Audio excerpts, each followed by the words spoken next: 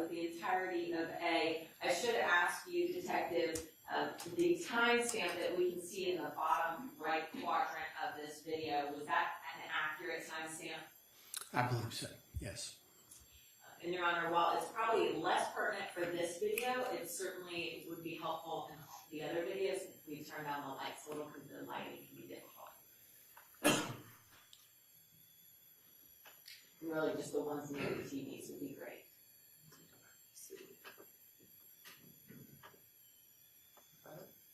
Keep going. There we go. All right. Next, we will publish States 465B, which is a continuation.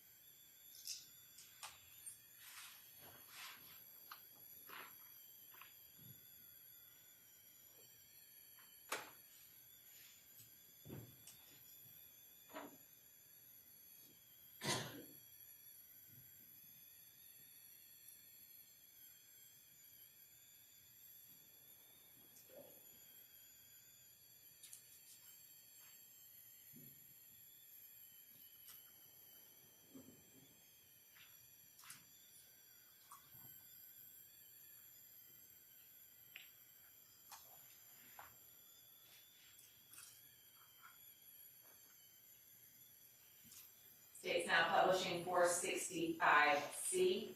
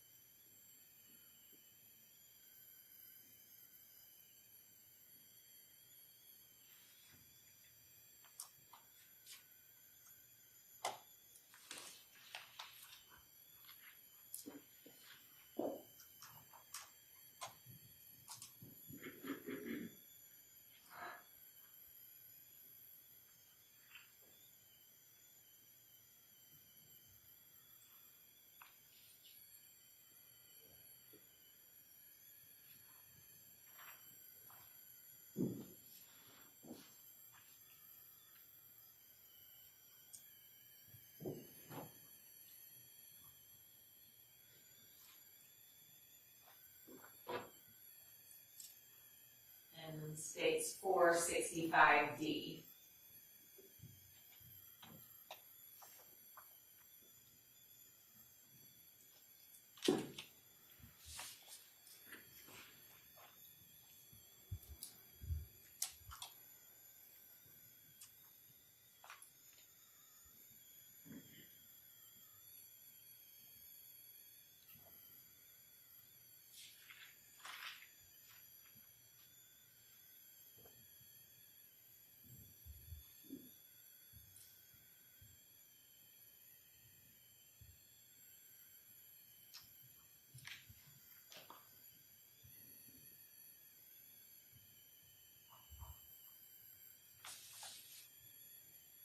So stop States 465D at 45 seconds, the timestamp on the video being 19:019:47.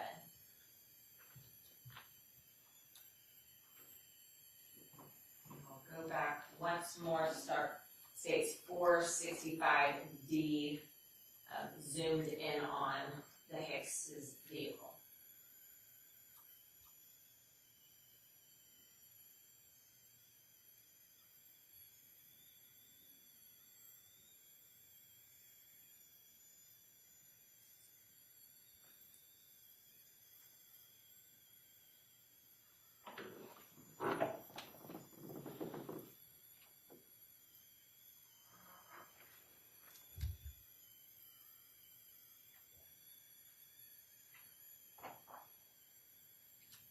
And I'll stop that at 32 seconds, the timestamp on the video being 19:019:34.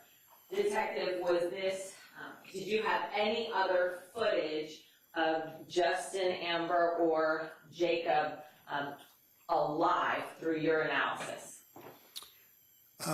No, nothing that would actually, you could physically see them and it appeared to be them. Nothing that shows they're a person. Correct.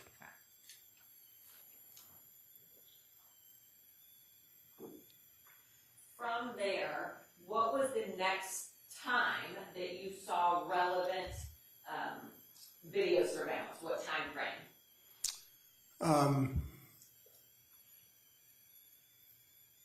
The most relevant for the investigation was at 21 or 9:21 p.m. And before we get there, I apologize. At the residence or any? anywhere. Okay, so 9:20. Yes, in the 9:20 hour. And in military time, is that 9:21? 21:20. Yes. Very good.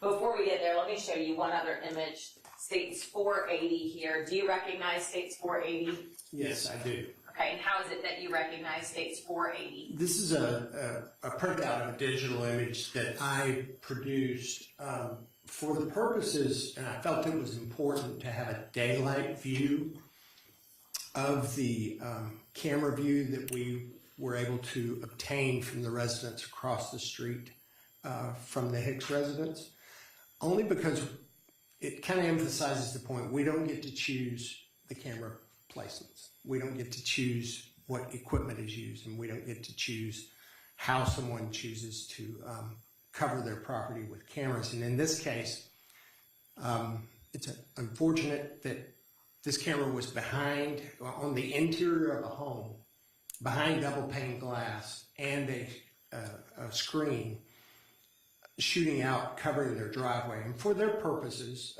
for those residents' purposes, that was probably what they wanted in order to cover their property, maybe vehicles that they leave in their driveway.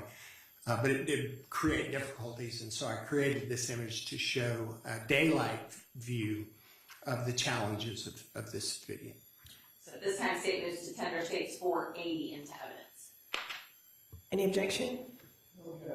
States 480 is admitted. Sorry to be lying and switch over, but if we can, thank you. So just so that we see before getting too much further here, States 480, is that the video footage or the camera angle that we just observed in States 465A through D? It is, and this obviously is a daytime view with probably the best lighting, early morning light, depicting the actual, another indication was to show some of these, what was in the background, some of the landscape, some of the shrubbery, some of the trees, because in the nighttime images, they are very, very difficult to depict or to pick out of the images. And so this kind of speckling or pattern that we see overlaid on this image, is that from the screen that you described?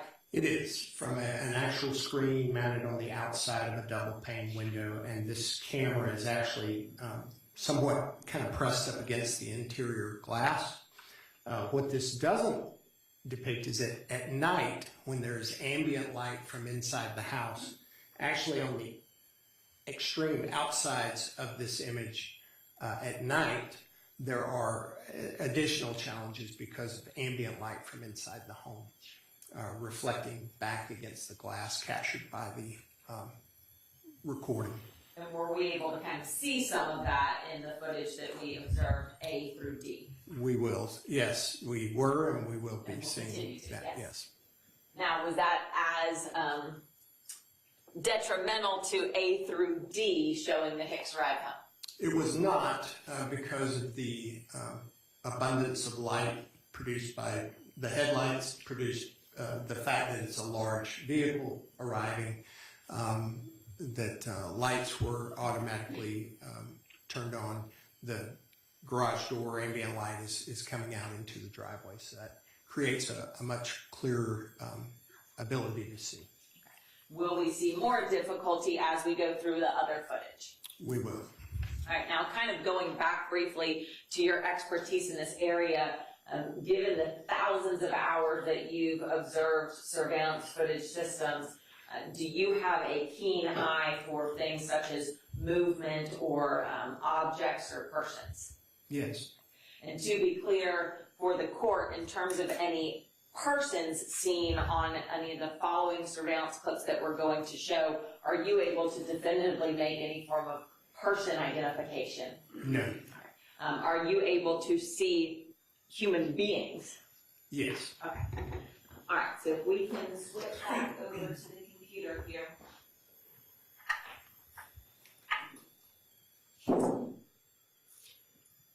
We will continue with State's Exhibit 465E. Now before, let's see, I'm going to pause it first at 00 on the video. The timestamp of the video is 21:20 and 20 seconds. Now that timestamp that we see in the upper left corner of the video footage, was that an accurate timestamp? Yes, it was.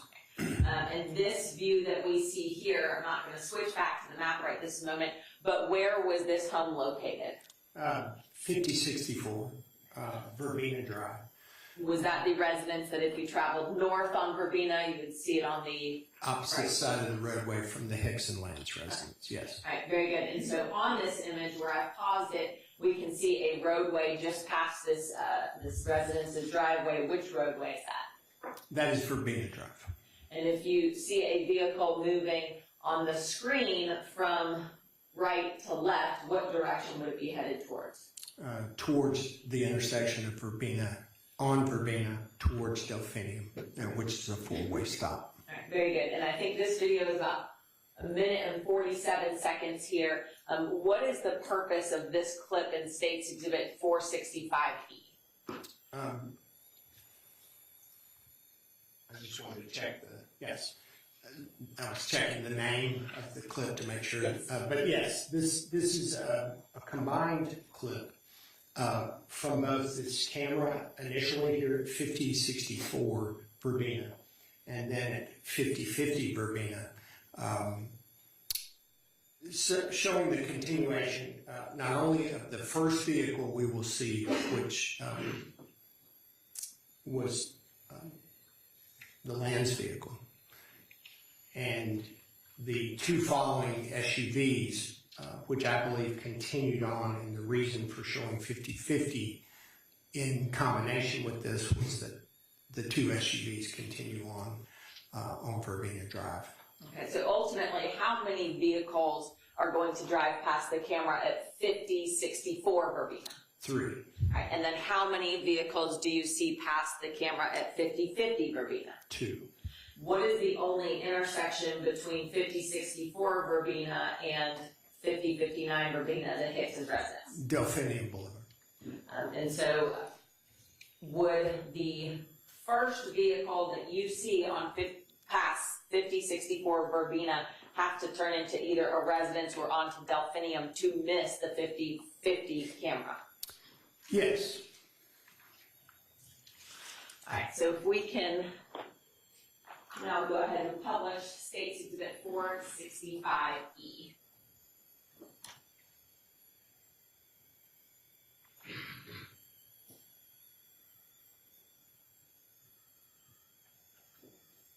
I'm going to pause the video with a timestamp of 21:20 and 29 seconds. We will talk about headlights and everything in just a moment, but first to play this through, is this the first vehicle that you indicated, the first out of the 3? Yes, this is a dark sedan, yes. And we'll talk about that in a minute, but just to play it through.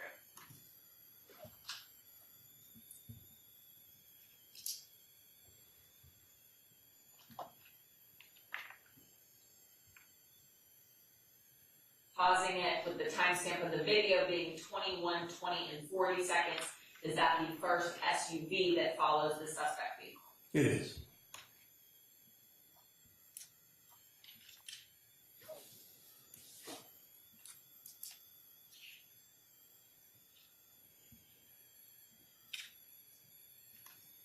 Pause it again here with the timestamp of the video being 21:20 and 52 seconds. Is this the second SUV following the suspect vehicle? It is.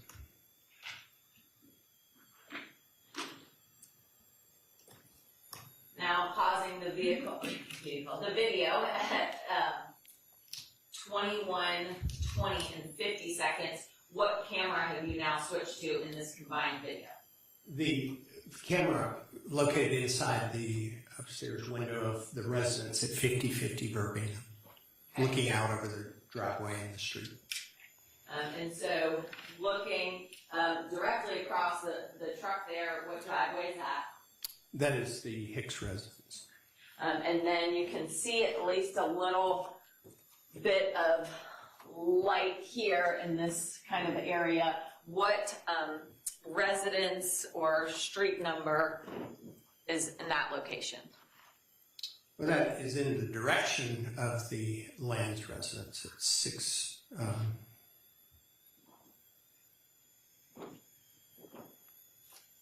Located with the address that's off of Delphinium, however, the driveway is located on Verbena.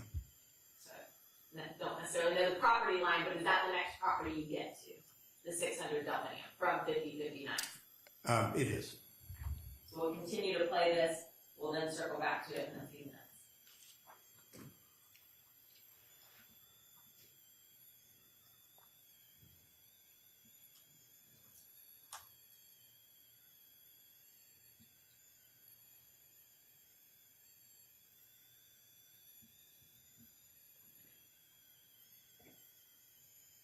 Pausing the video at 21, 21, and 11 seconds. Is this one of the SUVs previously seen passing 5064 Verbena? Yes, I believe so.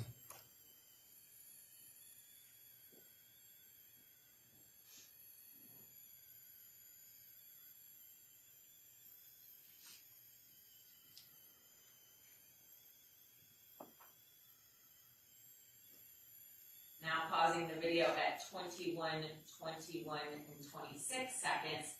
Is that the second SUV that passed the 5064 Verbena address? Yes.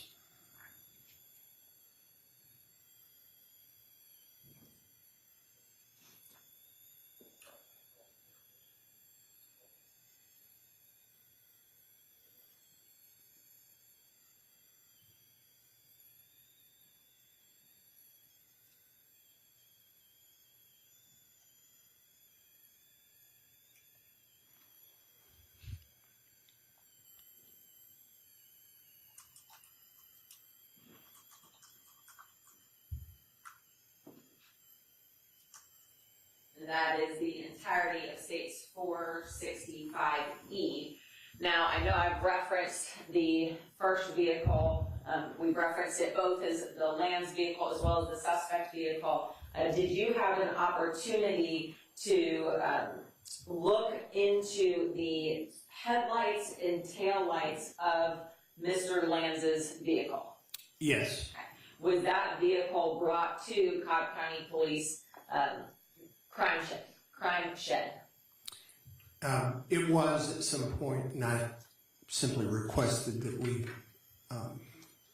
make some photographs, hopefully from both ground level and elevated positions, simulating the height of the cameras on these residences. So backing up just a little bit, at the time that you were able to do this, did police have custody of a vehicle known to belong to Mr. Matthew Lanz? Yes. And what type of vehicle was that? I do not recall the make and model. That's okay. Was it SUV, sedan, truck? It was a sedan. And did you, when you went back while this vehicle was in police custody to take photographs, talk to the court a little bit more about your purpose in photographing the vehicle in terms of lighting, height, and so forth? In the past, during some of the training that I've received, there had been the usage of, or the detailing of headlight signatures potentially being utilized for the purposes of understanding what vehicles are entering access or egress to an area that may be pertinent to any particular investigation. This is a technique that I have used in the past in Cobb County investigations And I felt that it was significant in this case after I had noticed in playing back this footage and the footage from 581 Delphinium Boulevard, noticing some differences in the headlight pattern that was cast upon the ground by the headlamps. This is something that occurs particularly with older vehicles because over time we all know that we'll potentially have a headlamp go out. And when that's replaced, it may not be replaced with an exact matching headlight from the other side of the vehicle. It may be a different strength. There may be things that have occurred to the vehicle's body, front end, even slight bumping into a curb or into some fixed object may change or alter the position of a headlamp as it shines onto the ground. In this case, I had seen something that I felt like I wanted to see if it was recreated when we had the physical vehicle in the custody of the police, and I requested that they seek a warrant for the purposes of bringing that vehicle into a darkened area on our police campus at the time.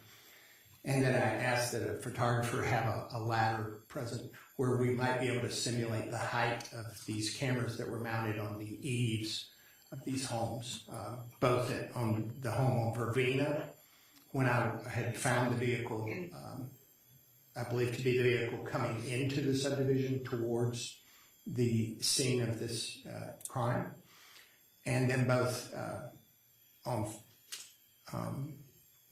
Delphinium Boulevard, the home that where the vehicle was leaving the area later. I was seeing something that I believed I might be able to identify. And I know we haven't gotten to all of the surveillance clips yet, but in addition to seeing a particular vehicle, did you see some movement and changes in lighting in the same time period that were of interest to you? Yes. And is that part of why this particular vehicle stood out to you in all the surveillance clips? Yes. And is that what then led to taking these photographs of Mr. Lanz's vehicle with dark lighting on the police campus? Yes. All right, once again, I know you already looked at these photographs prior to taking the stand, but they were not numbered, so I'm going to pass it back to you. This is states 642 through 656. You'll make sure you recognize those.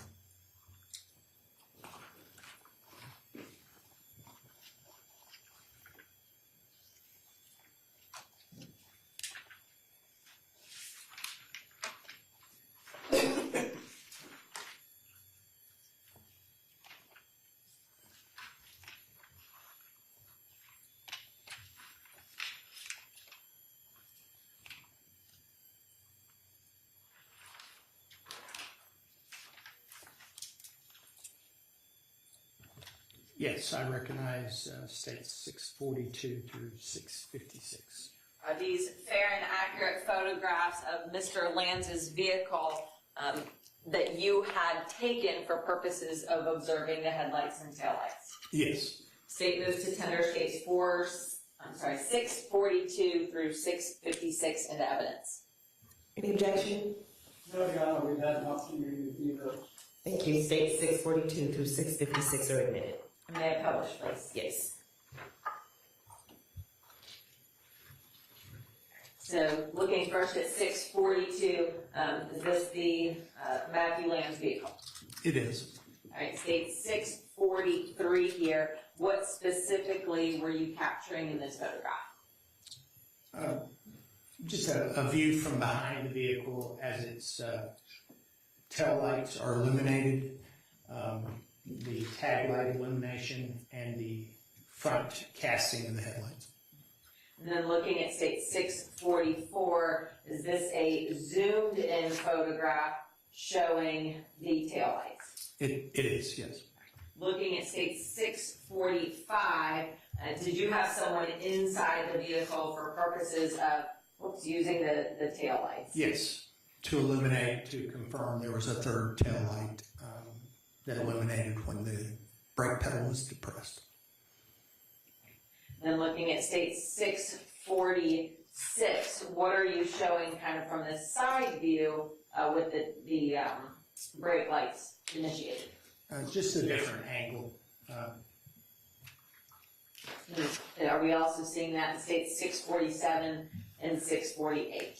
Yes, it's really about the angles that may be presented in the surveillance footage and making sure we have known images that were made by the police to compare those two. Next, looking at 649, what area of the vehicle are we now documenting? Attempting to document the cast on the ground of the headlight, what I refer to as the headlight signature. Okay, and what was it of note? And I know this isn't the best image, but we do have some digital ones that we will get to. But what is it in particular that you were looking at? I believe I brought you the pointer if you'd like to see it. I have somehow messed it up, but let me. That's okay. Yes, if I may, just this area, almost forming what looks like a V, but no distinction on the opposite side. Okay. Showing a similar pattern. Is this, looking at state 650, is that another image of that V mark created on the pavement? It is. All right. State 651, did you take additional angles or photographs of the vehicle? Yes, I believe this one is obviously a little more direct onto the side, but also at a slight elevation. Can you still see that V mark? Yes. All right. States 652, again, is this a different angle? It is slightly more towards the rear of the vehicle, slightly behind, looking down. Okay, and can you point out that V shape again? Yes, absolutely. It's projected here on the ground. All right, and if you'll just stay standing for a moment, so 653, another angle, yet are you still able to see that V shape on the pavement? Yes, it's becoming more defined at this point. Okay, States Exhibit 654, is this a higher angle? It is. This is from an elevated position on all that. And are you still able to see the V shape? Yes, it's very distinct. Okay, State 655, and finally 656. Do you continue to see that V shape despite changing the angle of, or the height and angle that the photo was taken? Yes, this was an attempt to see if that was reproduced at various angles.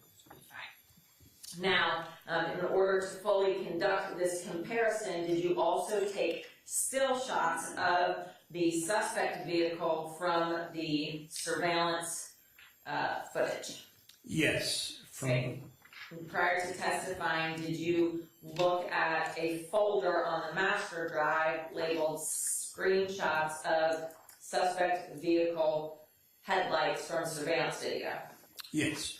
And were the images, I believe it was the 10 images contained therein, fair and accurate screenshots that you personally took of the suspect vehicle from the various camera angles? Yes.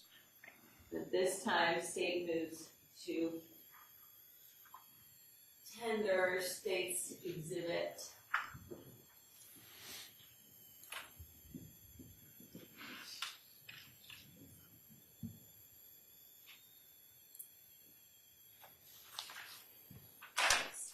$685 into evidence, and for the record, the 10 screenshots within are labeled A through I, so it states 685 A through I. Any objection? We just check to be sure what that is. Okay, no problem. Yes, so don't switch over to the screen quite yet, that way I can pull it up. There we go.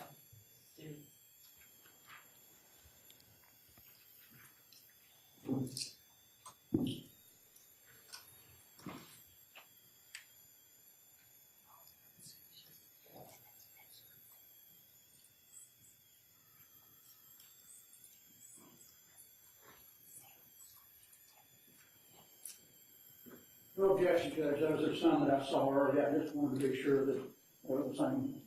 Thank you. States Exhibit 685, labeled with N685 A through I, is admitted. Right, may I publish those images? Yes.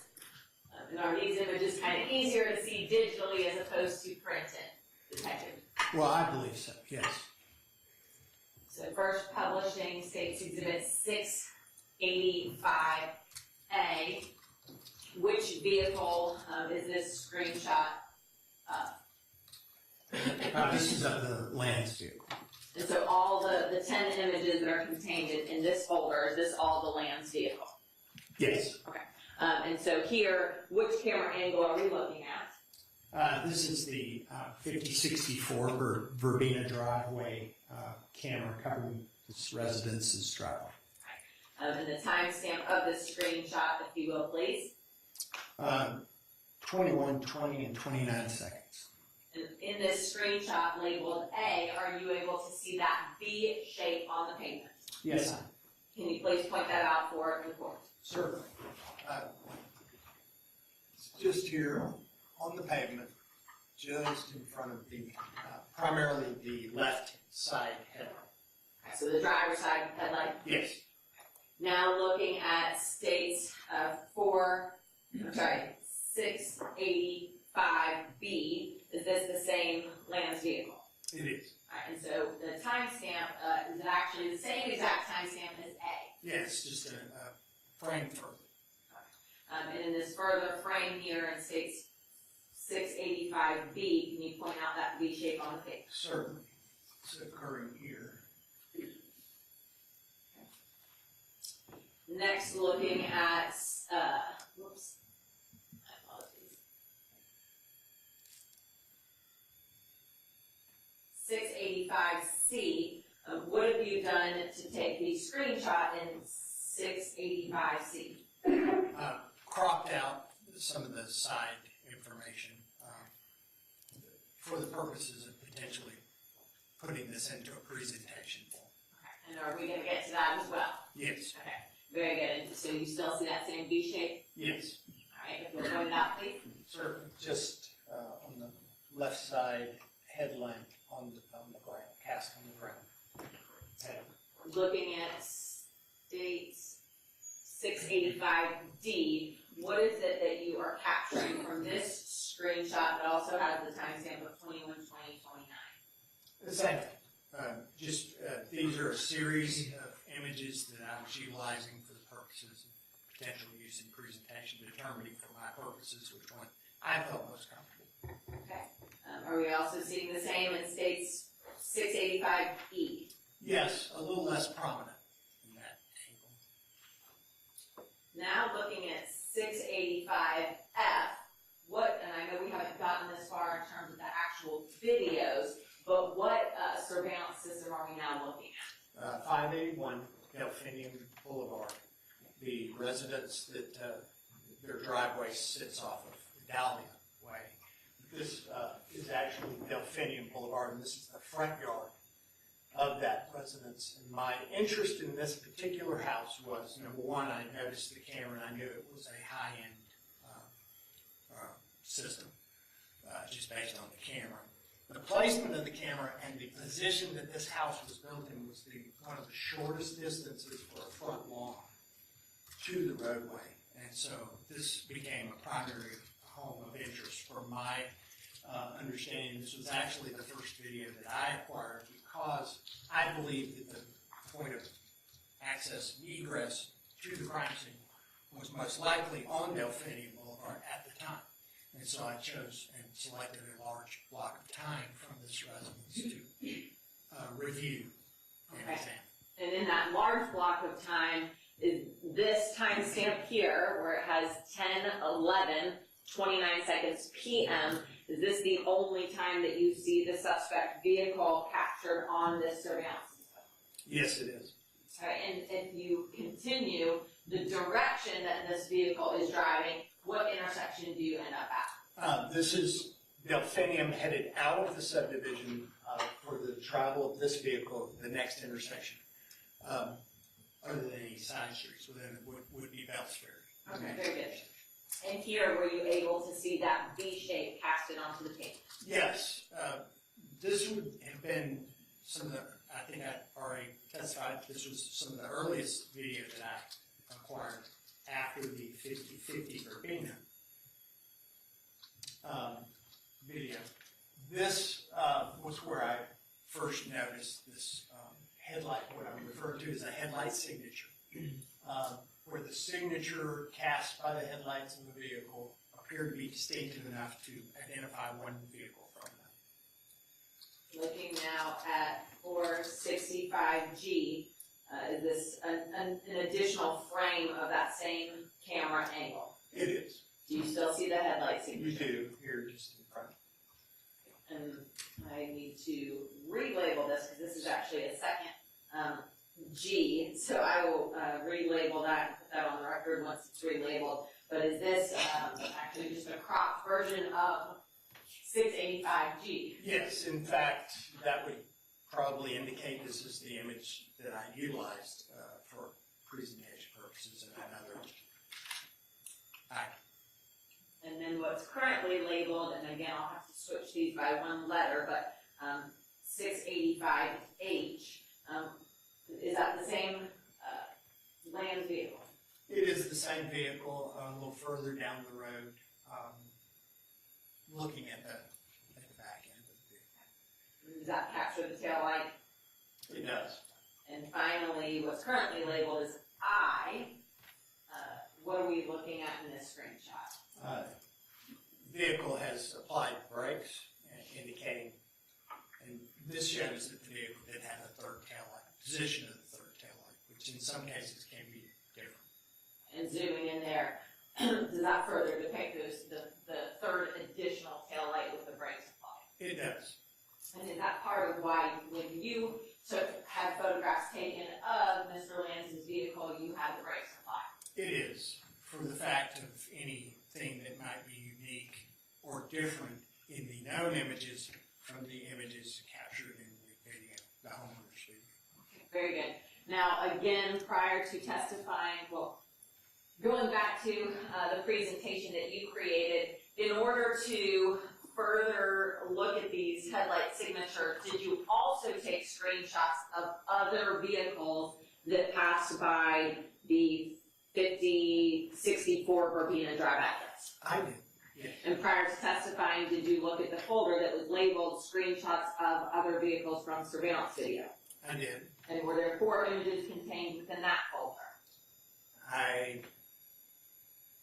I don't recall the number. But Okay, but did you look at all the Yes, images? I did. Okay, and are all those images screenshots you personally took? Yes. All right, at this time, State moves to tender states 486 into evidence. No objection. I'm sorry, 686. I apologize. Numbers are not great. That's the 686. All right, 686 is admitted. Thank you, Your Honor. May I publish this? Yes. And those 4 images are labeled A, B, C, and D. So looking first at 686A, is this a different vehicle captured on 5064 Verbena? Yes. All right, does that have any sort of V-shaped headlight signature? It does not. Looking at state 686B, is this a different vehicle from Mr. Lanz's vehicle captured on 5064 Verbena? It is. Okay. Does this have a different headlight signature, meaning not the V-shaped headlight signature? It does have a different signature than what I was looking for.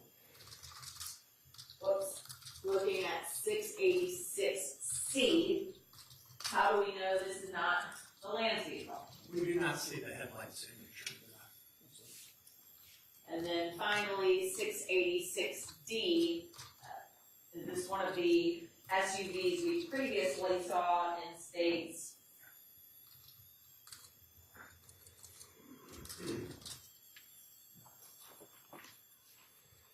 $465D. It is. And did that have the headlight signature that you were looking for? It did not. All right, now going back, did you create a comparison between the known images of Mr. Lanz's vehicle and the screenshots of his vehicle captured on the various surveillance systems? I did. And what was the purpose of creating that comparison? I prepared that for the investigators, the primary and secondary investigators of the case. Generally, there are times when some of my concepts and some of the things I think of to do for casework, maybe it's better that it's seen. My work is seen rather than try to explain it to them. And so there are times when I try and make it very clear. For the visual learners. For the visual learners. All right, very good. I'm going to show you States 479. Do you recognize that two-page document in States 479? I do. All right, and how is it that you recognize it? It's a document that I produced as a PDF file for the investigators and for their case file. Very good. State goes to tender States 479 in the evidence. Any objection? Let me just get here. That's the second page too. No objection, Judge, I will give those previous. Q States 479 is admitted. May I publish? Yes. So looking at this first page here, have we previously seen these three screenshots? We have. Okay.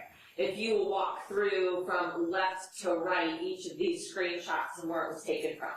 Certainly. From left to right, the left image is a known image made under search warrant at the Cobb County Police Headquarters at the time, 140 North Mary Parkway, in a dark portion back in a area where there are buildings on either side. It creates a kind of a dark pocket to capture what I believe was the headlight signature that I could identify in surveillance video. The next image was the arrival of a vehicle with, I believe, a matching headlight signature at on November 17th, 2021, approximately 21:20 hours. And this is captured, the middle image is captured from the 5064 Verbena Drive residential surveillance system. The final third image is from later on November the 17th, 2021 at 10:11 or 22:11 and 29 seconds from the residence at 581 Delphinium Boulevard. And so looking at page 2 of States 479 here, what is it that you were able to determine in comparing these three screenshots? A matching headlight signature for each of the residential videos that were acquired from the scene, and the known image, matching the known image made under search warrant by the Cobb County Police with the vehicle in custody, the known vehicle of the Lanz vehicle. And then thereby showing that access into the area, or ingress into the area toward the crime scene and egress from the crime scene post-incident, and thereby narrowing a time frame for this incident. So going back to States 465 now, I want to play States Exhibit E again. Now, in addition to observing the headlight signature that you just walked us through, what else was of interest to you once the camera view switched to 50/50 Verbena? Do you want me to ask another question? I am going to need you to repeat the question because somehow I got lost. That's okay. On this clip here, so we're going to start on E. The first camera from 5064 Verbena, do you see the headlight signature? Yes. Okay. Once the camera, that you've combined, once it switches to the 5050 Verbena Drive address, do you see that headlight signature? I apologize, I did not follow that. You do not. Okay. And that was one of the purposes of producing that clip, that work product. Now, do you see any other lighting that was significant to you once you're at the 5050 Verbena Drive camera?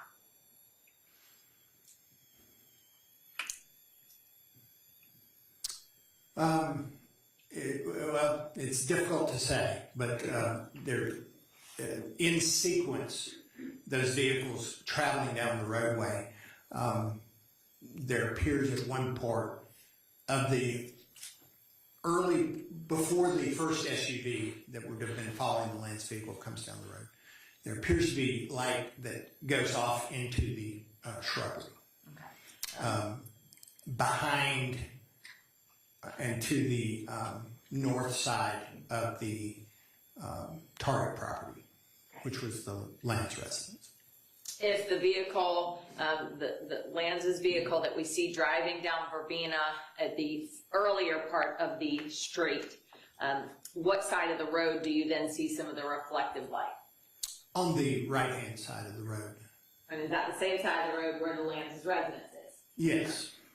Is it possible that you may have that same sort of reflective lighting if someone were to be pulling into the Lanz's driveway? I believe it would be, yes. Now, is the Lanz's driveway captured at all on the 50/50 Verbena camera? It is not. All right, so we will now replay State's Exhibit 465P.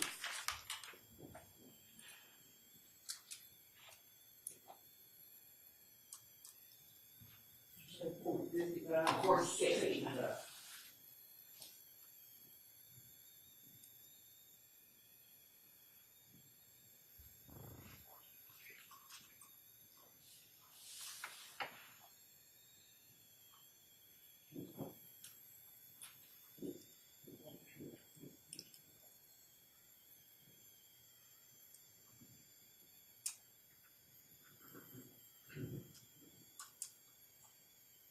I'm going to pause it here with the timestamp at the bottom of the screen being 21:20 and 49 seconds. We are now at the 50/50 Verbena Drive camera location. If you will stand up, and when you see a little bit of that reflective lighting, indicate that for the court. And I know it's hard with lighting here. We'll go ahead and resume.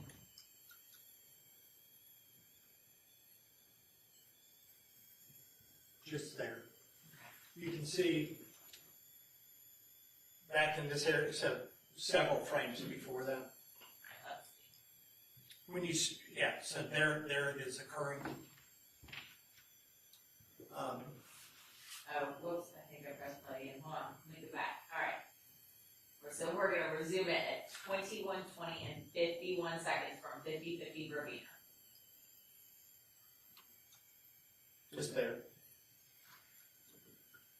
And the timestamp there is 21:20, 54 seconds. It is.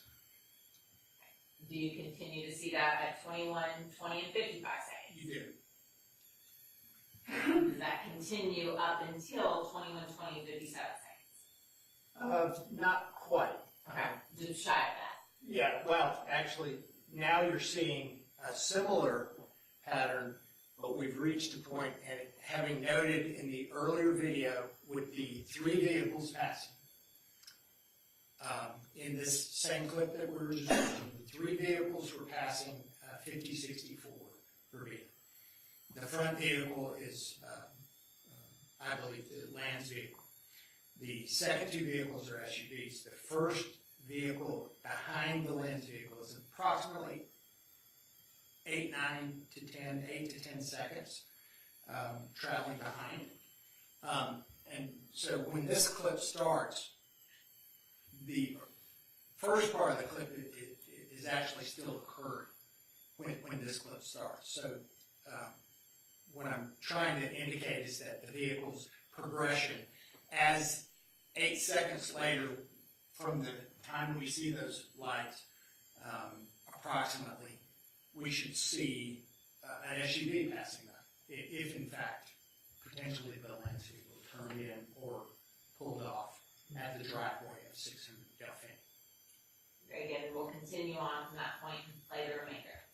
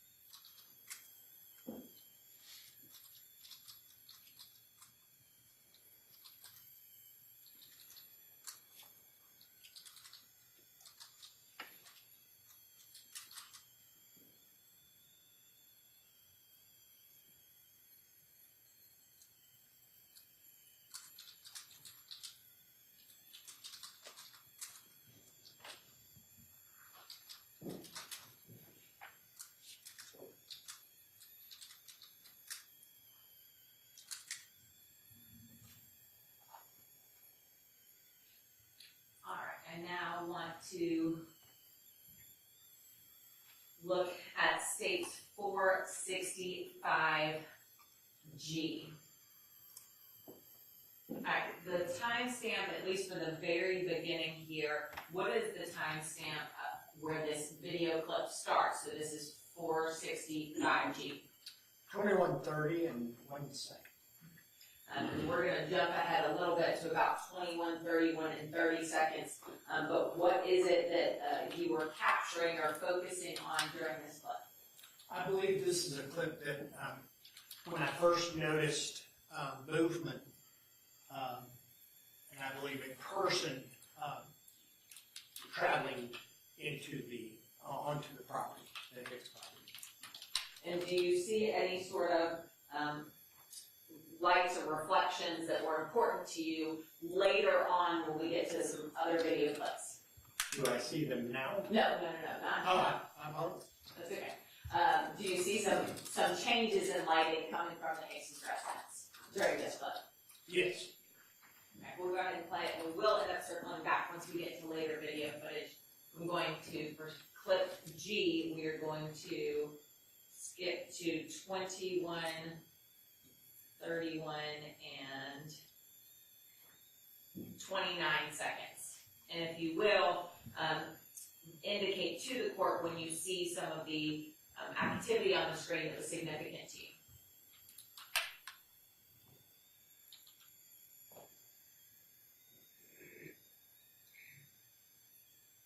There. I'm going to stop it at 21, 31, and 36 seconds. All right, and what is it that changed on this screen? Well, the backyard. There's lighting that has come on in the backyard. And we've had images as well as some testimony about floodlights at the censored floodlights at the Hicks residence. Is that what's being illuminated here in 21, 31, and 36 seconds? I certainly believe it is, yes. Now, do you see any associated movement in the same area? Yes. If you will, as you see that movement, please indicate that for the court as it's difficult to see. Here in this area.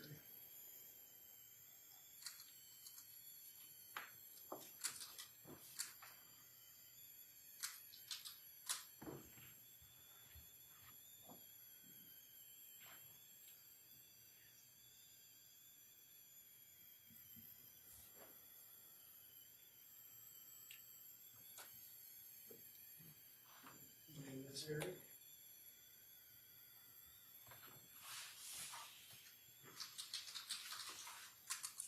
Stopping it at 21:32 and 9 seconds, can you point out for the court what's noticed in this frame? In this frame, this is later determined. I determined this to be a Nest camera that was probably utilized by the family simply for live viewing and was not recording at the time. However, I believe this is a signature of the infrared illuminator for that camera, for covering a porch area with a side entrance off the garage to the residence.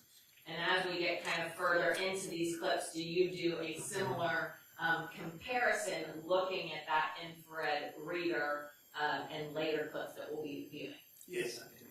So we'll circle back to that in a little bit, continuing this video. And again, if you'll just point out any movement that you are able to see.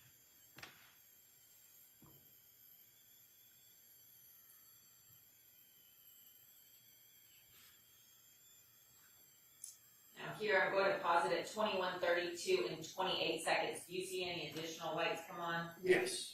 All right, and what light or what area of the Hicks residence do you see the additional light? I believe that is actually the front doorway or front porch area and lighting from that location. Now, are you also aware of any censored floodlights at the front of the house? I don't recall. Certainly, did you see any movement come across the garage or anything like that? I did not.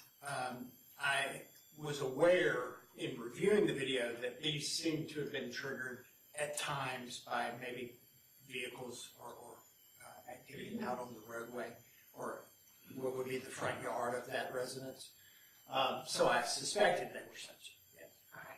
But nonetheless, did you see any movement go in front of the garages towards the front door? No, I did not. These are the garage doors, and I did not depict any movement across there during this time frame. For these particular lights that you see illuminated, is it possible to either be motion censored from something on, what is this, do you recall the street name there? Madonna maybe, or? Yeah, I don't, the pronunciation, I'd have to not visualizing it to pronounce it. Yeah, I knew it started with an M. I'm passing you states 475. Yes. Menarda. Menarda, okay. Menarda Way, yes. So could that have been some sort of activity on Menarda Way that triggered the lights? It could have been. Okay, likewise, could it have been actually someone inside the Hicks residence turning on their front porch lights? It's entirely possible too. Was there anything based on the timing of these lights being illuminated in the front of the house that would have told you one way or the other if it's a human turning on like a light switch versus it being activated by sensors? Not for me. Reviewing the video now. We will continue on.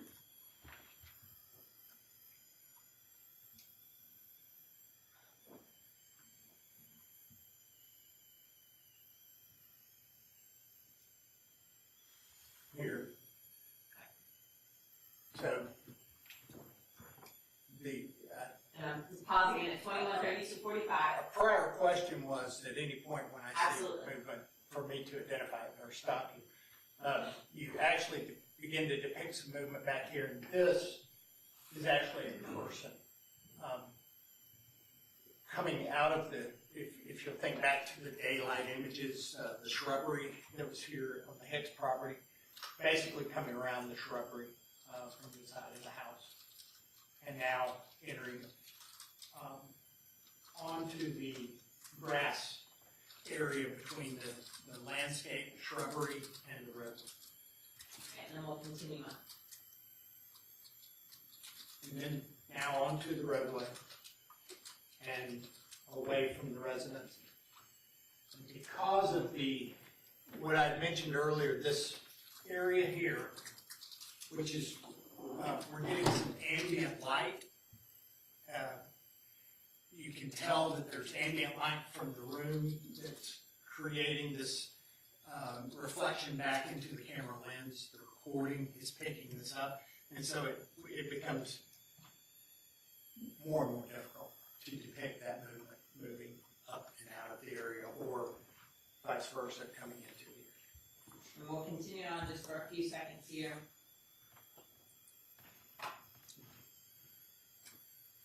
Still movement.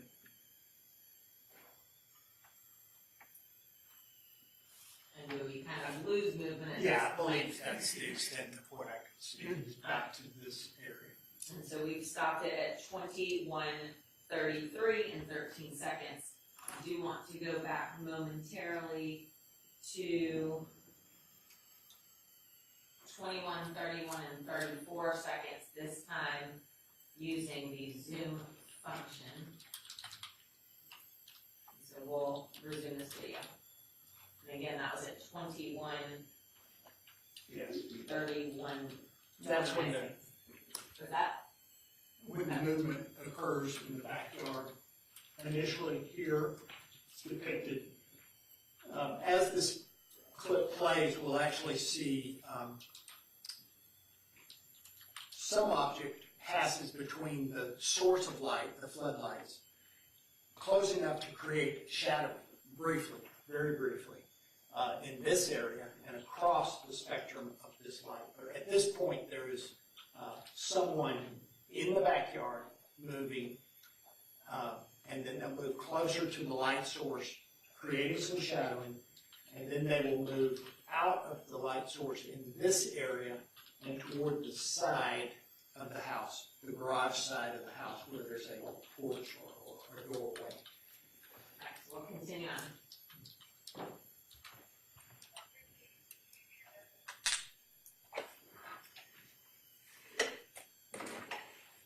There, the shadowing had just occurred, moving closer to the light source, causing a shadow. And now moving towards the side of the home. The sensor for the backyard will kick off. The sensor for the side door infrared illuminator will kick on.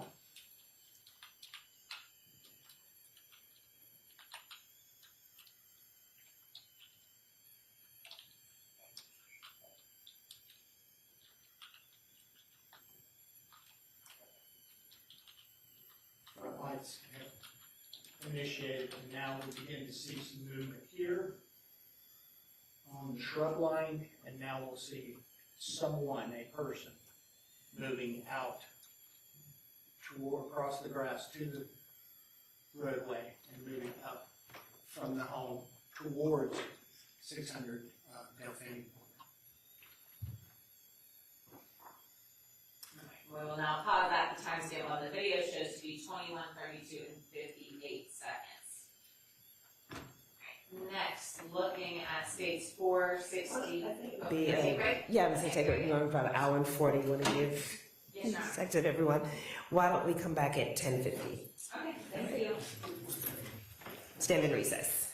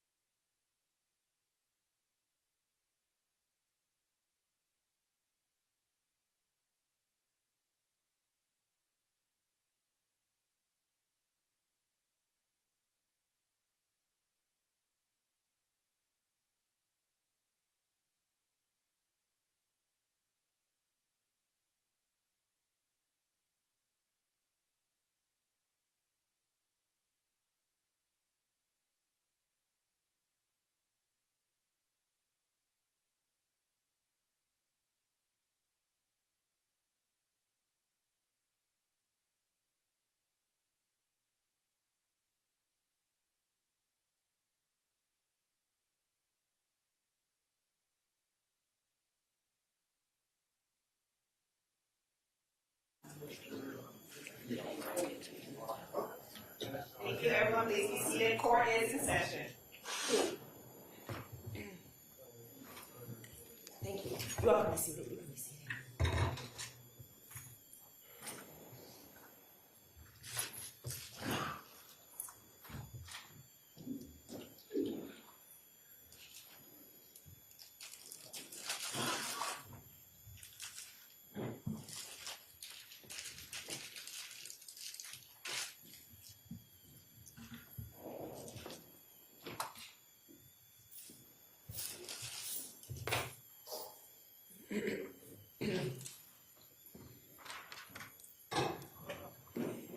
We are back on the record. The state of Georgia versus Matthew Scott Lanz, 229000922.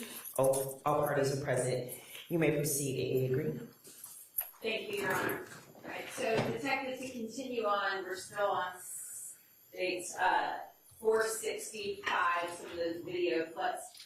We're going to speed along watching some of these, but just so that the court is clear, in observing movement, were you in any way trying to make an identification of who is seen on this video?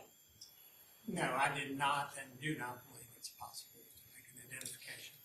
Nonetheless, when looking at it in totality, particularly with the vehicles, was it helpful in developing your timeline? Yes, it was. Right, very good. So we will continue on looking next at states 465H. And I will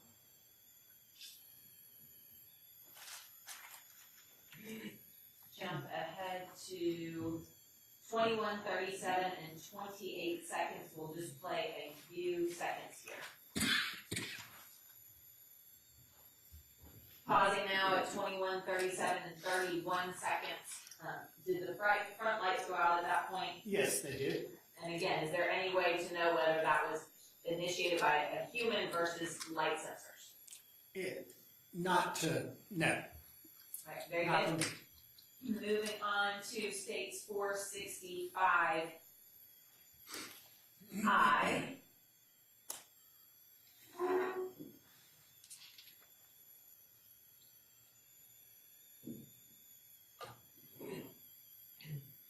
And the timestamp we'll start it is 21:43 and 49 seconds.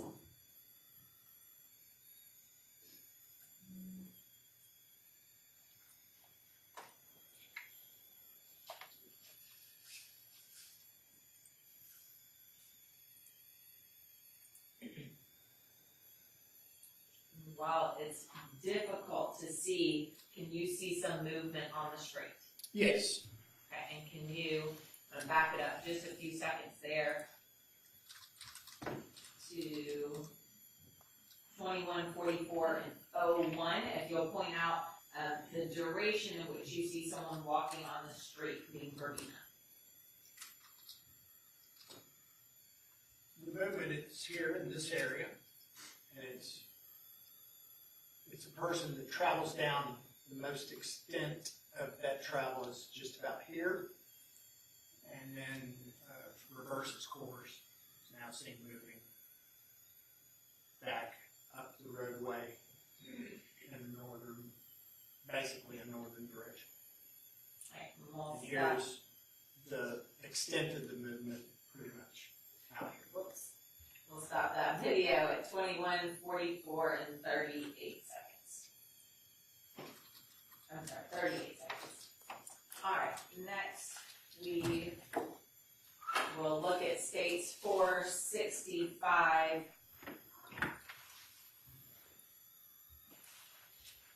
Okay, I'm sorry, L.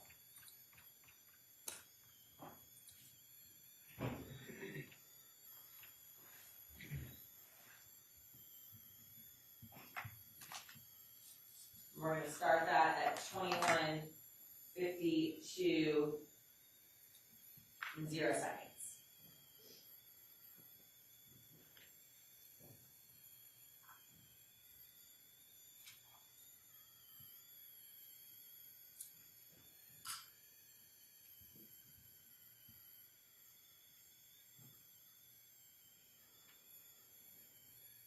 if you will, point out when you start to see some of that movement on the screen.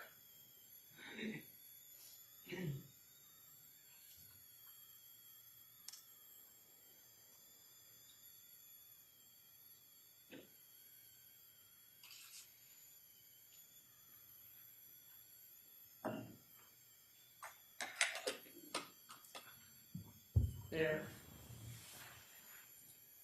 I apologize, but I need to be able to see this screen That's okay. in order to depict what I'm seeing, because on this screen it's even more difficult. Okay. So the smaller the image, and the ability to overcome the challenges with the setup of this camera are difficult. The movement is here, and it will continue around this corner, and it is the most difficult of all these images to see movement. But it is a person moving around this corner of the shrubbery, but because it is my belief they are so close to the shrubbery that the camera is having difficulty determining between what is movement and what is just the shrubbery. Because in a nighttime, if this were daylight, we would see it easily. But with these low light conditions and the distance, it's basically just like ghosting. But you will see movement that comes around this corner very tight on the shrubbery. There you go. We'll continue on.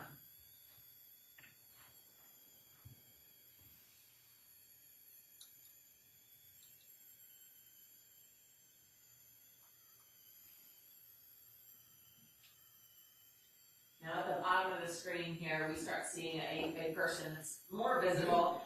Where is that person coming from? So that is the homeowner for 50/50 Irving. Okay. And he is, has exited his residence to walk his dog. He'll be briefly in this area, pass his wife, who comes out with a second dog Okay. for the same purpose. Okay. And then they enter their home. Very good. Thank you.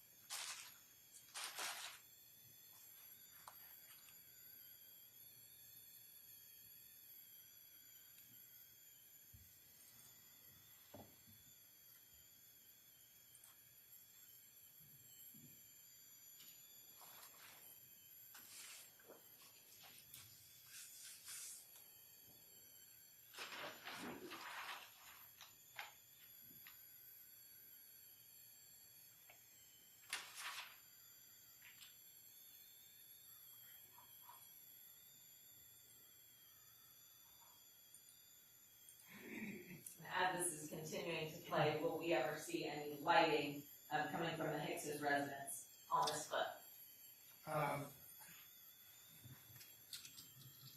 Do not recall if this clip goes far enough into 2155 for the back lights, but it is around that time that backlights are illuminated. I just don't recall if it's on this clip or not.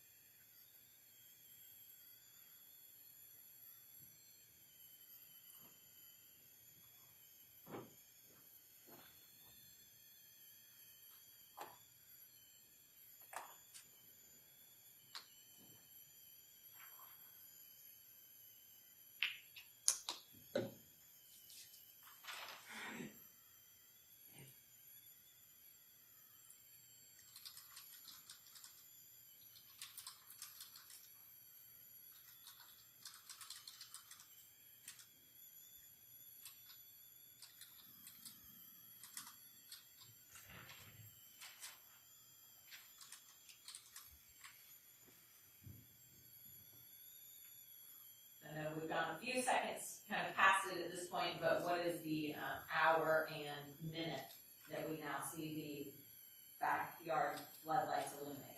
21:55 and 43 seconds is where we're stopped. Just a couple of seconds prior to that is when the backyard lights illuminated. All right, and we'll play this till the end.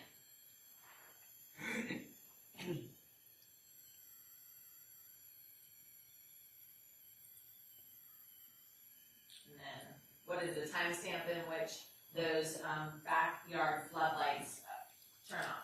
21:55 and 52 or 3 seconds. Okay, and then we'll just go ahead and play out the rest of the video.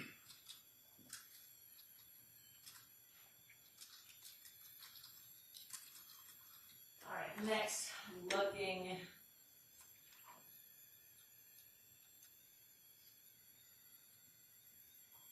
at 465N, slightly out of order, but in chronological order. So we'll play 465N.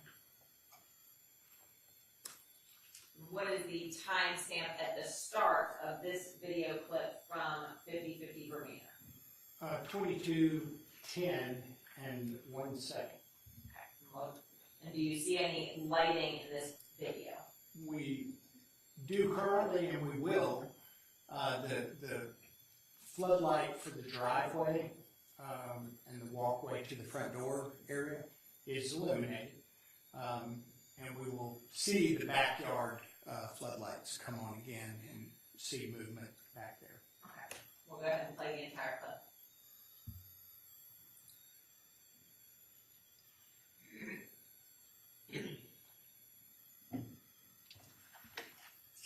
Did you, again, I didn't know if from earlier you had wanted me to. Yes, please. So we'll go back just a few seconds here at 22:10 and 07 seconds. Okay. So what is the timestamp when they first turn on? 22:10:08. Okay, and then if you will, use the pointer to show the movement that is seen, the movement and shadows that can be depicted from this area. So in this area, we see movement away from the residence, and I believe it depicts a person moving away from the residence at this point, 22:10 and 17, 18 seconds.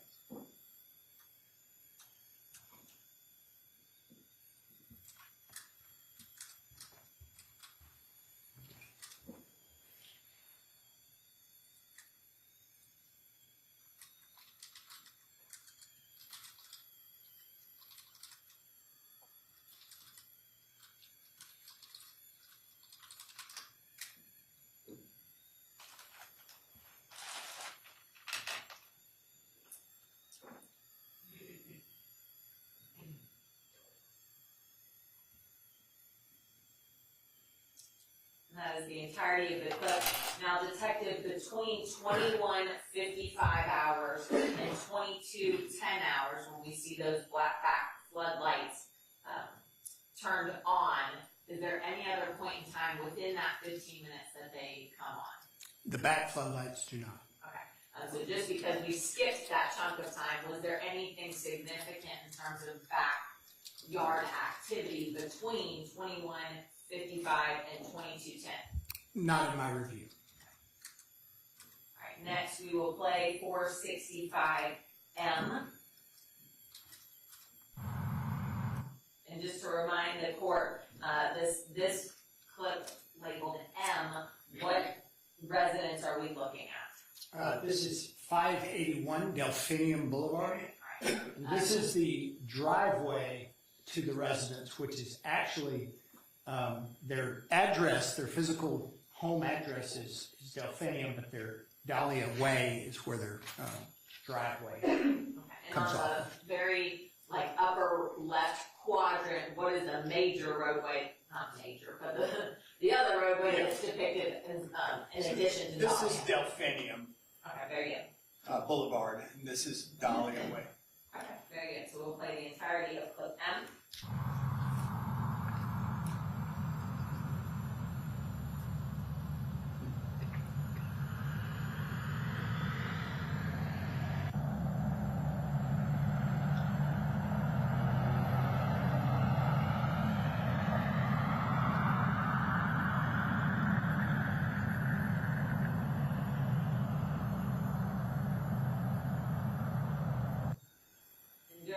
two different angles from the 581 Delphinium, are you able to see Lanz's vehicle?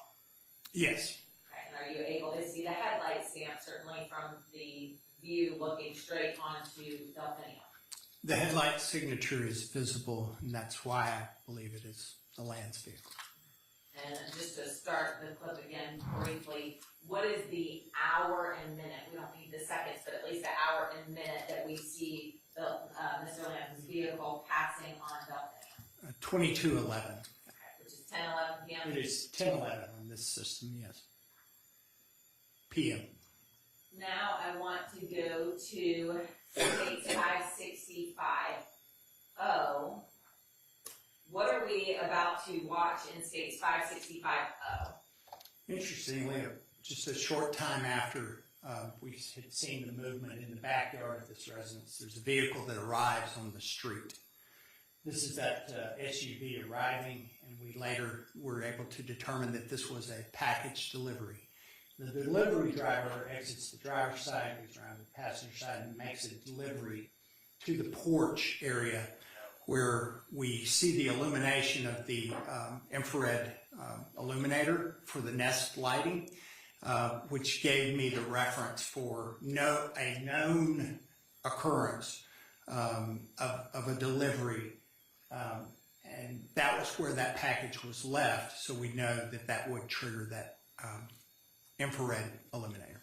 Okay, very good. And if you will, please, as we see this delivery person exit the vehicle and walk around to the side porch area as you described, if you can assist by using your pointer. Certainly.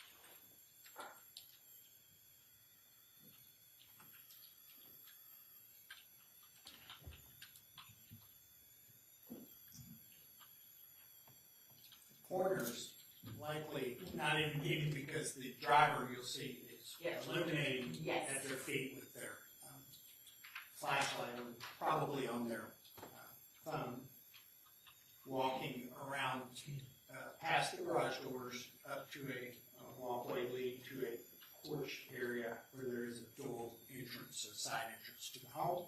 Okay, now I'm going to pause it at 22:17:16. What else do you see in this clip here? We get an indication here of a known triggering of the infrared lighting. The Nest camera that was not live, was not recording, but was in fact live.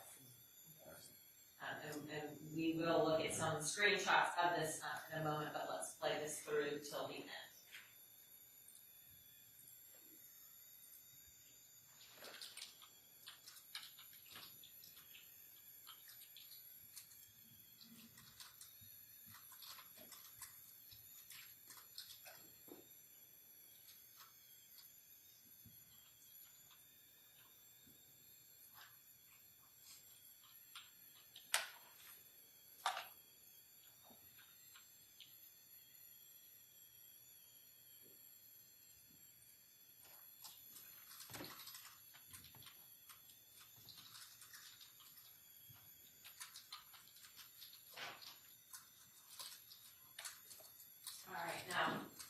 Prior to taking the stand, did you also look at a folder labeled Nest IR with a state's exhibit number of 481?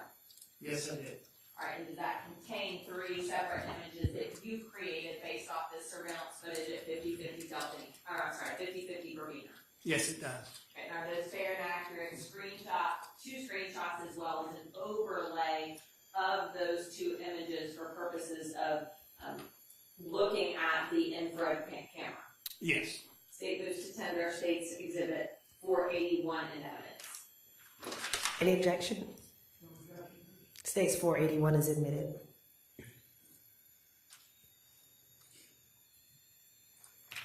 first want to start with may I publish, Your Honor? Yes. Thank you. 481C, since we just looked at that here, is this a screenshot from the video we just watched, which was states 465? It is. And is the infrared camera illuminated? Well, the illuminator, the infrared illuminator has been triggered. At this point, you can actually see the position of the driver, the delivery person, by the use of their flashlight or their phone screen.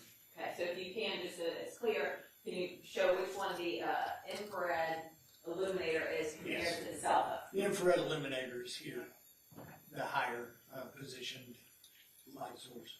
Alright, and then the lower one here where my mouse is that the cell phone? Yes, it is. Now looking at states 481A, what is the timestamp of this screenshot?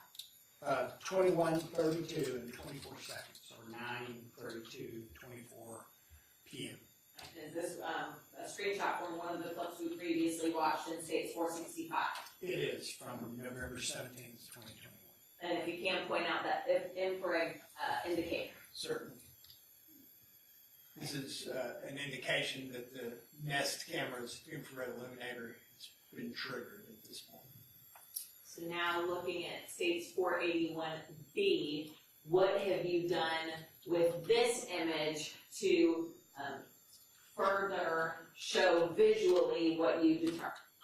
So this is just to give a base image, which is the still from earlier, 21:32, I believe it was in 24 seconds, is the base image here, and then overlaying over that image digitally, such that we can then see the known image of the delivery person making the delivery, and see that the infrared illuminator is in the exact same position. There's no issue, but you can tell that the delivery vehicle is actually kind of almost ghosted into the image because they are overlaying, showing two different moments in time, but that the illuminator is in fact operating both times, and we know where that delivery person dropped the package, so we know that's what triggers. That's how close you need to be to trigger that infrared illuminator. And so based on that, were you able to determine whether a person was in the area of that Nest camera that's on the side door store at 21 and 32 hours? I believe that this image and the overlay does accomplish that by showing that in fact there was someone in that area, even though it's very difficult to see in the images that we saw, or the video that we watched. It's difficult to see someone rounding the corner, but when we see that illuminator, we know in fact someone was there. So Detective, based on all of this and all of these videos combined in your analysis, what is your best estimate as to when these murders occurred? I would say they occurred between the hour of the time of 21 and 55 minutes, 9:55 p.m. to the point at which we see someone moving away from the residence. In the flat back, floodlights are illuminated at 10:10 and some seconds. So between 9:55 and 10:10 p.m. I believe so, yes. And when was it that you first saw the Lanz's vehicle on Verbena Drive? At 21:20 hours. Is that 9:20 p.m.? It is 9:20 p.m. And then when is it best you can tell from this footage and some of that overlay that you see a human on the Hicks's property? When I first see that, Yes. at 21:31 or 9:31 during that minute time span. And so from 9:31 p.m. when you first see a human on a Hicks's property, how many minutes is it until that 9:55 time frame or marker? 24 minutes or so.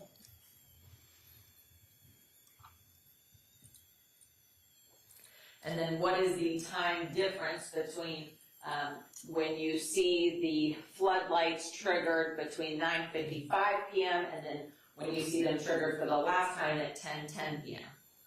I think if you look at the seconds, it's a little less than 15 minutes.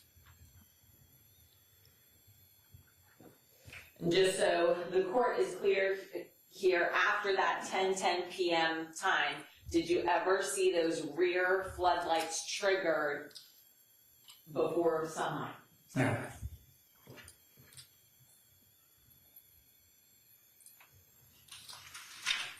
Just a moment here.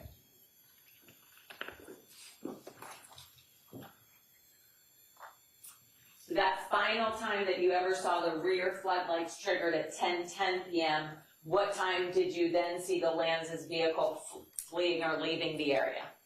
That vehicle was captured on that video, 581 Delphinium Boulevard at 10:11 and some seconds. Is it possible to get from the Hicks's and Lanz's residence by vehicle from 10:10 p.m. to 10:11 p.m.? Absolutely. I think that's all that I have. Thank you. Attorney Barry, you may proceed with your cross.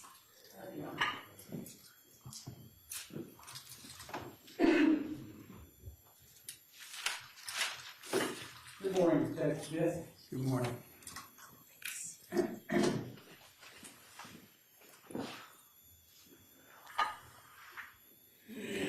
Did you have an occasion to go to the crime scene on the 18th?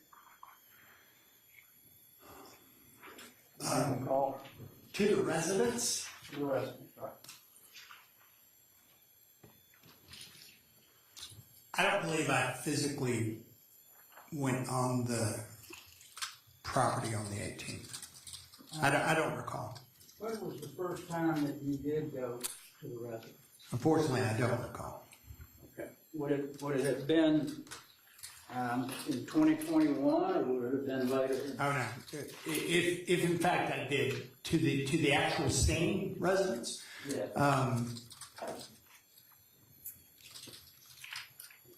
it would have been the 18th or the 19th.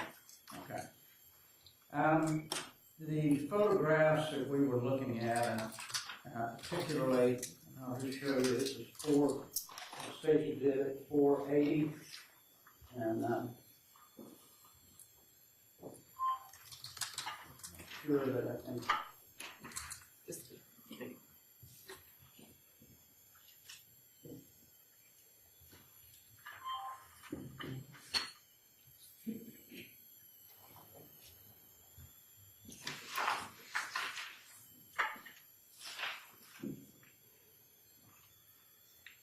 State's Exhibit 480. This is the screenshot that you did from across the street, showing that there's a screen on the window that you're explaining to us. Yes. There was an issue there with being able to see as well because of the screen. Certainly complicated the view, yes. Did you ever go to the crime scene and look at exactly where these lights were associated with where we see on the video? Yes, on the exterior to some degree. I wasn't even made aware of the case until the 18th. And it would have been either the 18th or 19th. Okay. And the lights that we see come on in the back, are they associated with where the package was that you saw, or were they in a different place? They were in a different place. Okay, even though we saw those same lights come on when the package was delivered. Right. The back the back floodlights. Mm-hmm. Okay. So, what area do those back floodlights cover? Do you know when they would come on? How close would you have to be to those floodlights for them to come on? I did not trigger them during hours of darkness, but they were in a patio area, and there was a wall to the, if you're facing that patio area where these lights were positioned, there was as I recall, a patio area with a part of a wall to the residents here and part of a wall to the right. Okay. And do you know how long those lights would stay on once they're triggered? I had counted various cycles of that, and it seemed to be really brief in some instances, as little as 10 seconds. Okay. And I know sometimes in floodlights that I have, sometimes a dog will trigger them. Anything that might come in their path that there's movement. Is fair to say? There's potential, yes, for that. So let's talk a little bit about the vehicle. I know that that you've got new equipment that you've gotten fairly recently to do these testing. Did you do the testing with this new equipment or with the old equipment that you purchased when you came back? I'm not sure what you're referring to because you kind of mentioned the vehicle and now you're referring to new equipment. Well, we're testing the headlights. You want to see the V in the headlights? Yeah. You indicated that you had equipment that you purchased when you came back from being retired in Talbot County and purchasing that surveillance equipment. No. That's something different. You have, yeah, there's no new equipment for that purpose, and the equipment that I referred to was actually in 2002. 2001, they accepted a proposal. 2002, they bought it as long before I went to the technology-based crimes unit. Okay, so the Axon that you were talking about, that's not new equipment then? It is the new company that purchased the smaller company, Input Ace. Okay. So you didn't use this newer equipment, you used the equipment back in Well, none of this is equipment, I mean, it's software. none of this is It's software. Okay. Yeah. But this is something that I would say we can see with the naked eye. Okay. That there's nothing that's doing anything to enhance that image. I picked up on what I believed was a signature visually, simply watching the video play from both Verbena Drive and Delphinium Boulevard, those two residential surveillance systems. I believe I was seeing a headlight signature, and my interest was to, once we had the known vehicle of a person of interest to the case in our custody, I wanted those known images of what the headlights were casting. There's no equipment other than cameras and ladders involved in that and the surveillance systems that recorded them. Well, that's pretty much just visual. You don't use any particular surveillance equipment or anything to enhance what you may see with the naked eye. I do not recall, other than cropping the images for the PDF that I produced, other than cropping them just so visually they'd be about the same size in each example. No, I don't believe I did any enhancement. I prefer to call it clarification processes of adjusting brightness or contrast or luminance values. When you are looking at a headlight signature, we'll just say 2018 Toyota. Does each 2018 Toyota have the same signature headlight? I would say there's a potential for each one to have slightly different headlight signatures. And then all the different variables that come into play. Did a headlight burn out? Was it replaced with a lesser lumens output bulb? Was it replaced with a non-manufacturer produced bulb? Was there a front-end collision that may have changed the aim of a headlight? All those, and there are, as you and I can both imagine, millions of possibilities of what changes, because it's not like it used to be when you and I would take a screwdriver and make an adjustment to our headlights by literally running a screw in and out that would change the pin.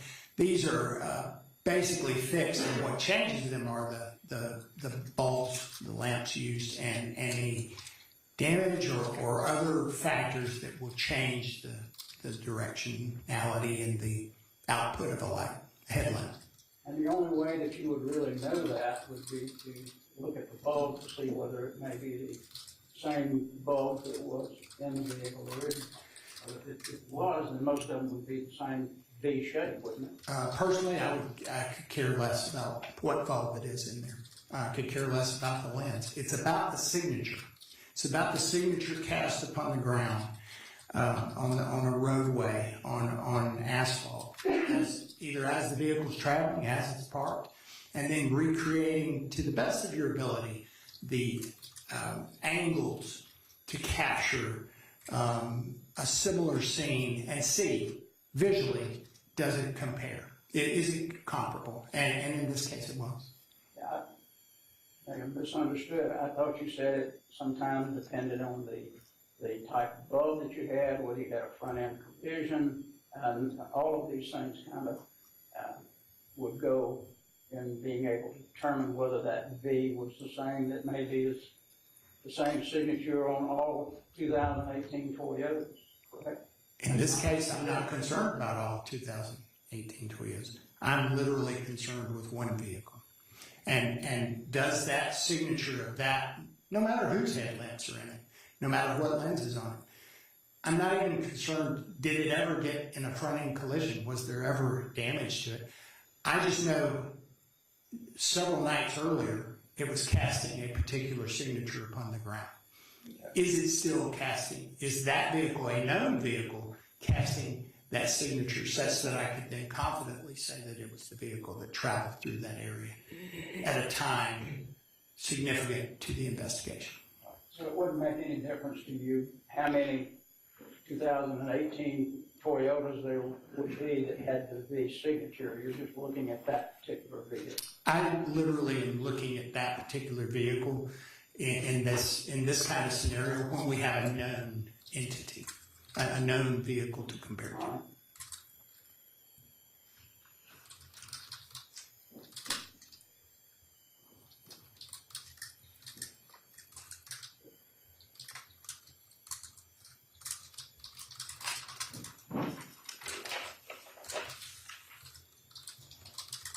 Tried to write down all of these time frames from the stamp.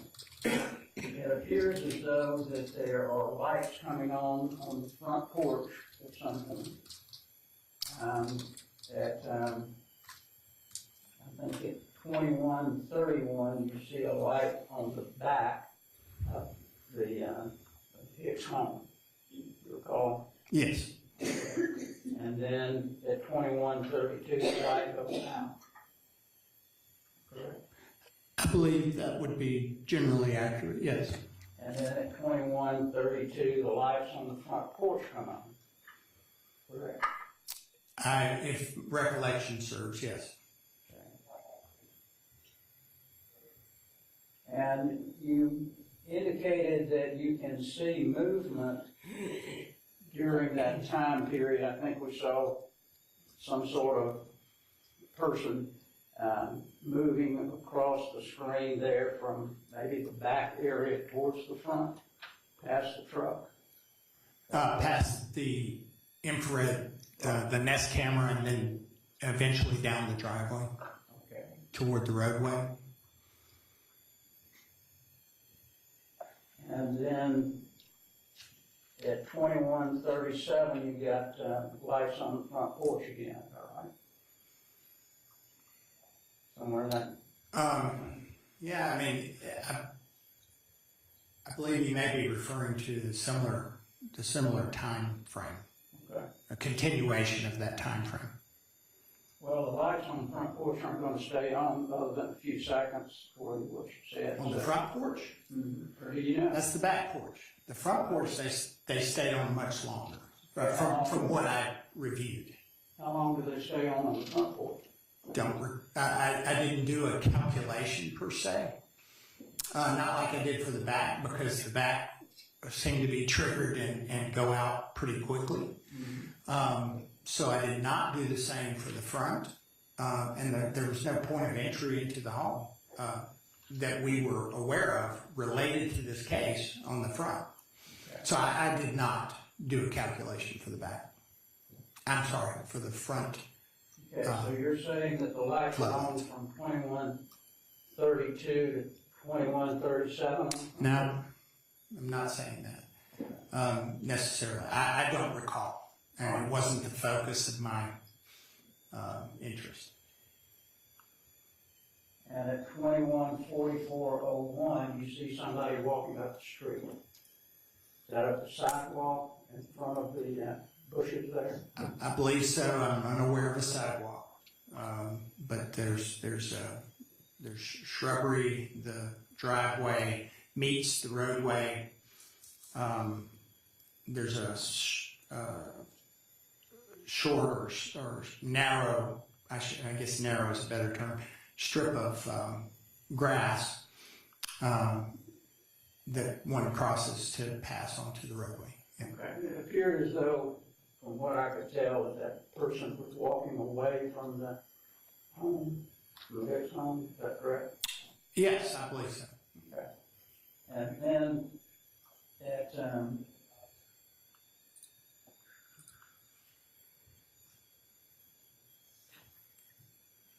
2155, you got the floodlights that go on in the backyard again. Yes. And then at 2210, you've got the floodlights at the front door, front porch. I don't recall. I do know the back are illuminated at 2210. Okay, so you don't remember whether the floodlights were on at 2210? In the back, they absolutely were. They pop on, and a person is seen moving from the residence toward the roadway. Okay. Well, at 2210-08, you got the back floodlights come on, but you don't recall the front coming on before? I don't recall that, whether they did or not. My interest was in the back of the home.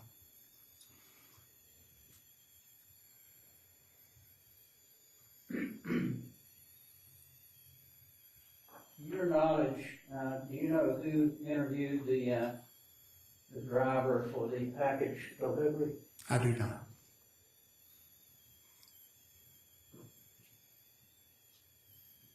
So your best estimate then of the time of the murders was somewhere between 9:55 and 10:10. Is that right? Yes.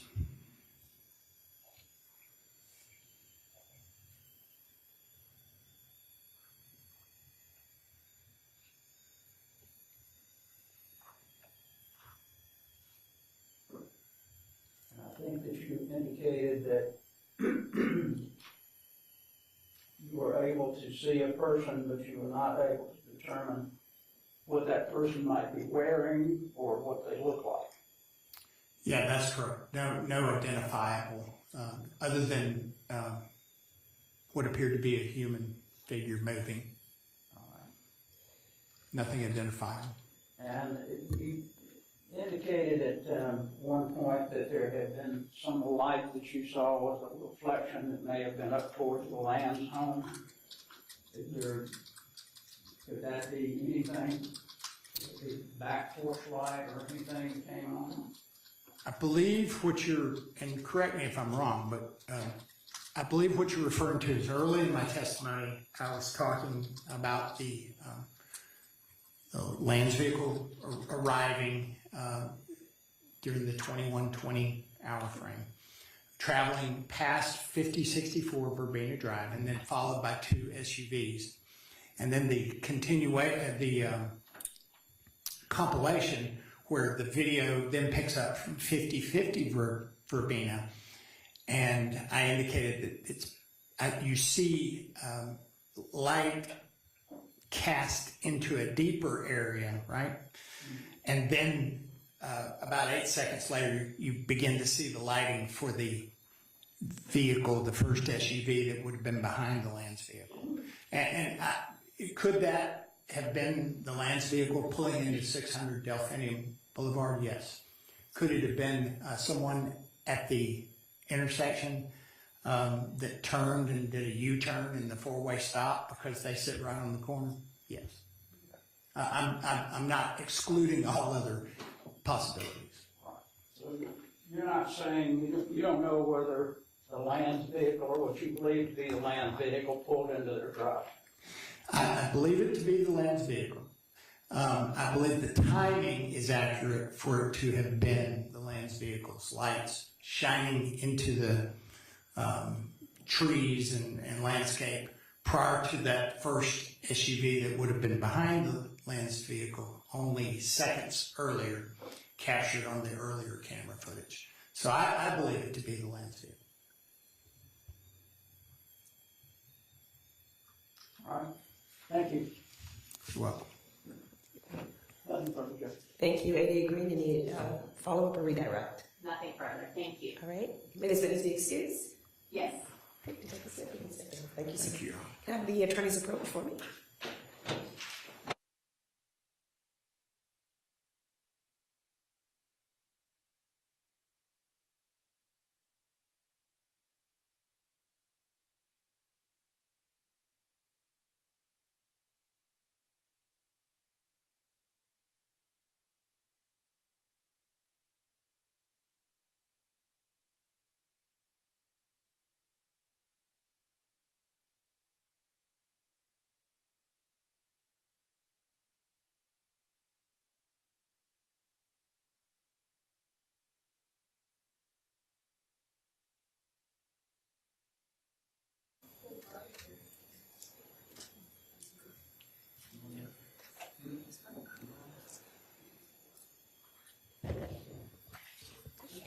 All right, State, you may call your next witness.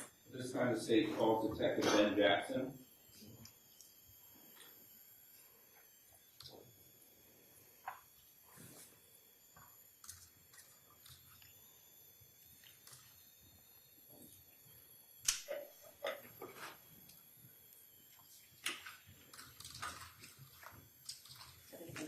Would you please stand this morning?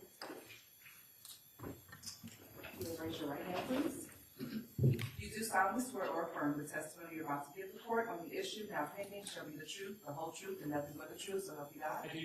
Thank you. Please have a seat, and once seated, if you please state and spell your true and correct legal name for the record.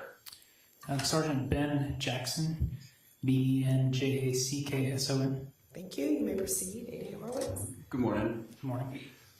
If you'll please tell the court how you're employed. I am currently assigned to Crimes Against Persons Unit as the sergeant for that unit. And how long have you been with the Crimes Against Persons Unit? I was a detective in the Crimes Against Persons Unit for approximately 2 years before being promoted to sergeant, and then I've been reassigned to that unit as a sergeant since January of 2022. And just a clarification, which law enforcement agency? Cobb County Police Department. And prior to Crimes Against Persons, did you have previous law enforcement experience?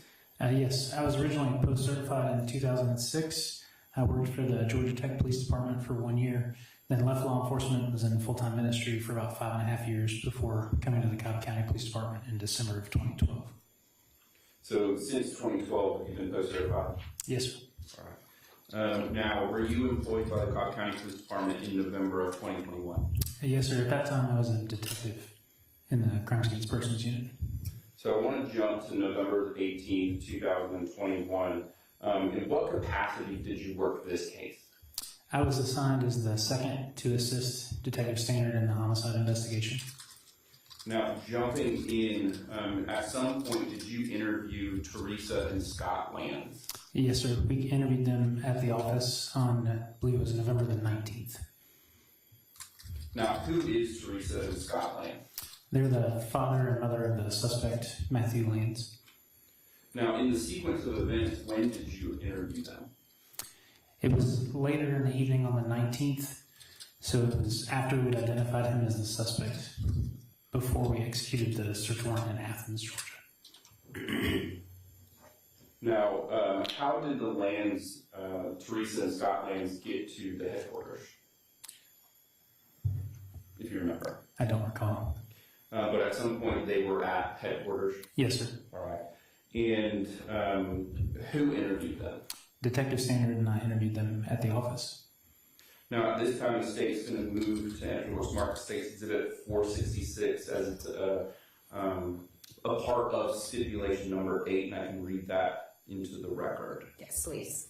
In full, stipulation number 8, statements of Scott and Teresa Lanz captured on Officer R. Jones's body camera contained in State's Exhibit 460, and from their formal interview with Detectives Zachary Stanner and Ben Jackson contained in State's Exhibit 466 are admissible. Defendant Matthew Lanz is waiving his right to confrontation regarding the statements made by Scott and Teresa Lanz, his parents.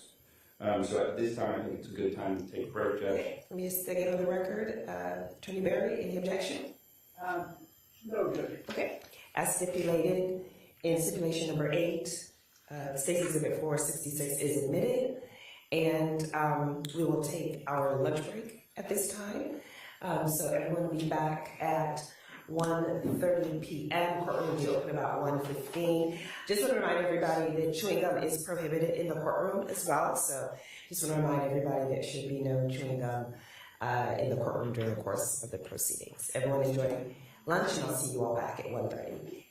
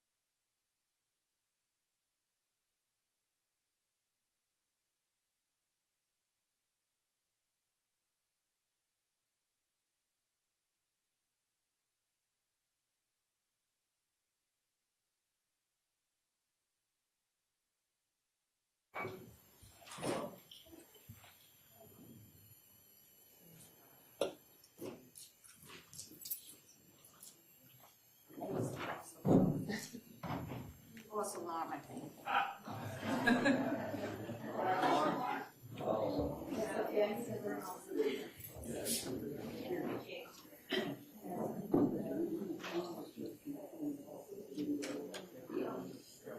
Okay, all right. Cost property management.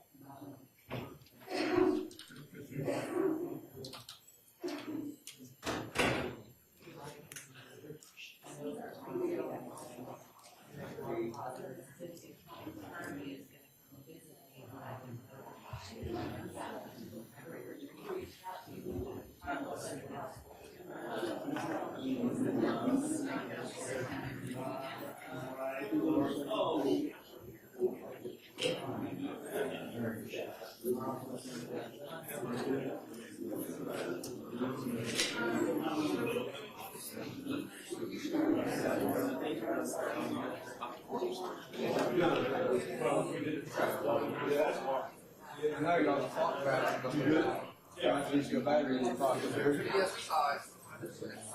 They died today too. Sometimes when they cut the lights out, I thought the lights went out. They didn't get where to go out. Yeah.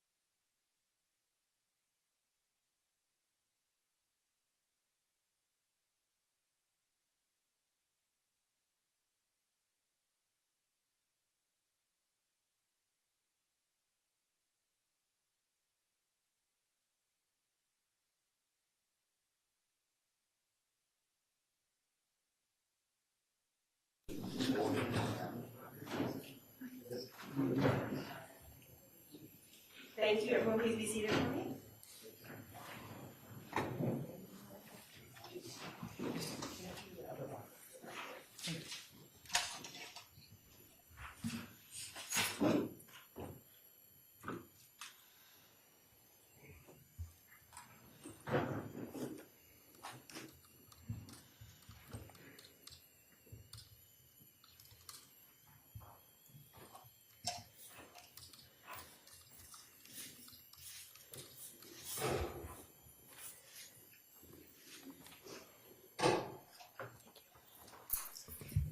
Good afternoon, everyone. Again, I am Judge Sonia Brown, the presiding judge for this criminal jury trial for the state of Georgia versus Matthew Scott Lanz, case number 229000922.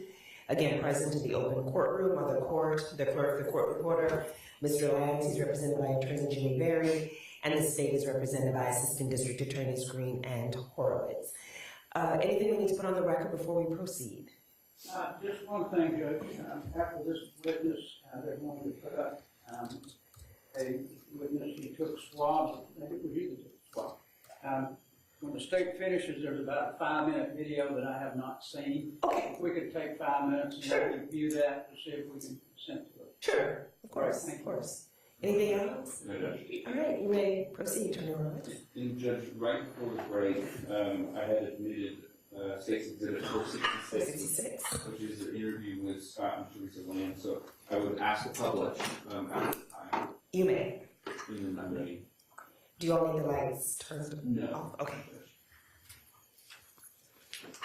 And before, Detective, you're still under oath, before I press play on this, for the record, can you just indicate what the date is of this interview and time?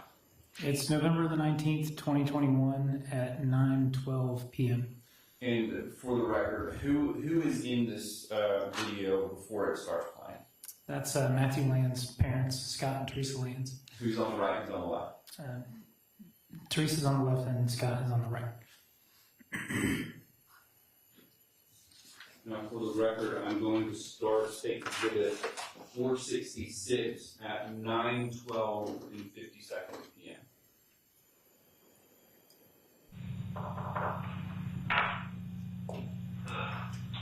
And the second standard, your father, Scott, yes, and that. The second standard, your Teresa, yeah, all right. You got anything? So, I'm ready to go in here, especially this hour of the night. Obviously, Detective Jackson is really busy. We're investigating that murder that happened in your neighborhood, behind your house. Has everybody told you that they know what was going on with your son, Matthew? Does anybody know what was going on with Matthew? Why don't we talk? Sorry, come here. Well, I'm going to leave you. Okay, well, okay. Sometime this morning, around 8:45 a.m. Yes. Matthew was found in two people's houses down in Sandy Springs.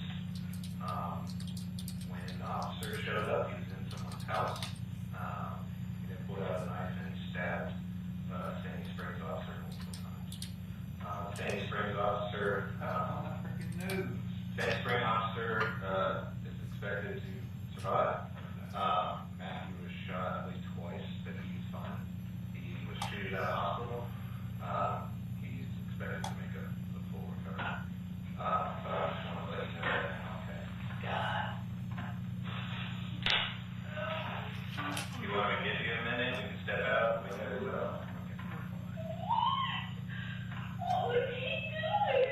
That's you now. Like I said, that was something happened in Sandy Springs. Detective Jackson and I found out about it really early this morning. We've been down in Sandy Springs for the whole part of the day, trying to figure out everything that transpired down there. Obviously, Sandy Springs and you guys are doing around the scene as far as that goes. But obviously, in light of where this double homicide happened, and not getting into someone's home with a weapon and hurting a police officer, it obviously raised our suspicion and makes us want to figure out. Yeah, there it is. He had ID on him, his name.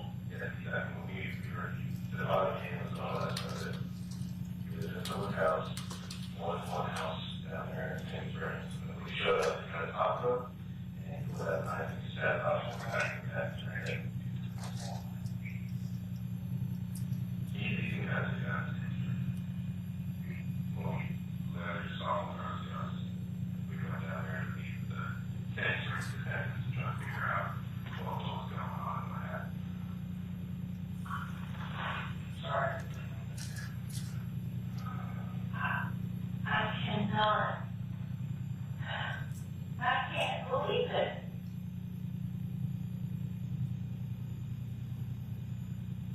sick. Not that you need a minute to talk on yourself, or you just need 5 minutes for Well, they came to our house, treated me like a criminal.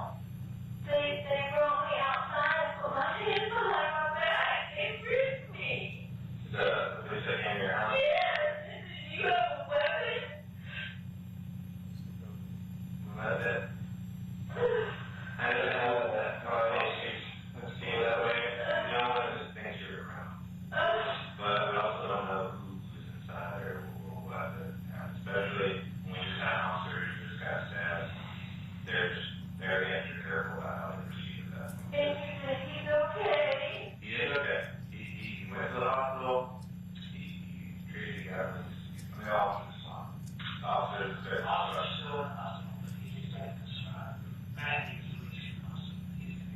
He got shot. Matthew got shot. Yeah, the police officer on scene who was there, did fire stuff and he was shot. Like I said, we weren't there. I think that if there was a little bit of detail to this, we were very positive that the same strength we could go down there and try to figure out, hey, what happened this morning, that information we had in front of that. I'm sure they still have a lot of work to do as far as the investigation goes. But we were down there at this house with this happened this morning. Do you You have had a suspicion about Matthew prior to that? So the house where that fellow was at, we understand there was a connection there with your other son. Yes. Okay. We heard about that incident. Okay. We heard that there was a brother. We didn't really know who Matthew was at that time. We were investigating this double homicide. But we knew there was another son of yours.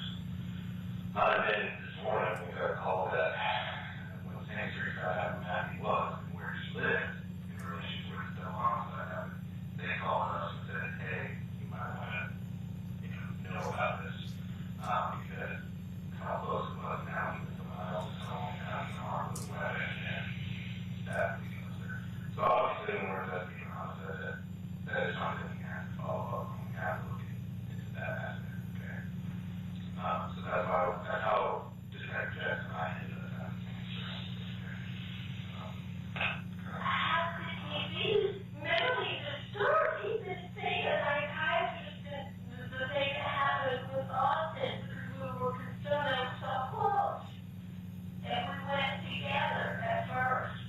And honestly, we've never met, I've never met Matthew, I've never had any communication with Matthew prior, and he knew nothing about who Matthew was, what his life is, and I guess it's still that. I never even knew anything about whatever happened at that house with your other son previously until yesterday. I literally, this is the first time this has come to light to me. So that is why, obviously, we're here. Another thing that concerned us was that about the firearm that we had, and I guess we're being told we may have taken from him for more total for and we appreciate that.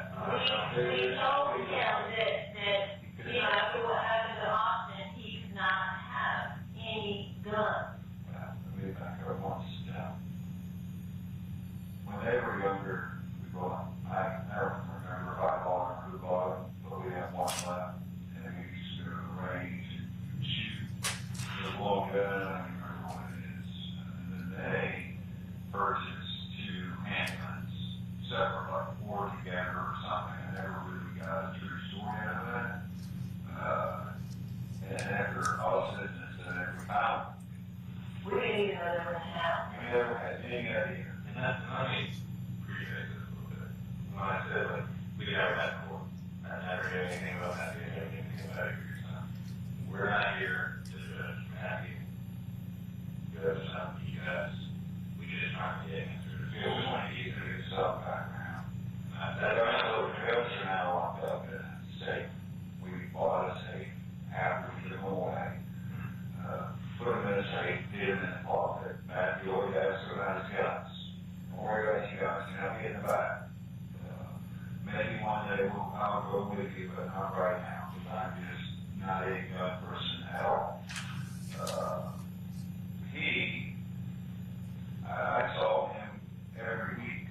He'd come home when I go to Athens, and we'd play golf and dinner. I knew it was going to be tough with his brother's loss. We knew he had something going on in his head that we couldn't figure out. We couldn't figure out Austin either. We thought we were doing the right thing. I don't know we will, but Matthew wasn't right. We were going to pull him out of his, we were going to bring him back home, let him go to a full, be around him more, and he didn't want to do that. He said, I'm fine. So he's got some issues. After all we had malarkey, he went out and bought a gun. He told us October. Yeah, well, we didn't know this until yesterday. Well, we went to see him. There was a gun in the park. We told him, that was this. Where did you get this? I bought it at his gun store. Gun range. Whatever, I don't remember. And I said, well, you can't have this.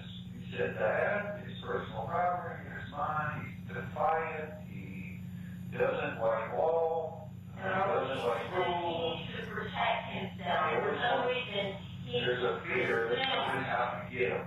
with this. He says, that's what he says every time we say, why do you think you need something to protect yourself? Because everybody should have something to protect themselves. We have guns up, private hands, and we never had them. We're not going to, we can't offer it. I took a gun back to our house, and I just showed, I told folks when they were less doing anymore, they know exactly what it is. And, you know, there's a connection. My guess is, I don't know. But, I mean, the reason we went to Athens yesterday, I went first, because after we found out about the neighbors, I started trying to call him, you know, to tell him before he saw it or heard it, and he wasn't answering his phone. And I continued to text him and call him. Is it right now? What's it, or? I think that it was showing blue yesterday. Today it's been showing green. I think I texted him twice and called him maybe a couple of times. And it was just green. So I assumed it was either dead or off. But yesterday it was blue. And so I probably got there about 2:30 or so. And I unlocked the door and the chain was on. And I was, you know, yelling through the door, so I could see his bedroom door was closed. And I kept saying, Matthew, you know, come to the door. And I waited and waited. And so I kept trying to push the chain just to break it. And about the time that I finally got it to unscrew out of the wall, he walked out of his bedroom. And the gun was right by the bed. And I said, what is this? He said, well, I thought you were, somebody was breaking into the apartment. And I said, well, why would you think that? I was screaming, Matthew's mom. And, you know, this is 2:30 in the afternoon, and he's in a dance sleep in his bed when he's supposed to be in class. We all have a gun. I have a different gun. If you're a gun, that's a gun. You know, sure, like now, everything I have, I just fall back to where I put it. Like I said, I really appreciate it. And don't not have any secrets here. But that is why we were there yesterday, because I was concerned that I couldn't get in touch with him, and I wanted to tell him about what happened. Did you have any suspicions? I had no, there was no barking Wednesday night or whenever that occurred, was Wednesday night. Yes. Wednesday night, my dogs bark at everything. I mean, they bark when I go outside, I can't find anything. We didn't hear a sound. And so I have no idea what happened. If he was there, he was not in the house. Not in our house. Not in our house. No, not just mine, that's information. When you heard about what happened to you, that your name was up, was there any suspicion that you was involved? I would never. I mean, we've never even met the new people. Never even met them. And Matthew knew that the other people moved out long ago. It never occurred to me that he had anything to do with this. The reason we asked him, when we talked to Matthew, he said that you asked him if he killed me. Well, Here's, let me back up. I see some regarding like trying to keep the spirits up, I don't know, we're gonna do something, blah, blah, blah. He called me Tuesday night. I spoke to him Tuesday night. How you doing, buddy? Everything okay? School? What are you doing? He said, I was at the gas station filling up my car. Filling up his car. And he was going to come home with his computer. And I said, great, you pick me up at the airport tomorrow, which was Wednesday night. Yeah, Wednesday, I talked to him. Pick me up at the airport at 6 o'clock. Yes. He said the meeting was going on. She knew nothing about being home. He never came in the house. If he came home, he didn't unlock the doors. We don't even know if he ever came home. He told us that he went home, but never went inside the house. That's exactly what he told us, and that's what they said. The next day, when this occurred, I said, Teresa, I'm just nervous. Matthew told me he was coming home. Maybe he didn't come home, but we ought to call and see what's up with him. You saw him. You could have seen the department. Yeah. You would have heard somebody that was picking up. because I tried to get him to come back home with me, and he said, no, I don't need to come home. The replacement. Yes. You had it for a while. Yeah, yes, he was in August. Like I said, you've been over there multiple times, Yes. right? Yes. How does he react now? Is it neat and orderly, or stay chaos? No, it's always very neat and clean and orderly. When you saw him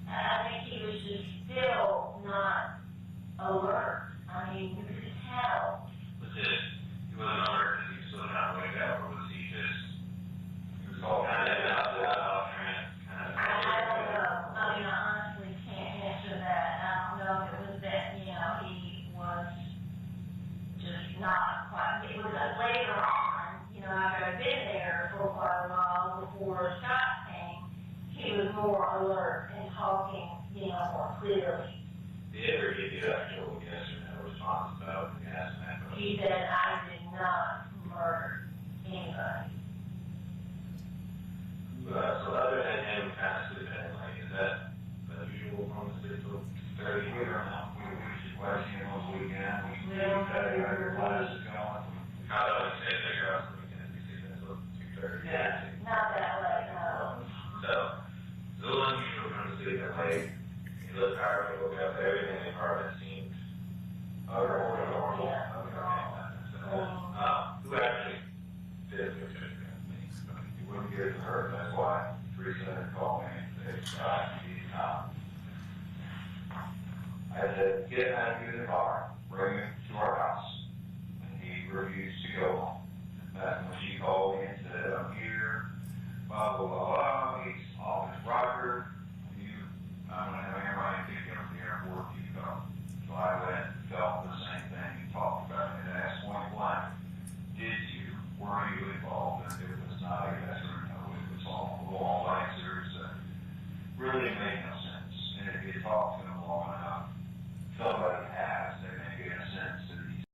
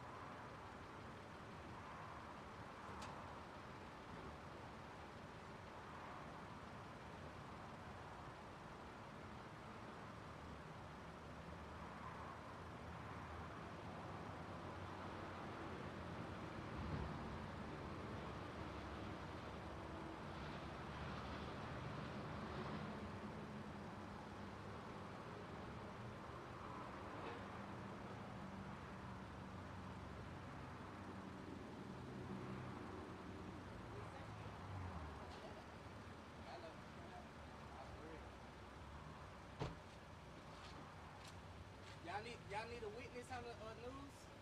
No, unfortunately, oh my God, I was gonna say whatever y'all wanted me to say. Yes, it happened right there.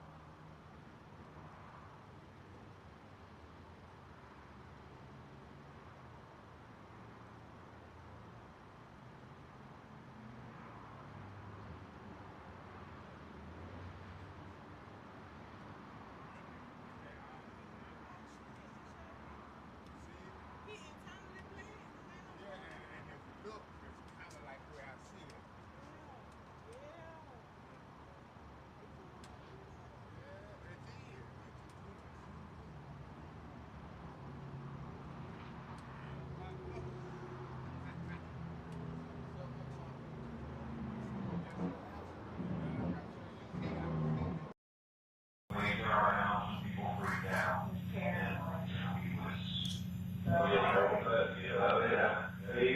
he got arrested. He's off probation. And he had 2 more months. Well, he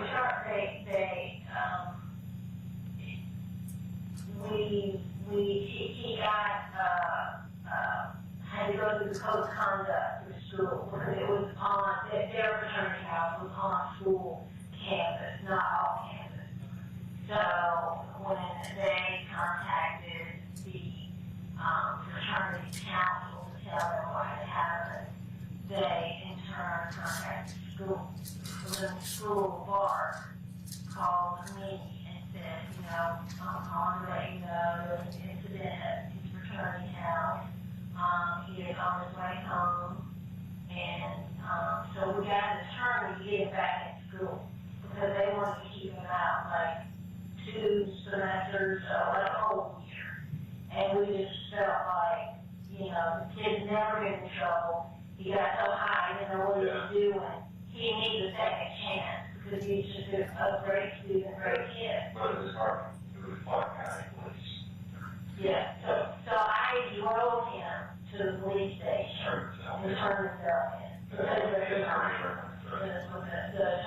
And you think that incident was contested high or something? Yeah. From Sever, you think that was the beginning of maybe? I think he was smoking a tremendous amount of pot at that time. And I think that was the beginning of all these episodes. And we didn't know this, but another episode occurred before that when he was living in a dorm. They said he was running through the dorm and banged his head against the wall when he was real high one time. And the people that come to check on what they were. Yeah. But they didn't ever notify us because they didn't seem to think. Never got there. I didn't say the same. He quit smoking because he was on, he had to do weekly work every Sunday went to the police station. So I think he was straight for a period of time. And then once he completed that, he kind of slid back to the old days. We did our own academic probation for this stuff. Yeah. So struggling in school, but still maintaining grades. He wouldn't tell us. Well, He used to become really defiant, right? Really. I think he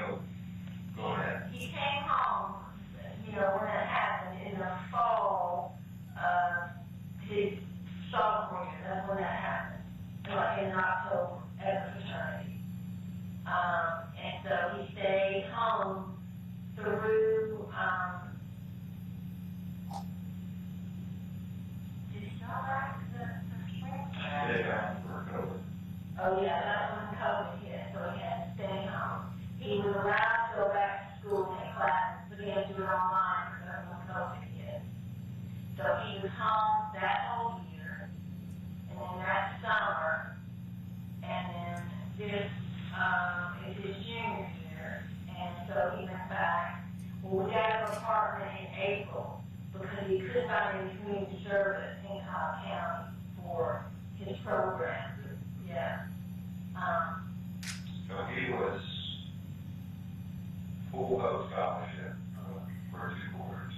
Came out of Kennesaw High School with a 4 point something, and went to Georgia and had a 3.6 and a 3.5, and joined the fraternity all down. And my guess is today, he had one good quarter, because we said you got to straighten up, we're paying a lot of money, and I think this quarter will be his worst this major. It was engineering, and he switched it to cognitive science. Which again is,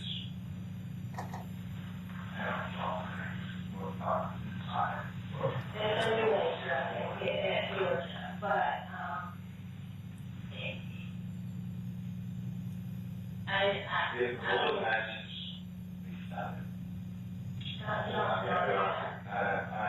I'll be honest with you, we will be testing it. We will be testing it. I don't have the results of that right this second, but I realize we'll be having do you know how many times the people we have? Both of them, each small one. you guys know where now bodies were? I talked to the grandparents down the street briefly, and they told me that the authorities told them they were sitting on the sofa. They were found sitting on the sofa. You know where they were? I'm assuming that must be their den. Yeah, war. You ever tell them about where they were? Sure.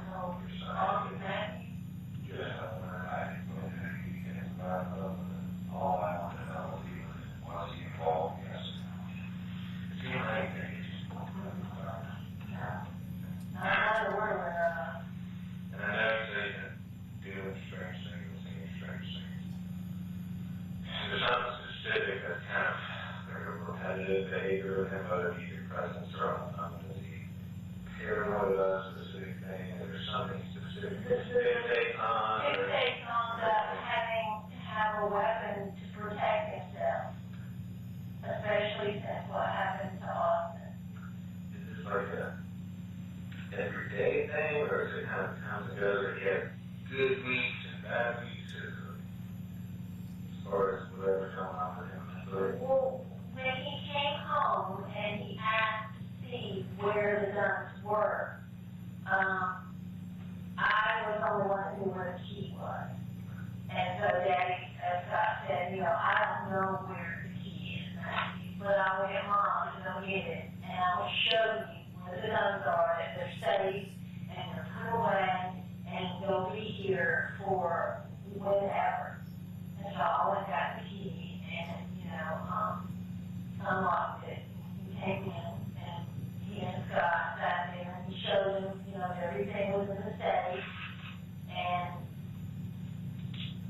Now you can't take his lock back up, and I'll be here when we think it's time to do something else. So he's pretty big on protecting himself. Did he ever express anything of why he needed protection? Maybe didn't express that he thought was. I think about it, there were folks out to get him, and I think it was on the devilish, demonic side of his mind that he was hearing things, seeing things, believing things that weren't true. that led him to believe, somebody's gonna come get me. I don't know. Yes, one day when I was in Athens, he drove me past this temple that he said were devil worshippers. Because he said he was sitting outside one night, and he heard a woman or somebody scream to the top of their lungs. And we said, where do you think that was coming from? He said, I think it's coming from the demonic temple. It was amazing. He might run the fireflies for him. That's what it was. He drove me to it. I said, are you kidding me? He told me that on the phone when I was in D.C. And the next time I saw him, said, tell me where all this happened. And it was 3 to a mile from his house. And I said, something doesn't make sense. If you scream as loud as you can at that place, there's no way you're back at your place. So was that in his mind? He believes things that I don't think would ever have heard from. That for me, 3 months ago. Yeah. Did he ever say anything about that house that happened? Even before the house that happened? Did they ever say that other house talking about? There. Now, I mean, you know, when that was all going on with Austin, I would ask him, I would say, do you see any of this that Austin thinks he sees and that's going on? Have you ever seen a flashing lights at Austin? He said, I've seen the light. And he said, you know, I think that one or both of them are messing with Austin. He said, you know, I've never seen them in person. He said, but, you know, I think that they are messing with Austin. So, did Austin have a fixation on that house? Well, that is, he was putting things in the mailboxes. He believed that they were going in the bathroom and posing for him and turning the lights on and off and turning the lights around our house and just things that aren't normal, right? And God forbid we did everything was good for Austin, and he had similar issues with the dark side. It's all I can say. But you know, living in the real world. Now, I know you said that. You said, yes, I saw that, and the lights over there, and they were messing with Austin and stuff. Did he say anything about that house recently? no, haven't mentioned the house. Not at all.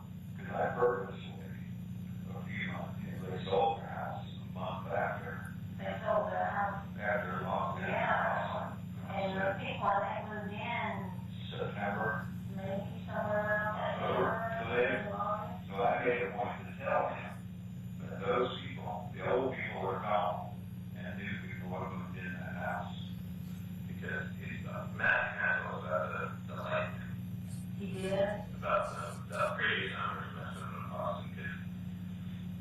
Like I said, I was very familiar with what happened with Austin and that house prior to that.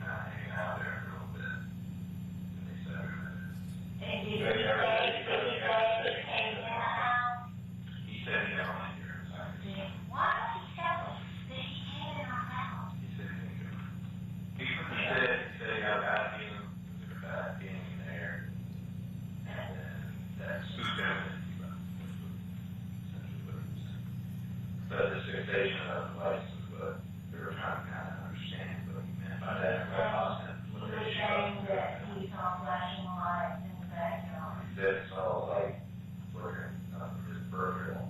Well, I was trying to figure out if he was really there, because I said, were there any lights on in the house behind us, if you were here? And he said, yeah. And I said, well, were they on upstairs or downstairs?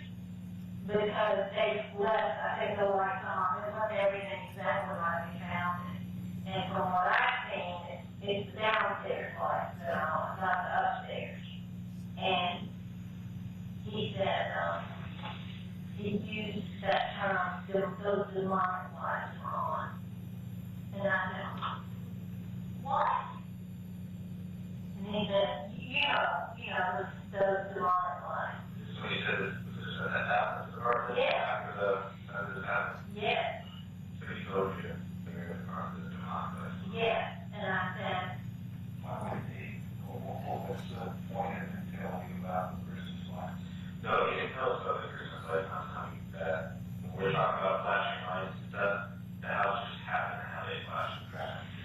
So that was something we were thinking like, He used flashing lights. we were trying to think Out of the house and the flashing Christmas tree. yeah. And he called it demonic lights to me. And that's why I didn't believe he was really there. Honest to God, I just believe he was just not home here.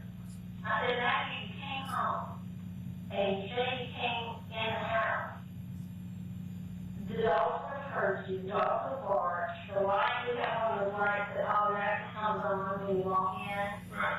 So I was on a very light sleeper. I said, there's no way you were inside our house. And he said, yeah, you're right. I didn't come in the house. Yeah, I believe you. I believe he did go. So, one minute he told me one thing and the next thing he told me another. So I just didn't know what to believe. And that's when I probably said, did you have anything to do with those people? Did you know he was up in Metro Atlanta? Oh, I have no idea. Did you know he was up in Metro Atlanta today? No. Did you think he was still in Atlanta? I didn't know if he could have come back. Or just, yeah, did you think he was still in Atlanta? Yes, because we said when we left, buddy, if you stay here, you got to go to class. Don't feel reliant, go in person. And he said, I am. So I texted him this morning because I thought his classes were 11 and said, you up? And he didn't respond. And then I tried calling him, and he just went straight to voicemail. And I thought, oh gosh, he's still asleep. He did not get up. And so I called him again at some point, and it went straight to voicemail again. And so I told Scott, I said, I guess we need to go back tomorrow and see what the world's going on. I just wasn't sure if he called you today. No. We told him that if he didn't come home with us last night, just to stay and come home Tuesday when classes were over.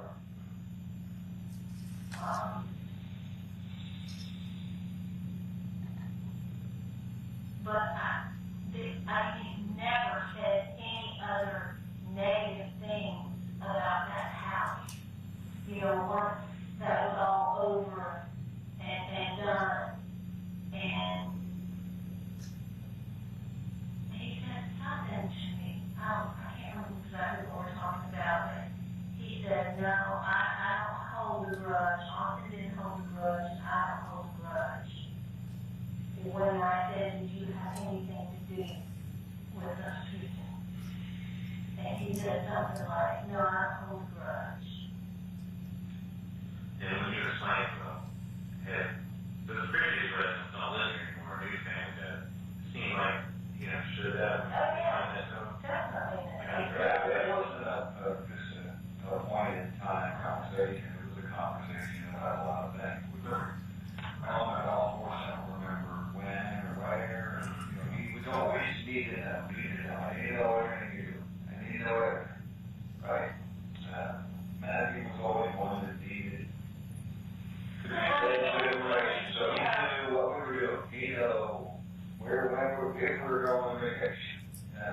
if we were gonna do this and that. But it was in the newspaper, and he knew all the newspaper articles that the guy had moved out the week before Austin broke in there. So he knew that no one was living there. And then the guy put in the media that the girl had moved out way back in October.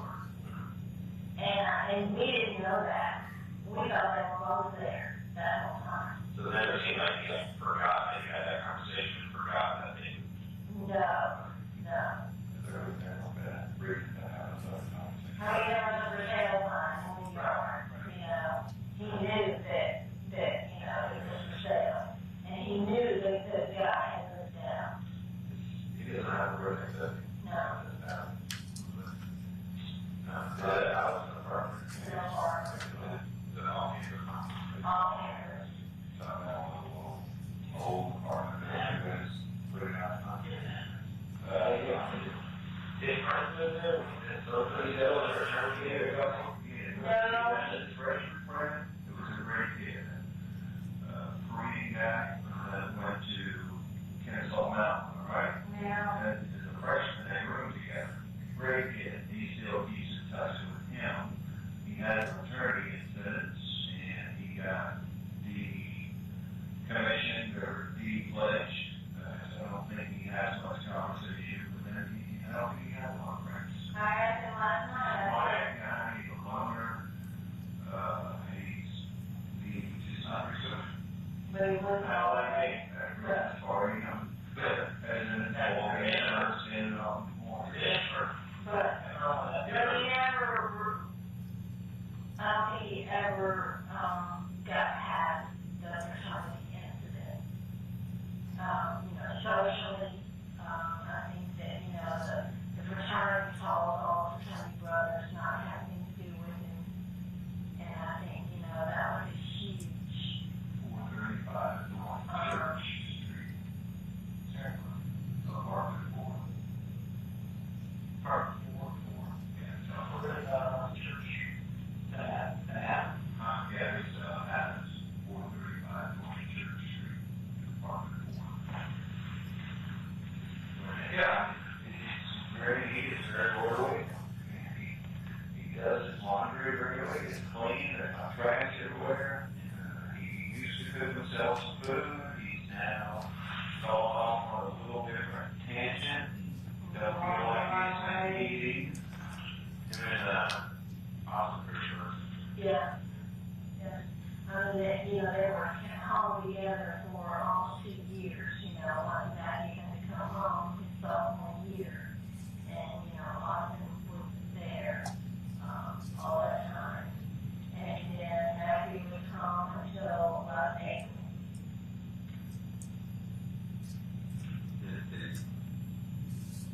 Did he take it pretty hard afterwards? We all did. And I understand you said, and I would be good to sympathize with you. We were trying to understand what Matt said, mindset was. Yeah, Did not, he was too hard on it for a month, a few weeks or a month. That's why every weekend I would go do something with him. Austin, August, you know, it was August.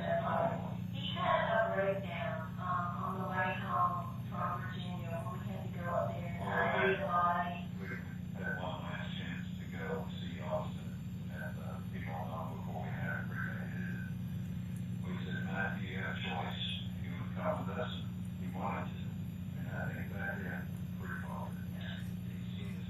Did he seem like he got any worse with maybe delusions or anxiety after? I mean, like, he had a physical, like, crying breakdown in the car, driving home for 10 hours. Like, that's the first time he had just let it all out, and he was just screaming and mad as hell, and crying, and just talking crazy. And we just were like, oh my God, and that's when we, you know, called psychiatrists and said, you know, can we come in and all meet and talk? Other than what happened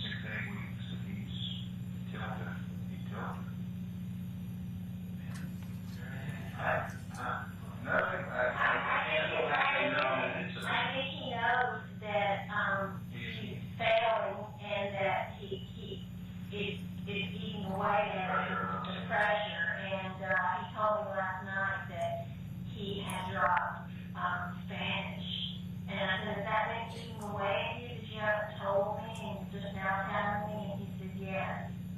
And I said, "Are you going to your other classes?" Because we weren't convinced that he's going to his classes. And he says, "Yes, I have." And he says, "I'm still over, I'm taking full course, even having dropped." Today, go to 10-1 class. And I worked out to do a 1-1 class. He went to Sandy Springs. That's insane to me. We hugged him last night, right? Yes. And said, "We love you. Get your butt up, go to class, and we'll see you on Friday," because he had class to. Tuesday, we told him. That's our Tuesday, right? You guys are not go there now. I was there from 2:30 until we'll start. We didn't fly in until 6:15, and then they had to drive there. I didn't get there until 9, but we left. 9:30, 10. Is that right? Yeah, we went home by 11:30. Yeah. That was us.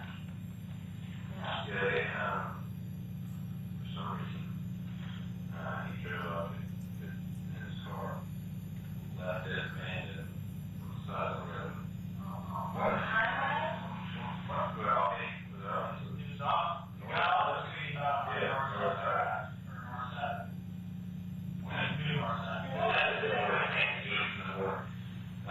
Left his car in the middle of the road. In the middle of In a lane, and a hero truck out there in the abandoned, so they just kind of pushed it over to the side, because it's just in the middle of the road. No, it was that.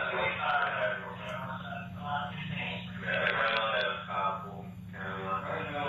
Yeah, there was a camera, there's some traffic cameras up there, you see him getting out, it's kind of pacing around, and just walk away. And then the next thing I find out, I don't remember how far away, down the road, goes into one house, walks out, and goes into another house, which there were people on at the time. They told him, "Hey, we just get out of our house." Started saying some things that they thought were unusual. He would leave, walk up the stairs, walk around the upstairs of their house. They called the police, and that's when that whole incident was finished. God, he lost his mind. And I don't want to know every specific detail. That's kind of what they will tell you is stop your car in the middle of the road. We don't have a guy or we don't have a can wrong or man have you like we didn't know this left is there. We had this they had to do the gym there. Now the hero truck team just kind of dragged it that way, but James Springs obviously did a search warrant on the black Lexus that he had. And when I saw it, they had to give me this over. So he left the middle of the road locked. Yeah, I don't know where he keeps it. I don't know. An officer, a car, locked the car, and either headed somewhere else, or either we don't know. We don't know if it was a mechanical problem or had a gas or whatever like that they found it kind of just. In the first house, did he just walk in? I don't want to tell you the wrong thing. I'm not 100% sure because I'm not doing that investigation. When I was told there were 2 houses he went into. One of them, I know at least one of them was occupied. And I know second one, he walked up the stairs, walking around. They were like, "What are you doing? I have to get out of here." He starts to pick the cover. They call Sandy Springs. Their officers show up. He comes down the stairs. His first, he's very kind of cordial and not doing anything unusual. And next thing they pull it out, stab the officer several times.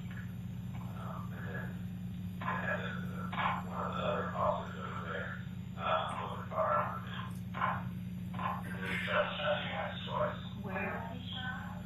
Took one in the neck, rolled those back, but he didn't want that. He took one in the neck, shoulder, chest here, neck transport to the hospital. But he didn't receive medical care, and that's where he's in there, they cleared him to be released.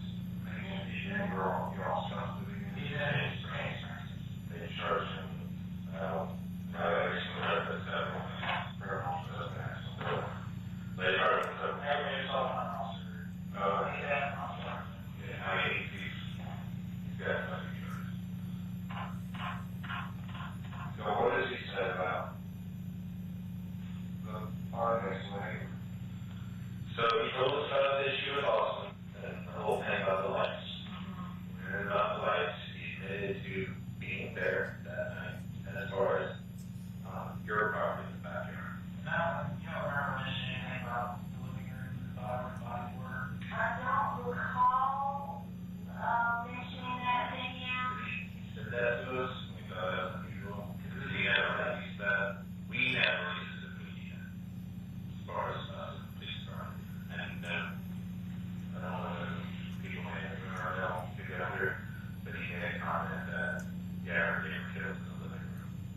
Kind of picture, we can just leave it at that. We I'm pretty sure I told him that someone broke in the window, and that they did tell him that they thought that someone broke in while people were gone. Because that's what the grandparent told the grandfather, that the authorities told them that they think somebody broke in while they were gone and were in there and surprised him because he said they were just sitting on the sofa. So I might have told him that. Yeah, I do remember telling him the windows were broken in and that the grandfather thought someone was in there waiting. And he said, don't touch the lights. And that would do that next to like a cigarette. You could see the lights. You could see the light out the corner of his eye. Which obviously were as fixation about the lights. We asked some questions there, like, hey, when you get your gun, the showcasing, there were national showcasing in the house. He was probably not. It's probably Probably not. Man, you don't seem very confident in that answer. We said something about, like, why do you think this would happen to some of these people? I get confident, like, they could have been demonic. So it seemed like he was there enough to not go into specific details, but there's also some things that were very concerning to us, obviously. There were some camera footage of someone looking around in their backyard. Some clothing that was similar to what he was wearing today. We asked him about a specific thing that all of them were having, he was wearing another same color though. And we were like, so he wasn't wearing the same clothes. Well, he was wearing that day, and we go, which way was it? Because it was the North Bay City one or something, and that's what he was wearing today. So he kind of takes and then we came a little upset because it was a kid in the house. You can tell he kind of, put his head down, took a long pause, stare off. Yeah, I remember him when I told him that they had a child, and he said, were they okay? And I said, yes, they were okay. I said, but, they found him hiding. He was clearly, upset. Because I remember him saying he's okay. Love you, yes, the house. Oh, dear God. He should, if it's with him, he lost his mind. He lost his mind to go into someone's house and then shrink. You know that for sure. That's for sure. Yes. He said, officer, He's crazy. We haven't charged him with anything that's very serious. Okay. But we'll prepare you that it is possible. He's still let it go. He may possibly go and charge him 2 counts of homicide and several other charges. Okay. Like I said, we're still investigating this thing. I just want to prepare you that it is a possibility. From what we've gathered so far. Okay. He'll never come out. Yeah, we'll put him in jail. He's never coming back. He's crazy, God. I know he is. Good. Help. You don't come out. We don't come out.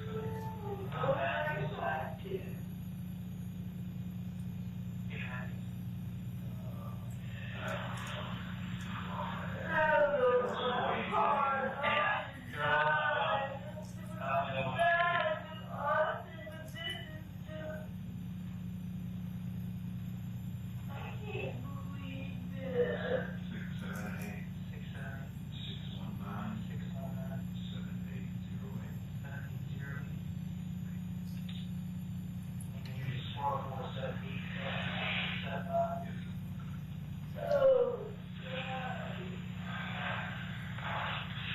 want to get in and set up, get some water, just try to have some time together.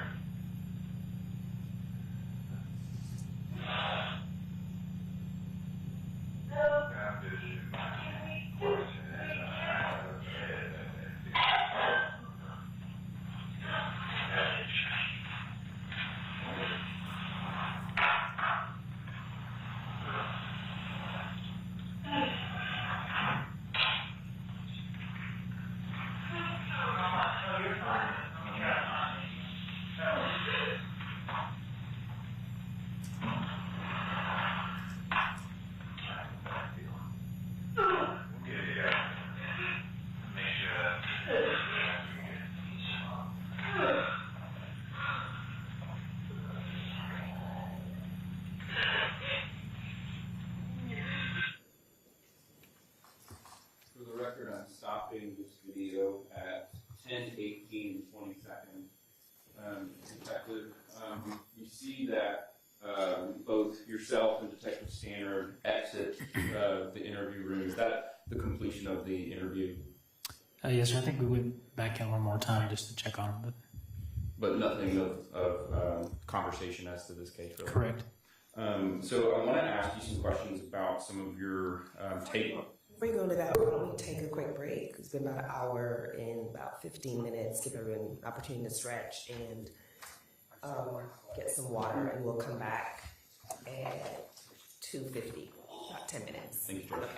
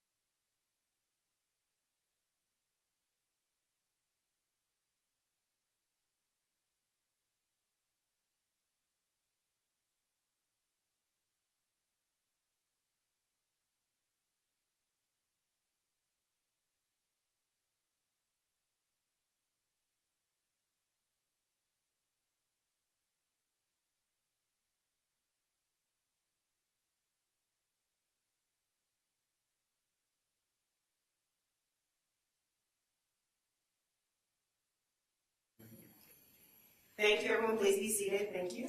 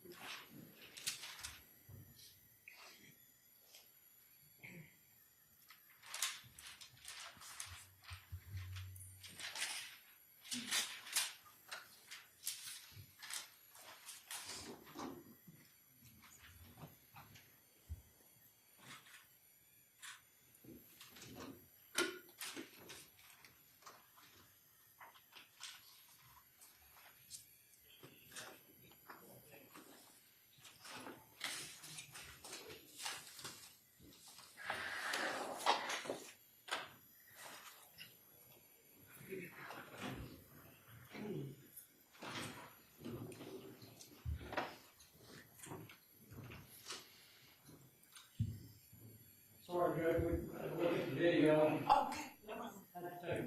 No problem. Are you all ready to proceed, or do you need more time? We're ready.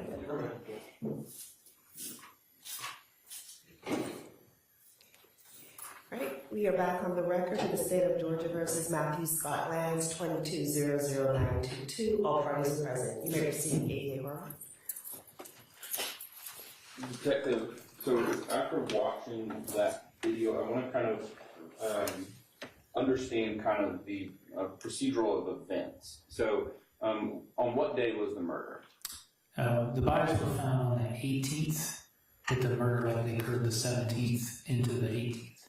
Now, after speaking with Teresa and Scott, when did they go to Athens? They went to Athens the 18th, the day that the bodies were found. Now, during that interview, around what time did Teresa make it to Athens? She said she left about noon and arrived in Athens around 2:30 in the afternoon. Now, what about Scott? I don't recall an exact time, but Teresa was already there, and she said she called him at the airport, had the daughter pick him up at the airport and come straight there. Now, what were some of the big takeaways of the interview that you had with Teresa and Scott? The first thing that struck me was the fact that Teresa did think to drive over 2 hours to Athens the same day, the 18th. And then the fact that she did ask her son if he'd had anything to do with the neighbors being murdered.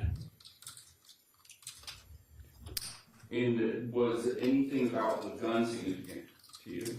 Yeah, first off, the fact that they decided they needed to take the gun from their son, as Mr. Scott said, he thought he might be suicidal or homicidal or hurt somebody else. And then Matthew told them that he fired 5 or 6 rounds at the range, which was consistent with the number of rounds from the homicide scene. Now, who ultimately took the gun from the defendant? Scott said that he took it because Matthew wouldn't give it to his mother, so he said he took the firearm and left the bullets there in the apartment. And what did he do with the gun? He took it and, if I recall, he put it in his bedroom closet, which is when officers arrived at the house, he told them where to find it. They found the gun.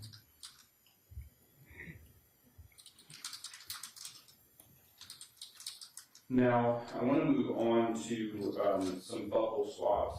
At some point, did you obtain a search warrant for the defendant's DNA? Yes, Detective Standard and I obtained search warrants, Fulton County search warrants for the defendant's DNA because he was at the Fulton County Jail on Rice Street. Why were you interested in obtaining that DNA?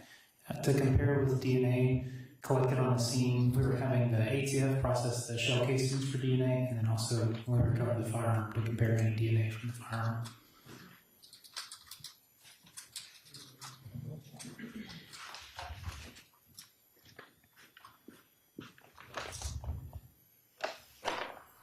Now, were you able to actually execute that search warrant? We did. The search warrant was obtained November the 30th, and then we executed it December the 1st, I believe around 11:48 hours. And where did you execute it? At the Fulton County Jail on Rice Street. Now, for the judge, how is that buccal swab examination conducted?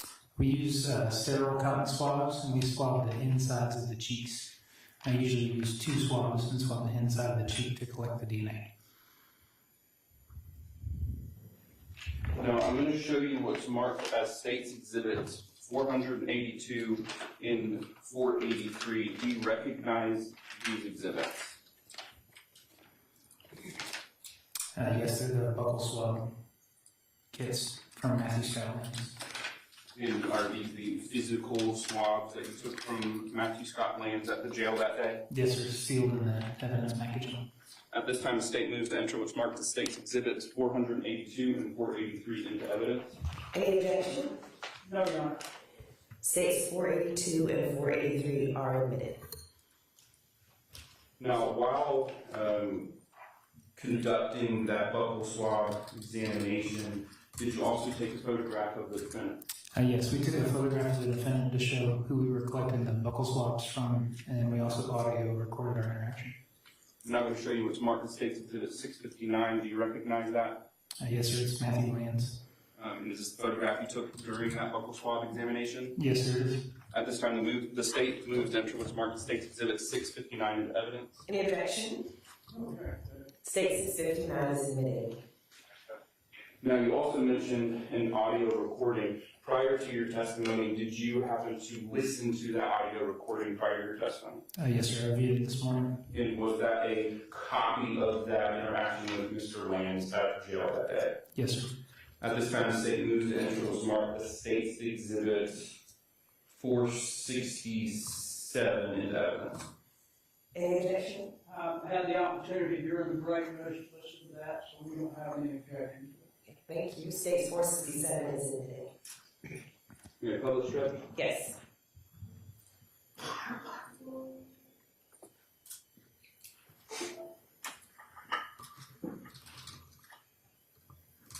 And for the record, I am playing 467 starting at 1 minute and 20 seconds.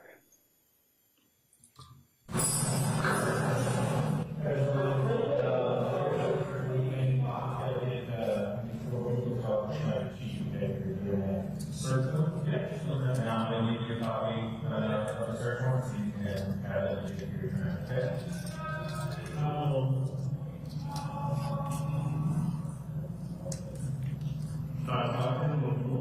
Well, it's a search warrant, and then again, if you have any issues with that, we're going to pick it up your attorney, then you can do motions. For your attorney. Okay?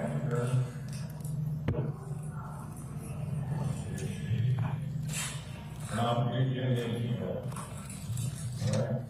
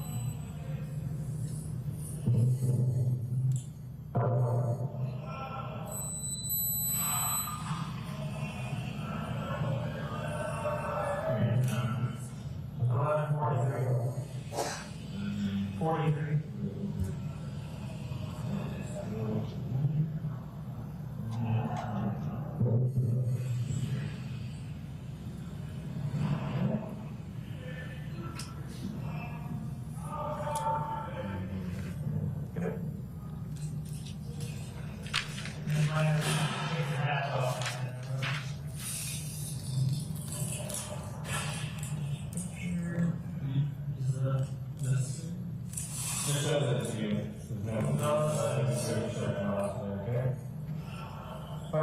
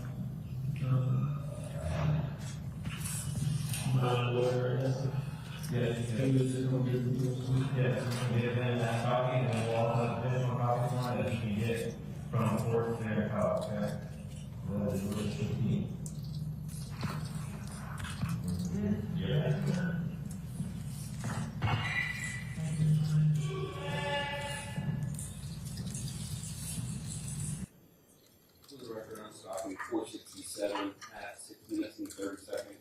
The remainder of that audio is just you leaving it. I'm stopping the video at 6 minutes and 30 seconds. Detective, the remainder of that video, is that just you leaving the jail? Yes, sir. It's just us leaving. Now, the swabs that were taken that has been admitted into evidence, were those sent off for forensic testing? Yes, sir. I believe 2 were sent to the GBI and 2 were sent to the ATF. Now, I want to show you what's already been admitted, State Exhibit 659.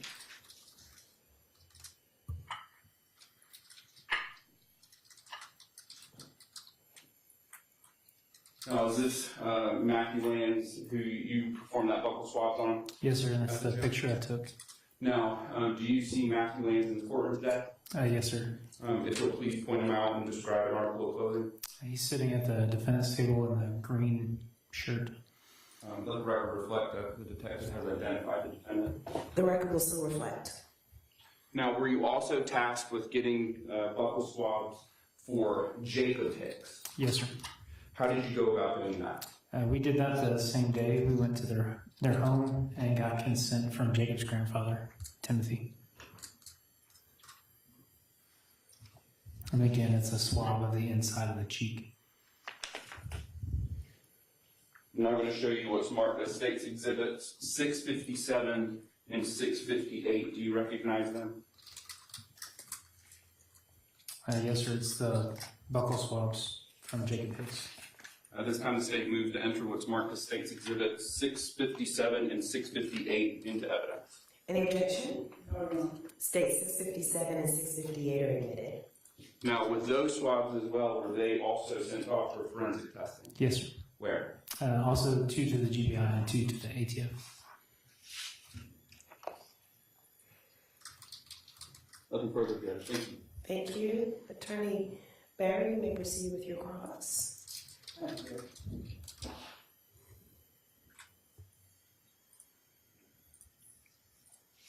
Detective Jackson, were you involved in the search of the home or go to the home on the 18th?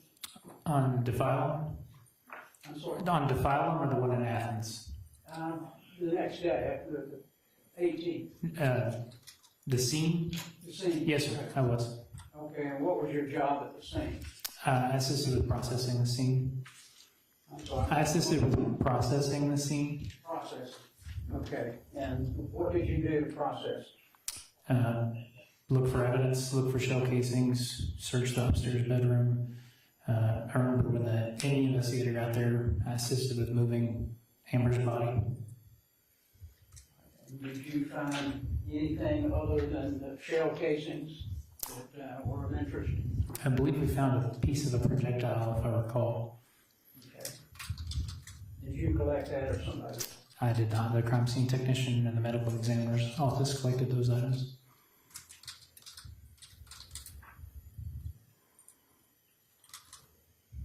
You indicated that you had possession of a firearm at some point? The firearm used in the crime? Correct. No, sir, not that I recall. And you indicated that you got a Fulton County search warrant. Was that you or some other? I was with Detective Standard, but Detective Standard was the affiant.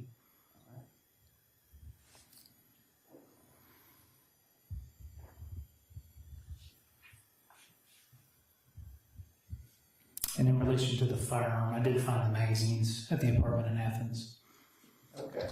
So, that was going to be my next question. Did you go to Athens to be involved in that search there? Yes, sir. And what did you find in that search of that? In the computer desk drawer, I found 2 loaded magazines. Okay. 2 loaded magazines, and were those 9mm magazines? Yes, sir. Did you find any loose bullets? Not that I recall. Okay. Was there anything else that you found of significance there in the search in Athens? No, sir, not that I recall. And were the magazines that you collected, were they sent to the ATF or the crime lab, whoever was going to do the testing on them? I believe Detective Standard sent them off, but I'm not sure. I do remember counting the rounds in them. One was fully loaded and one, I believe, had 12 rounds in it. Okay. How many rounds does the clip normally hold? 17.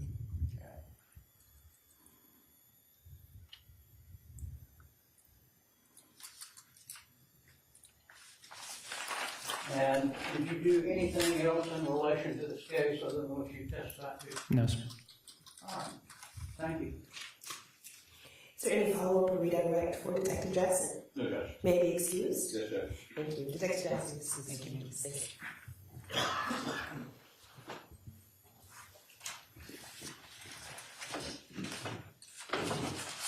you. State and call your next witness. At this time, the state calls Todd Bill.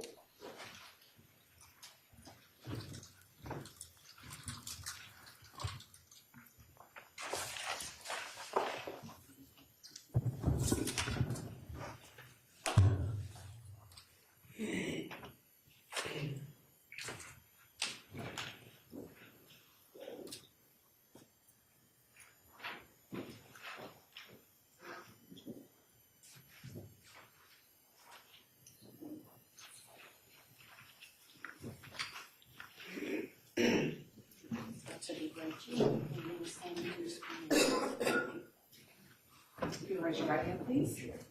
You do solemnly swear or affirm the testimony you're about to give the court on the issue now pending shall be the truth, the whole truth, and nothing but the truth, so help you God.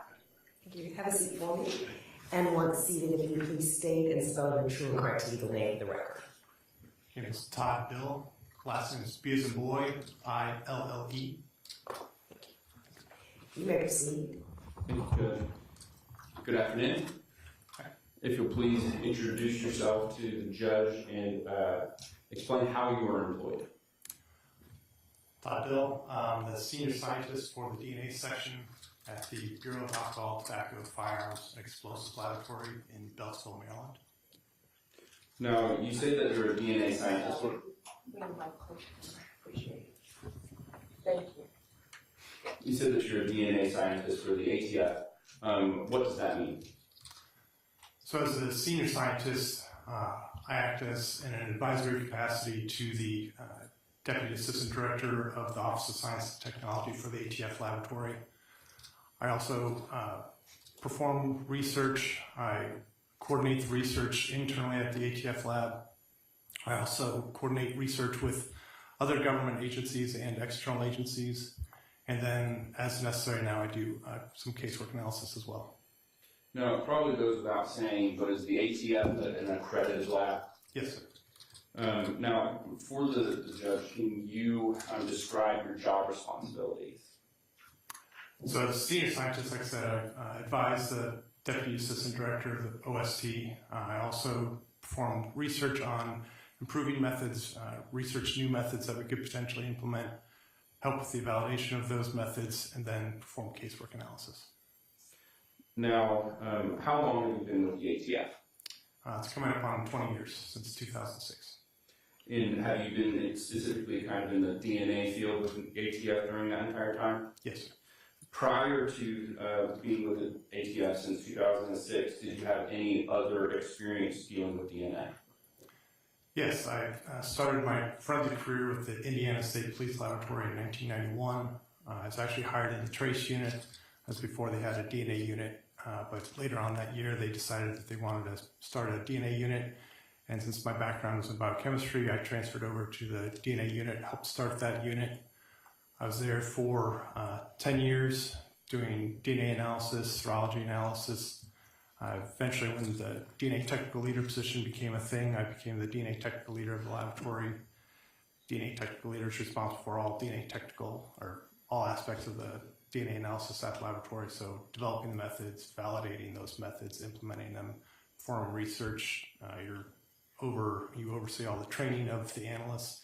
You're also responsible to make sure you're following all the quality assurance guidelines and that we comply with all the accreditation and national quality assurance standards. I was a DNA technical leader there, eventually became supervisor, and then in 2001, I was hired by the Bodie Technology Group, which is a private DNA laboratory in Northern Virginia, as the assistant laboratory director, and there I oversaw casework analysis and other special projects. For instance, I led the team to develop the DNA extraction methods and process flow for the DNA identification of some of the skeletal remains from the World Trade Center. I'm sorry.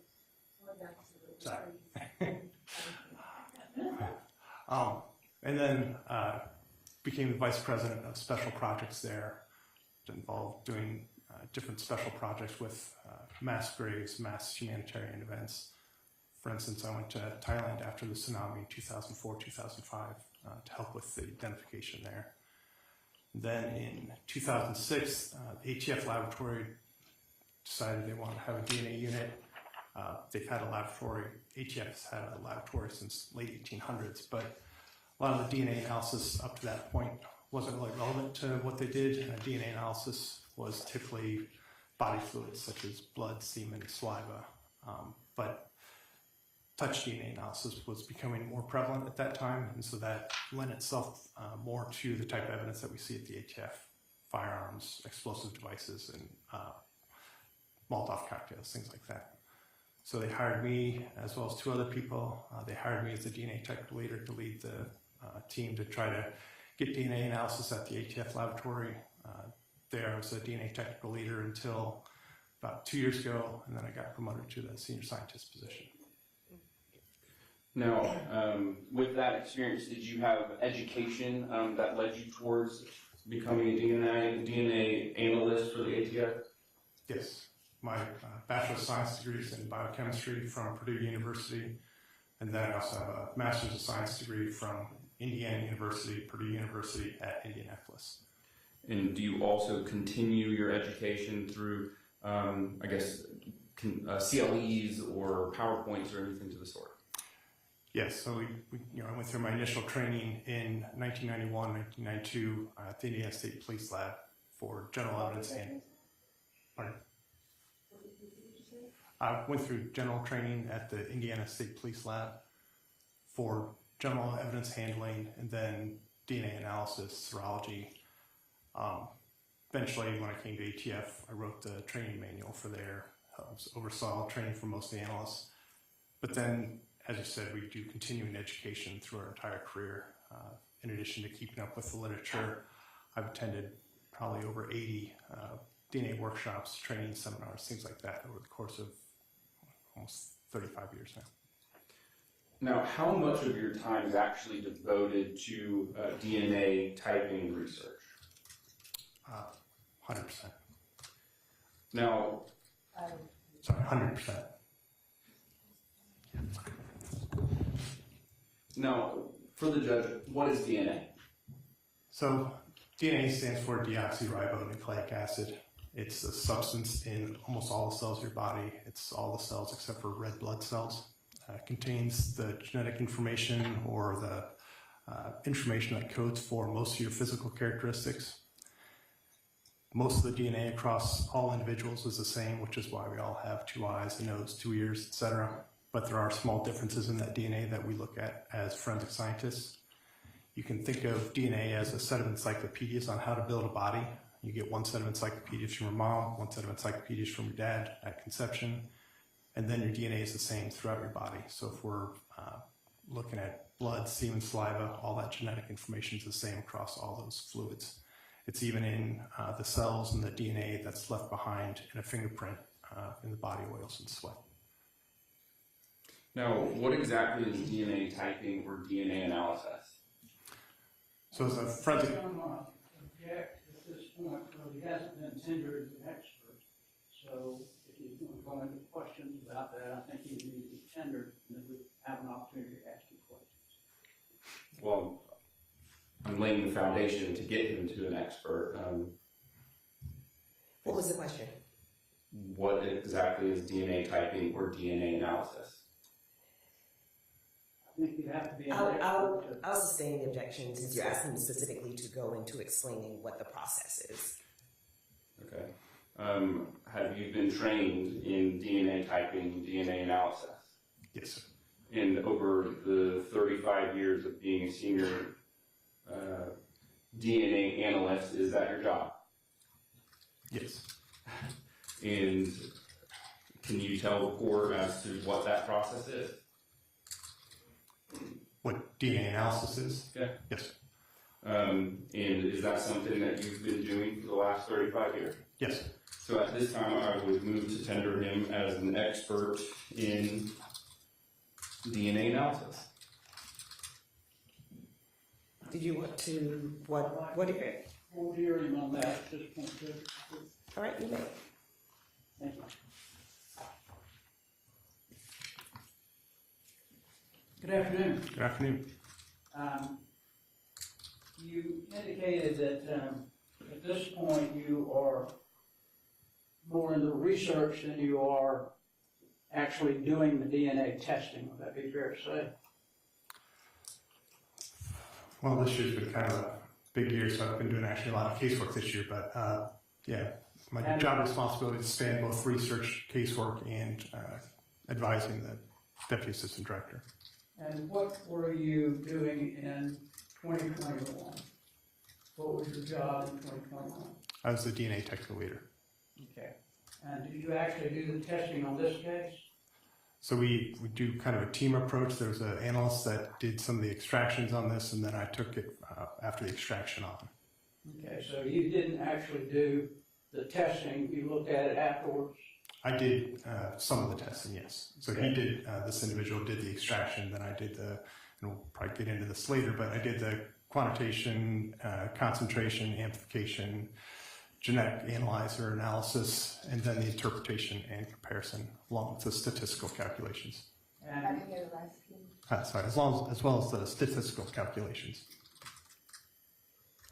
Statistical stats.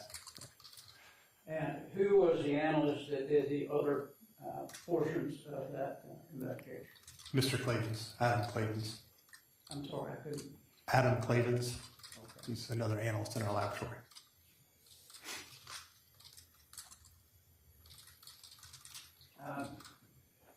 What is your, do you have a doctorate degree? No, sir. And what is your actual title?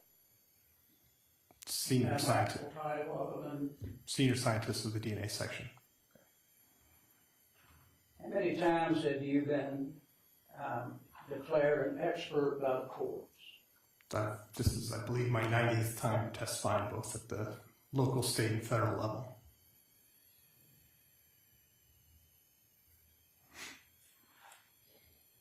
And have you been qualified here in Cobb County on any cases in the past? I don't believe so, no, sir. Okay. I don't think I have any further questions, Judge. All right. Any Horowitz? I don't have any objection to him being qualified. Okay, so he is tenured and qualified as a DNA analyst expert. Thank you, Judge. So, can you go through the process of DNA analysis? So the goal of DNA analysis is to collect DNA or biological material from evidence from a crime scene, develop DNA profiles from that evidence, and then compare those profiles to the DNA profiles from relevant individuals, determine who could or couldn't be included, or who could or couldn't be possibly included as contributors to those DNA profiles, and then draw conclusions from there. Now, can you explain the process for conducting DNA typing? So the first step, and probably the most important step, is the DNA collection, collecting it at the scene, and then collecting the biological material from the evidence itself. This is usually some type of a swabbing collection method. Then we extract the DNA. This is a series of steps that separates the DNA from the cellular and environmental debris. Once we've extracted and purified the DNA, then we determine how much DNA we actually recovered from the evidence. We may have to concentrate the DNA down, but eventually we amplify the DNA. We use a process called polymerase chain reaction, or PCR. This is basically just a molecular Xerox machine that makes millions and millions of copies of specific regions of the DNA. If you go back to the analogy of thinking of DNA as a set of encyclopedias, it's like you're going back in and making specific copies of paragraphs within these sets of encyclopedias and just making millions and millions of copies of those just for visualization purposes. Once we've amplified it, we take those samples and run them through a genetic analyzer. Sorry. Thank you. Run them through.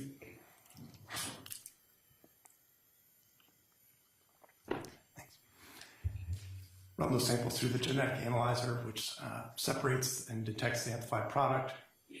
This gives you basically a graphical representation, which is a series of peaks.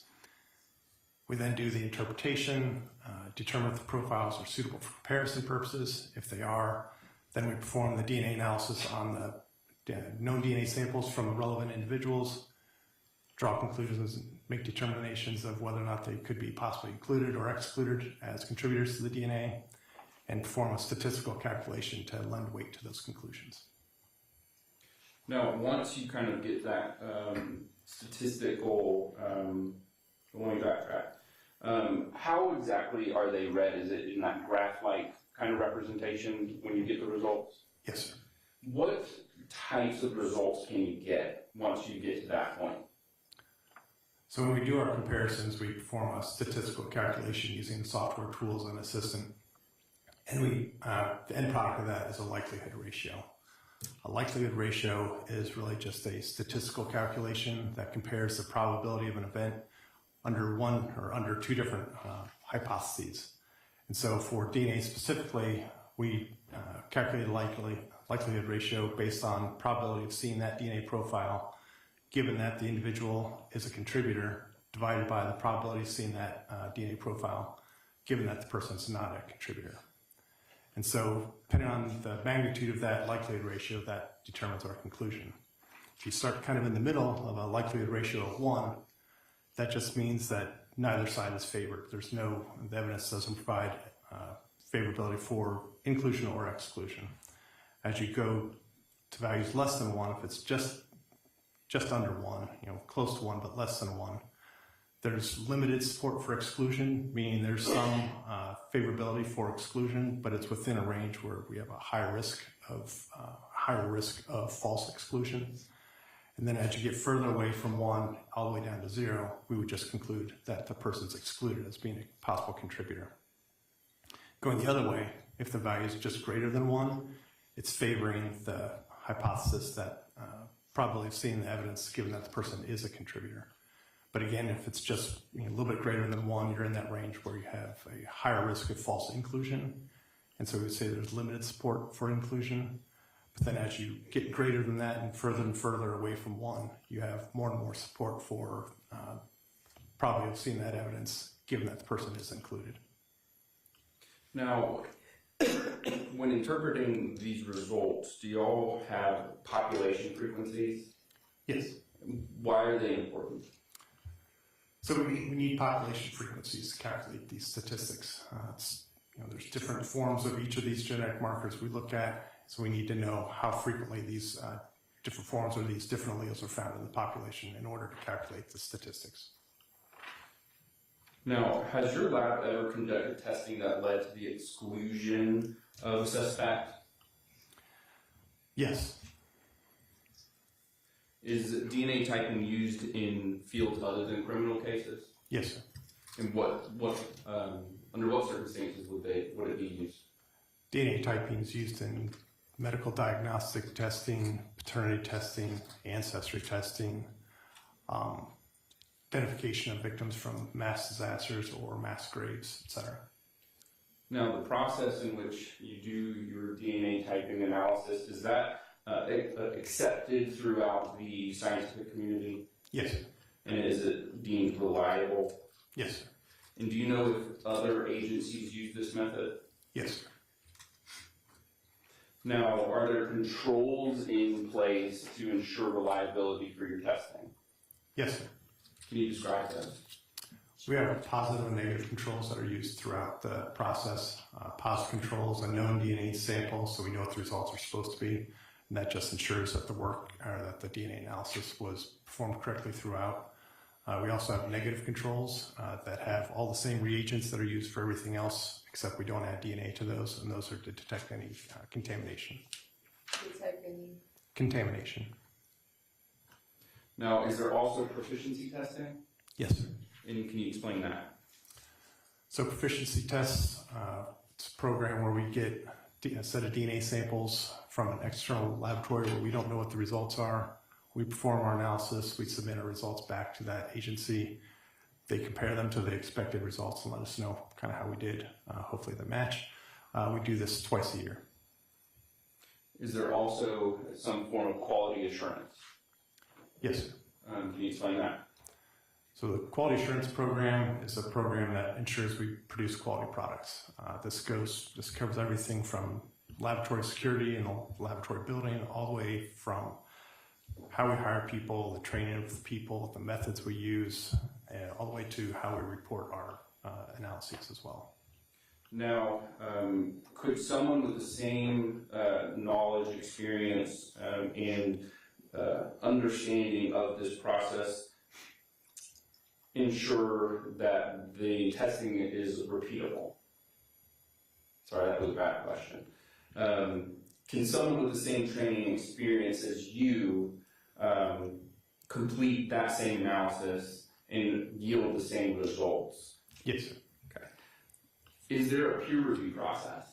Yes, sir. Can you explain to the court what that is? It's kind of two levels of review. Our laboratory as a whole, because we're accredited, we go through periodic audits from external agencies to make sure we comply with the standards for the accreditation. As the DNA unit specifically, we have to follow the National Quality Assurance Standards, and so we are audited by an external agency every 2 years.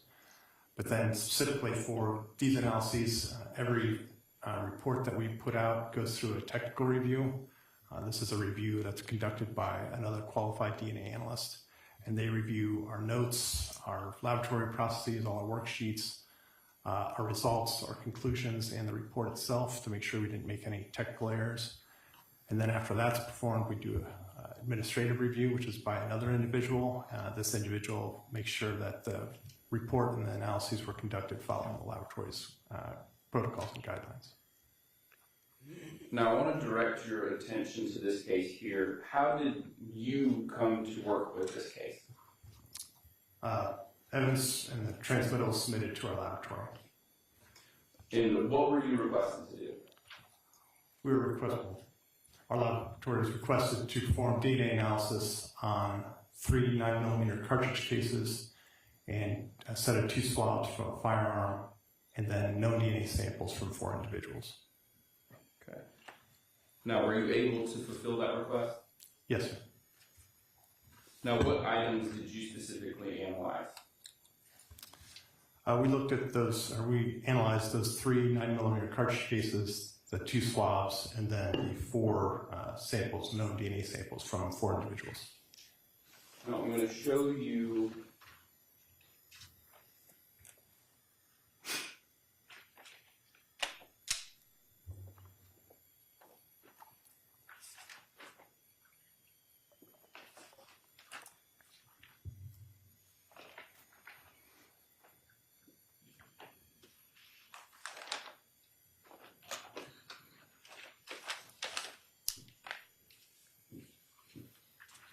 what's already been admitted into evidence as State's Exhibit 657. Do you recognize the labeling on this 657?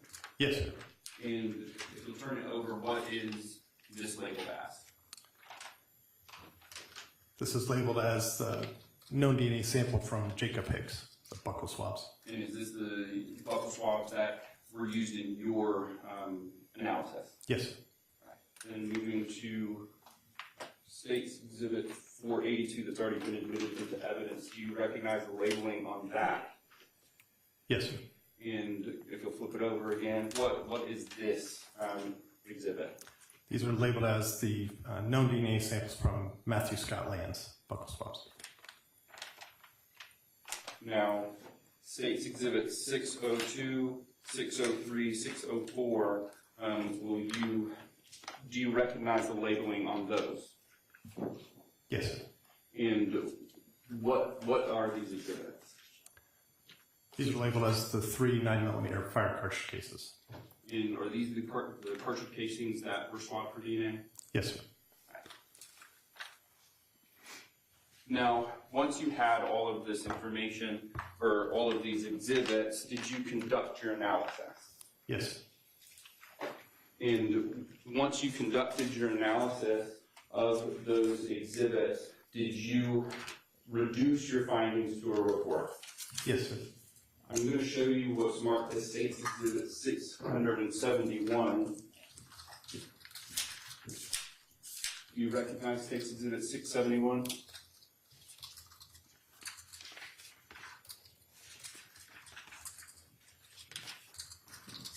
Yes, sir. How do you recognize it?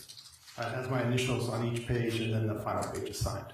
Is this your report for this case? Yes, sir. At this time, the state moves to enter what's marked as State's Exhibit 671 into evidence. Is there any objection? Yes, Your Honor, we object to the document itself going out because it's a report, it's continuing testimony. Well, we can testify from it, certainly, but not to have it tendered and go out to the court. Let me hear your response. So that objection doesn't go towards the admissibility of the report itself. Now, his objection would be at a different time. I was going to say, are you talking about the court seeing it or being admitted? I mean, it can be admitted as part of the case, but it can't go back to the court because it's continuing testimony. Okay, but your objection, I was asking if there's an objection to its admittance. So correct, only has to go into the court, okay. Be able to use that and read from it. Okay, so I don't think we're there yet. So I'm going to overrule the objection as to, I'll admit it over objection. And then when we get to evidence that the court will get to review, then we can address that. But I'm going to admit it over the objection. Thank you, Judge. May I call the Judge? Yes.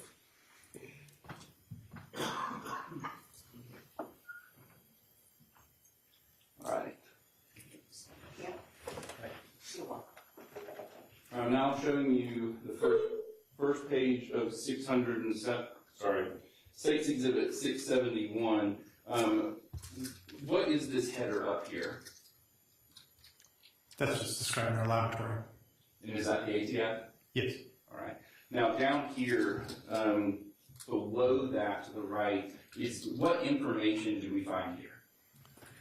So that's the date the report was transmitted. It's our laboratory's case number, has the two submission numbers, or evidence was submitted at 2 different times. It has the reference number, which is our ATF agent's case number, because of course that's different. Then there's the title of the actual investigation, and then for this the type of exam, it's my specific exam, forensic biology. Now, under reference title, what is the reference title that you have here? The title is Verbena Drive Homicide. Now, what information did you have when you actually received these items? There's usually a report of investigation that we get along with the evidence that describes where the evidence came from. Potentially a little bit of background so we know what we're actually performing DNA analysis on. And from where it came from, is that Verbena Drive homicide? Yes. Okay. Now, down below, we have listed exhibits. What are these 3 here? So lab exhibit numbers 1, 2, and 3, as well as agency exhibit numbers 1, 2, and 3, are the 3 9mm cartridge cases. And are those the 3 that you've already identified in your testimony? Yes, sir. Now, I did forget to show you State's Exhibit 461 that's already been admitted into evidence. Do you recognize that exhibit? Yes.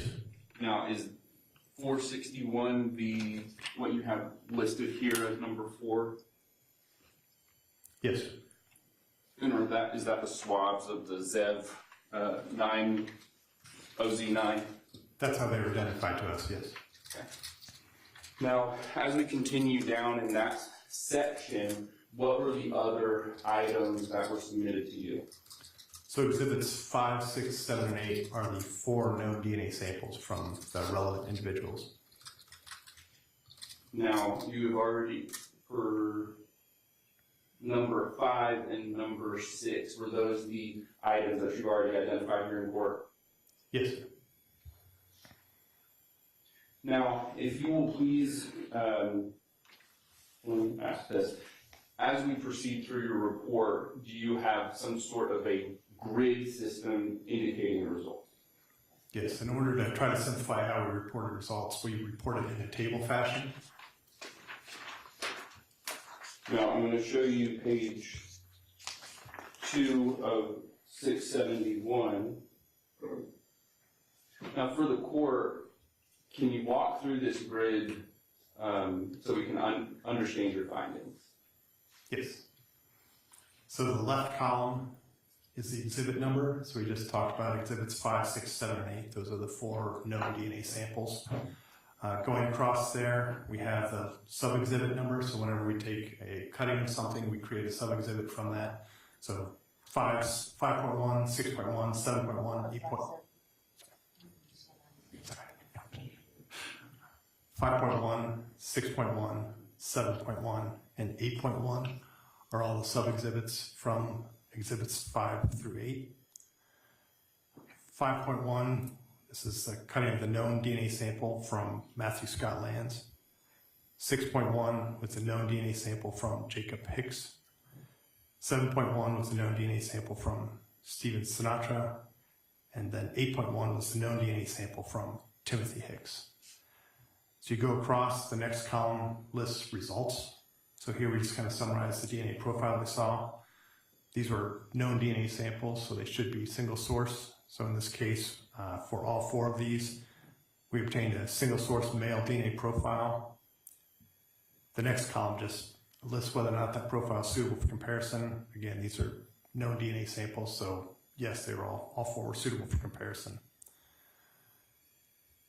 Going down to exhibit number 1, 2, 3, that's the combined sample of the fired cartridge cases. That just fell under sub-exhibit 1.1.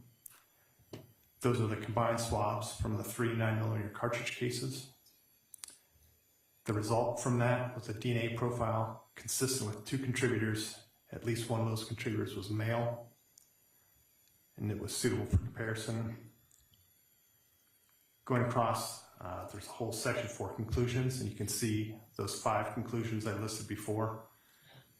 In this case, found that there was support for inclusion for Jacob Hicks, Exhibit 6.1, support for inclusion as a contributor, possible contributor to this profile from the 3 fire cartridge cases. And I'm going to kind of stop you there, and then we'll just talk about that finding, and we'll move on to the next one. Okay. So going to the exhibit number 1, 2, 3 column here, we see combined swabs from 3 9mm cartridge casings. Were swabs taken of those 3 casings? Yes, it's a kind of a rinse and swab method that we developed specifically for fire cartridge cases.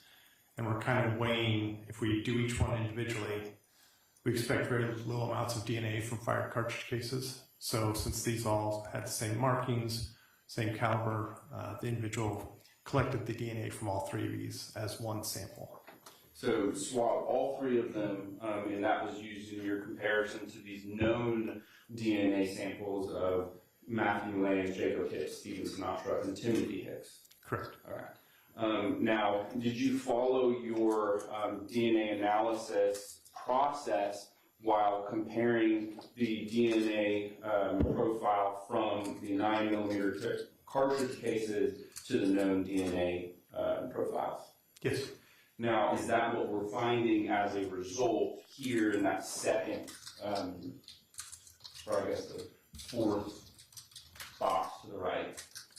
So that result is determined whether or not the profile is suitable for comparison, and then the next columns are the actual results of the comparisons. Now, for the results for the cartridge cases, were 2 types of profiles found? It was determined to be a mixture of 2 individuals, yes. All right. Now, as we move over, we see Jacob Hicks. What does it mean when Jacob Hicks is in this column? So if you remember when we described the possible results we can get from our comparisons, one of those was support for inclusion. And so when we did this comparison to Mr. Hicks, to Jacob Hicks, then the likelihood ratio favored, gave a result that was much greater than 1. Therefore, it favored the probability of seeing this evidence given that Jacob Hicks was a contributor to the mixture. Now, were you sent the DNA profile of Amber Hicks? Yes. Or no, sorry, no, sir. All right. Is it possible if it could be an Amber Hicks's DNA on these cartridge casings? Yes, she could be the second individual, yes. And over here on the far right, we haven't got to this column here. What's this column? That's the result that favored exclusion. And in this case, these individuals were excluded as being possible contributors to the DNA profile. So for the cartridge casings themselves, was Matthew Lanz, Stephen Sinatra, and Timothy Justin Hicks excluded from these 2 profiles that was found, given the population frequency? Yes, I mean, it's a single profile. It's a mixture of 2 individuals, but yes, they were excluded as being contributors to that mixture. Now, I want to talk a little bit about touch DNA. What is touch DNA? So touch DNA, trace DNA, this is just a general reference to something different than what we typically thought of DNA analysis in the past, where it was blood and body fluids. This is being able to get a DNA profile from something you've touched or it's been touched.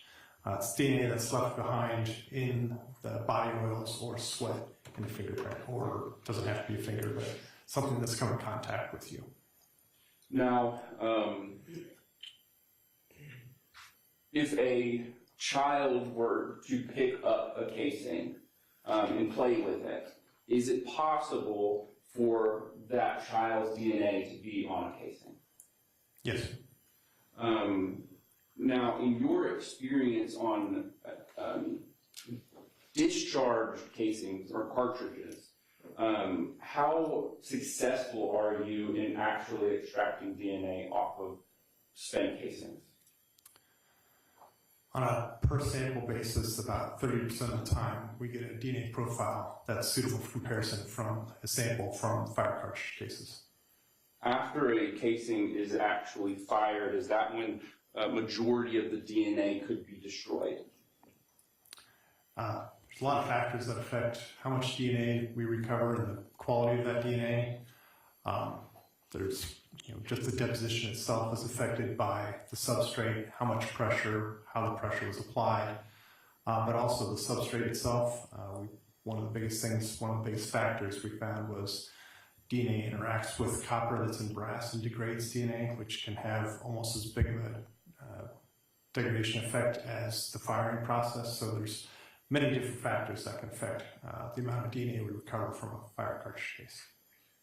Now, not only physically holding it, if a casing is ejected out of a firearm and lands on a carpet within a house occupied by residents, is it possible for their DNA to end up on that cartridge casing?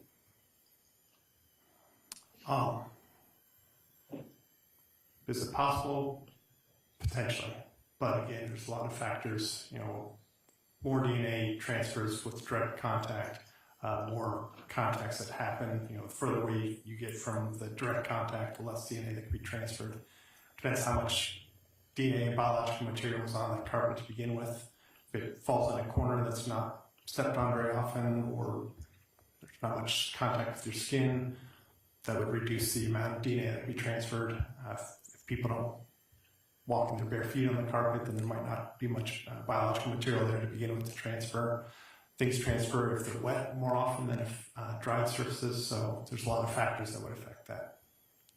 Now, for your findings in this specific examination of the casings, were you able to, did you find a population frequency? We performed our statistical calculation, yes. Now, moving to page... Our statistical calculation.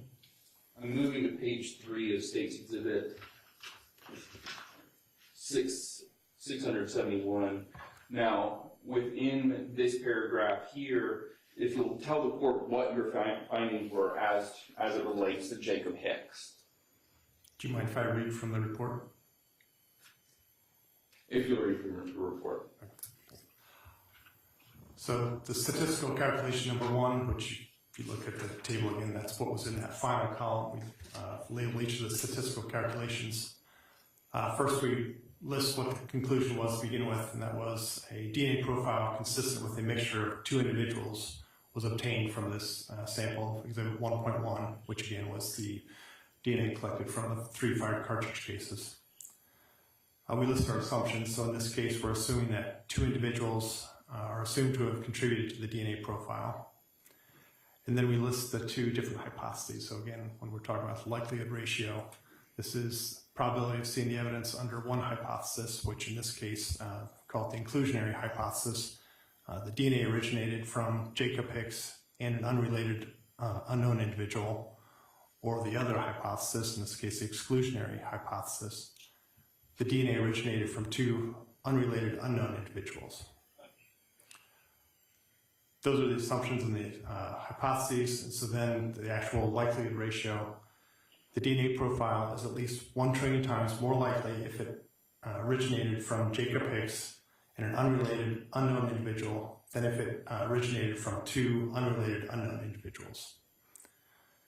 Kind of putting this in a different context, the probability of an unrelated individual in the population who has not contributed DNA to this sample yielding this level of support is less than 1 in 1 trillion. And then F, the F statement, just based on this calculation, there is evidentiary support for the inclusion of Jacob Hicks as a possible contributor to the DNA profile obtained from Exhibit 1.1. And that last statement, we had one locus, one of the genetic markers we look at, SC33, had an artifact in it, so we did not use that in the calculation. Now, I want to talk about the population frequency.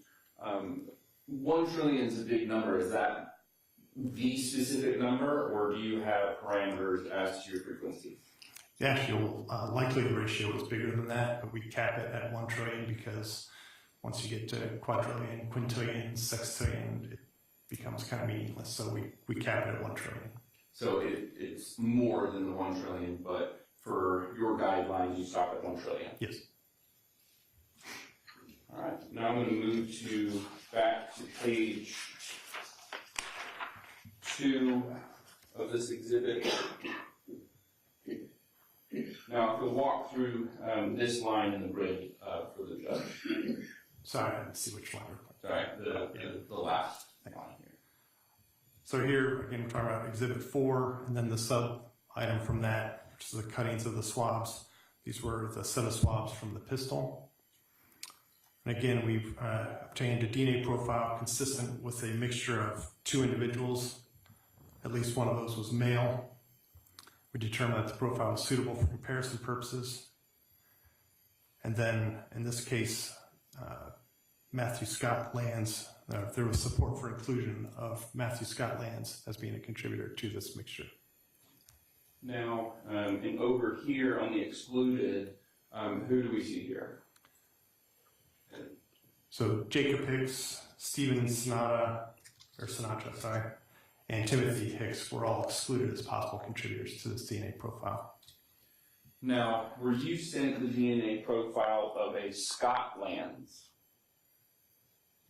Just Matthew Scott Lanz, not Scott Lanz, yes. Now, if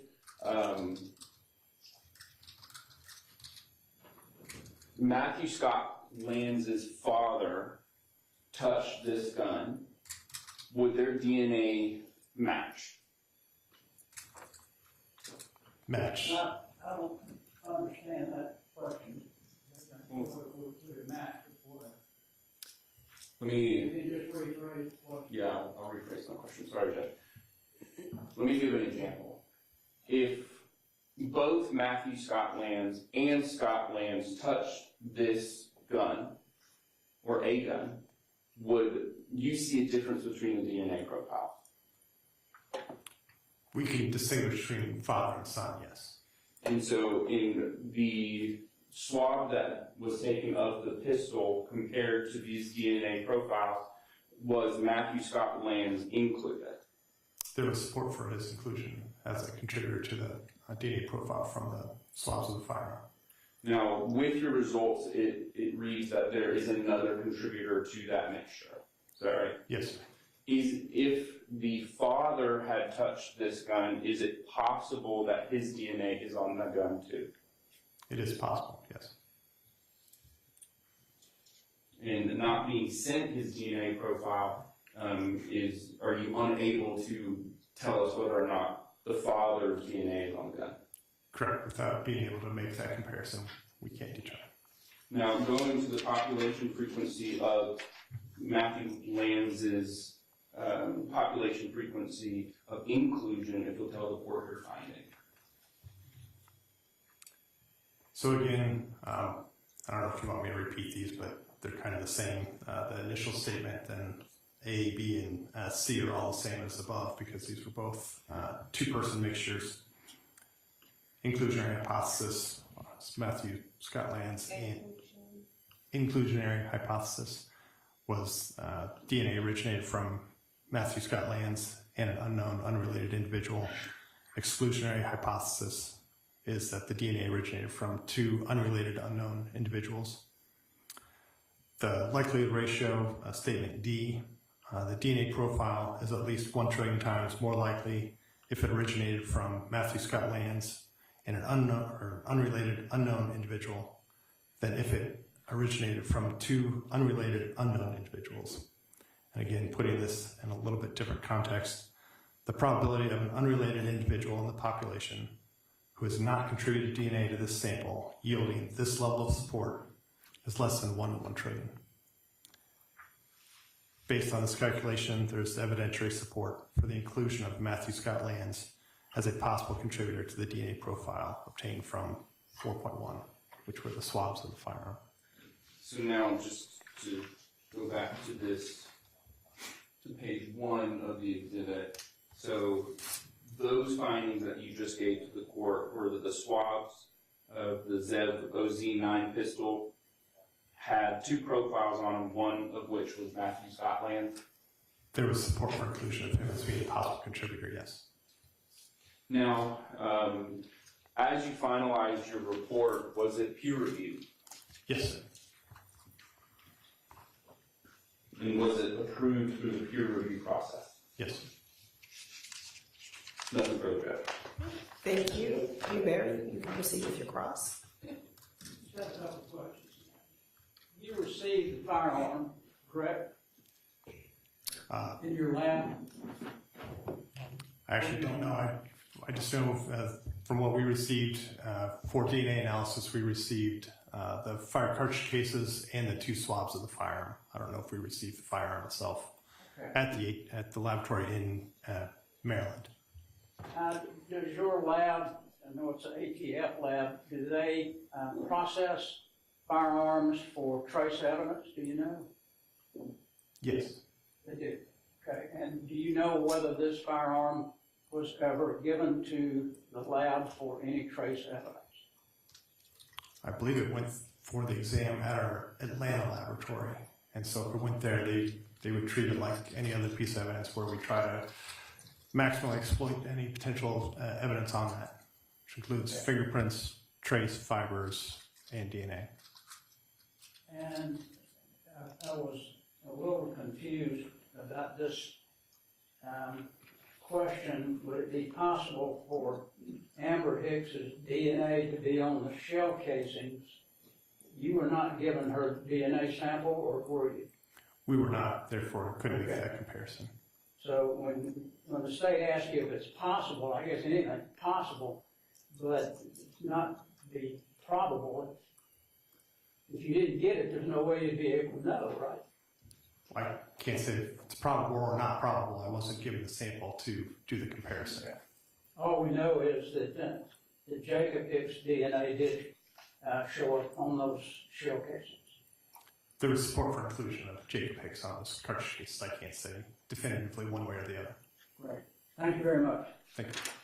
Thank you, Attorney Barry. Any Horowitz, is there any follow-up or redirect? No, Judge. And Mr. Bill, be excused? Yes, Judge. Thank you, excused. Thank you very much. Why don't we take a quick break, and if I can have the attorneys approach just one moment.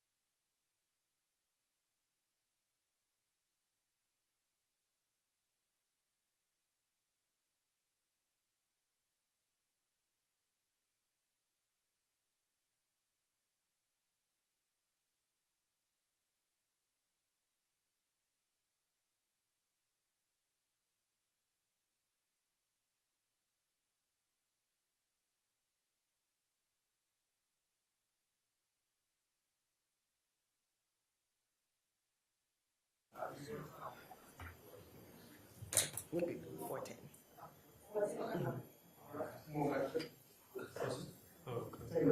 Yeah, we'll make that 410.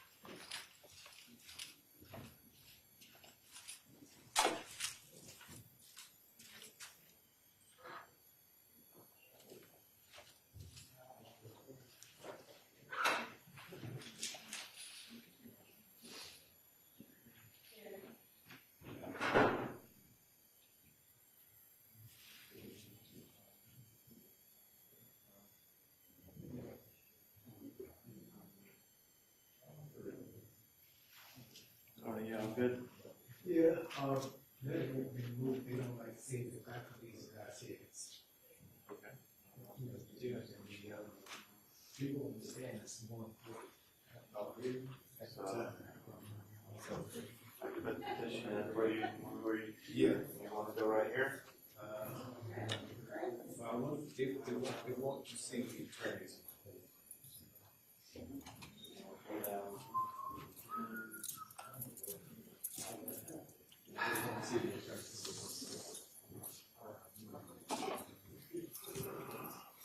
So right now, the lot is the same. We are taking a break. I should be seeing that seal. No, we don't, should we excuse me. Hopefully from you. We should be seeing. Keeping everything in order.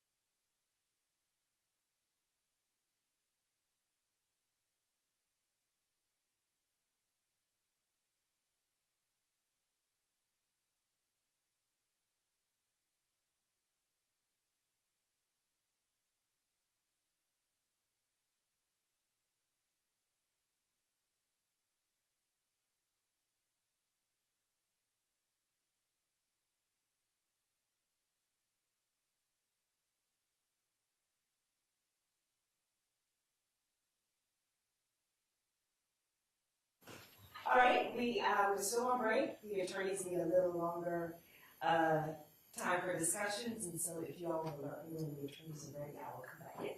Thanks. Judge.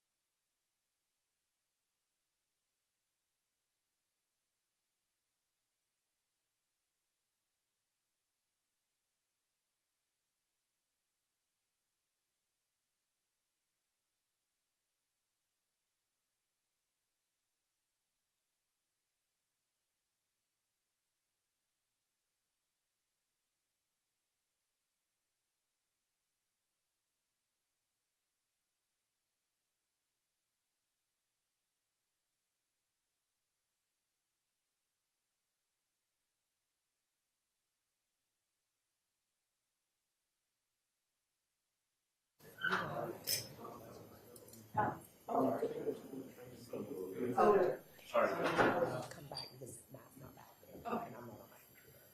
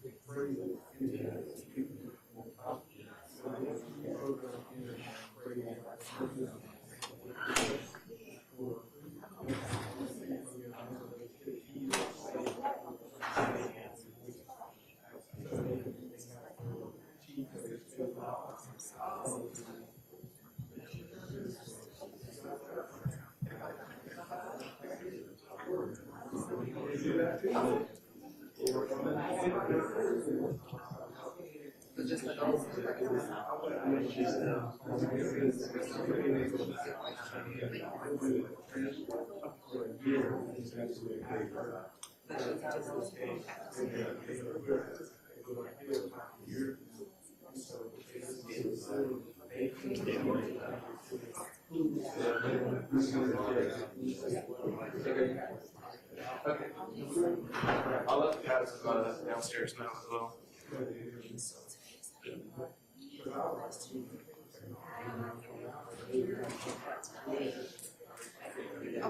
I was muted earlier, but. Okay.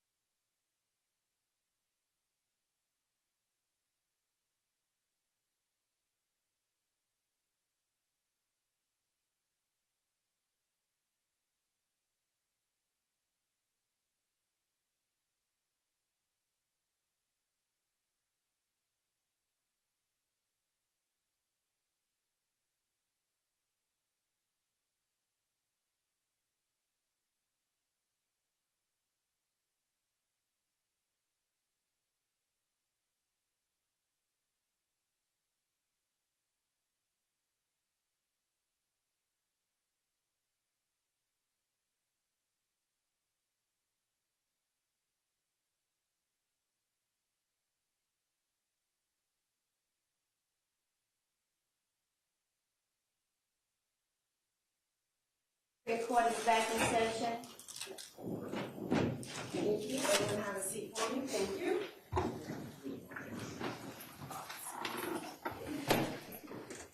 We are back on the record for State of Georgia versus Matthew Scott Lanz. All parties are present. Okay, are we ready to proceed? Is there anything we need to put on the record? We are, Judge, would like to put one thing on the record. We had an opportunity to talk about the objection that I might have as to the playing video from Sandy Springs. The state has agreed to put in a couple of photographs and will not do the video. Okay. So we come to that conclusion, so I think we're ready to move on. Okay. All right. That's Y'all- correct, Judge. Anything else that we need to put on the record?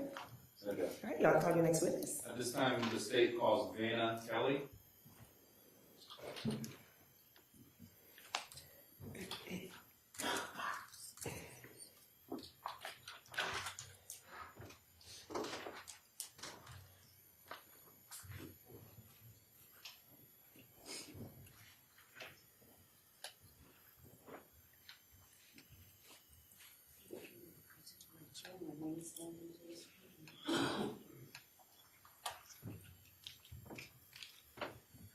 Raise your right hand, please. You do solemnly swear or affirm the testimony you're about to give the court on the issue now pending shall be the truth, the whole truth, and nothing but the truth, so help you God. Yes. Thank you. Please have a seat for me. And once seated, if you would please state and spell your true and correct legal name for the record. My name is Vanna Kelly, VANNAKELLEY. Thank you. You may proceed. Ms. Kelly, how are you employed? I am a firearm and tool mark examiner with the Bureau of Alcohol, Tobacco, Firearms, and Explosives, which is commonly known as the ATF. And how long have you been working there? It will be 6 years in January. For the court, can you go over your education, training, and experience that has led you to become a firearm and tool mark examiner for the ATF? I have a Bachelor's of Science in Criminal Justice and a Master's in Public Administration. As I was finishing up my master's degree at the University of Georgia in 2011, I was hired by the Georgia Bureau of Investigation, which is the GBI. And at that time, in 2011, I served for 1 year at the GBI as a NIBIN technician. NIBIN is NIBIN, and that acronym stands for the National Integrated Ballistics Information Network. So essentially, as a NIBIN technician, I was imaging information from fired cartridge cases into a database, and that database will return potentially linked crime scenes to each other. After doing that for a year, I began training as a firearms examiner at the GBI. The GBI's in-house training program to be a firearms examiner was 1 year long, and during that time, I studied several different topics related to firearms examination, which included ammunition, learning about different types of firearms. I went on manufacturing tours to see how firearms are made, manufacturing tours to see how ammunition is made. I also trained other examiners while I was there, and I did, I believe, 5 armors courses with different firearms manufacturers. So armors courses are courses that are put on by the gun manufacturers, where basically we fully take apart a firearm, learn about how that firearm and all the parts function, reassemble the firearm, do safety checks to make sure that the firearm is functioning again, and learn about different troubleshooting techniques. Also at the GBI, I did serial number restorations, which is trying to recover a serial number that has been obliterated, that you can't read anymore. And also distance determinations, which we're looking at gunpowder particles to try to determine how far the muzzle of the firearm was to the object that got shot. Additionally, since I've been at the ATF, I've went on more manufacturing tours. I'm also an instructor with the National Firearms Examiner Academy, where I teach other firearms examiners throughout the United States how to do different areas like I explained, and also still do serial number restorations. And I received additional training at the ATF in tool mark examination, which is that broader category of tools, including things like bolt cutters, knives, etc. like that, whereas firearms identification, firearms being a specific type of tool. So. And so in total, you've been with the ATF for 6 years. And does that year-long program that you were with the ATF, does that count in that 6 years, or is that prior to that? So the year-long training was my initial training with the GBI, and then I had, I think it was additional training of months of the toolmark training, in addition to the training I already had from the GBI when I got to the ATF. Now, have you ever testified as an expert in firearms identification and analysis? Yes. About how many times? 92 prior to today. Ever here in Cobb County? Yes. At this time, the state tenders Ms. Kelly as an expert in firearms identification and analysis. No Cherokee County. She's tendered and accepted as a firearms identification analysis. Now, for the court, can you kind of explain what it means to be a firearm examiner?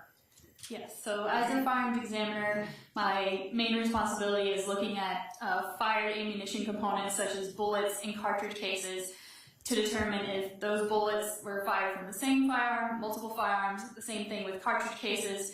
Do the cartridge cases I have represent one firearm, multiple firearms, or if a firearm or multiple firearms are submitted for analysis, I can also create test fires with the firearm and then analyze those bullets and cartridge cases from the firearm to the bullets and cartridge cases from the scene.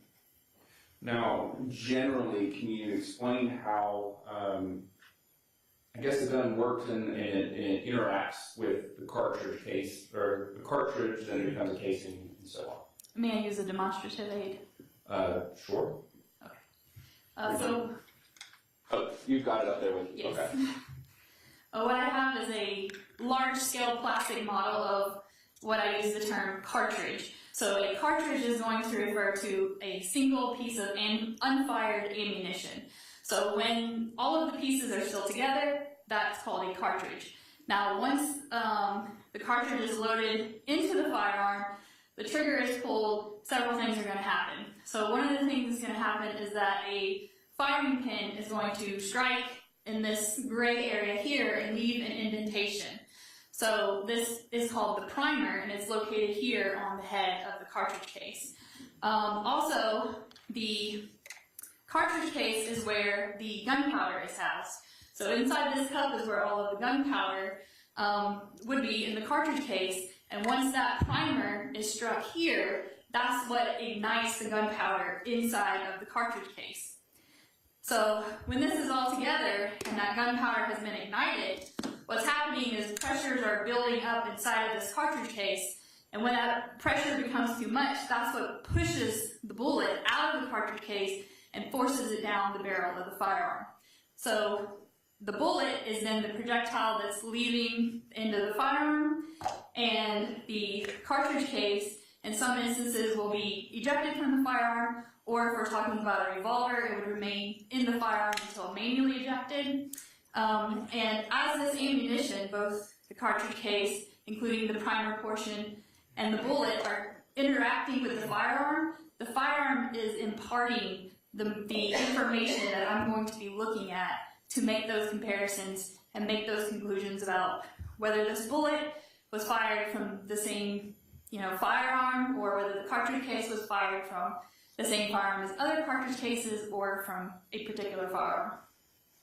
Now, how do you go about actually doing that examination if you're sent a cartridge or a spent cartridge to a firearm? So if I receive a fired cartridge case and a firearm, the first part of my analysis is going to be looking at what are called class characteristics. So class characteristics are measurable features of a specimen that indicate a restricted or a more limited group source. So class characteristics are things that are predetermined by the manufacturer. They're design factors that happen, they're decisions that are made by the manufacturer before the manufacturing process begins. So, for instance, I like to use the analogy of class characteristics. If you had to go out to the parking lot and you're looking for a blue Ford F-150.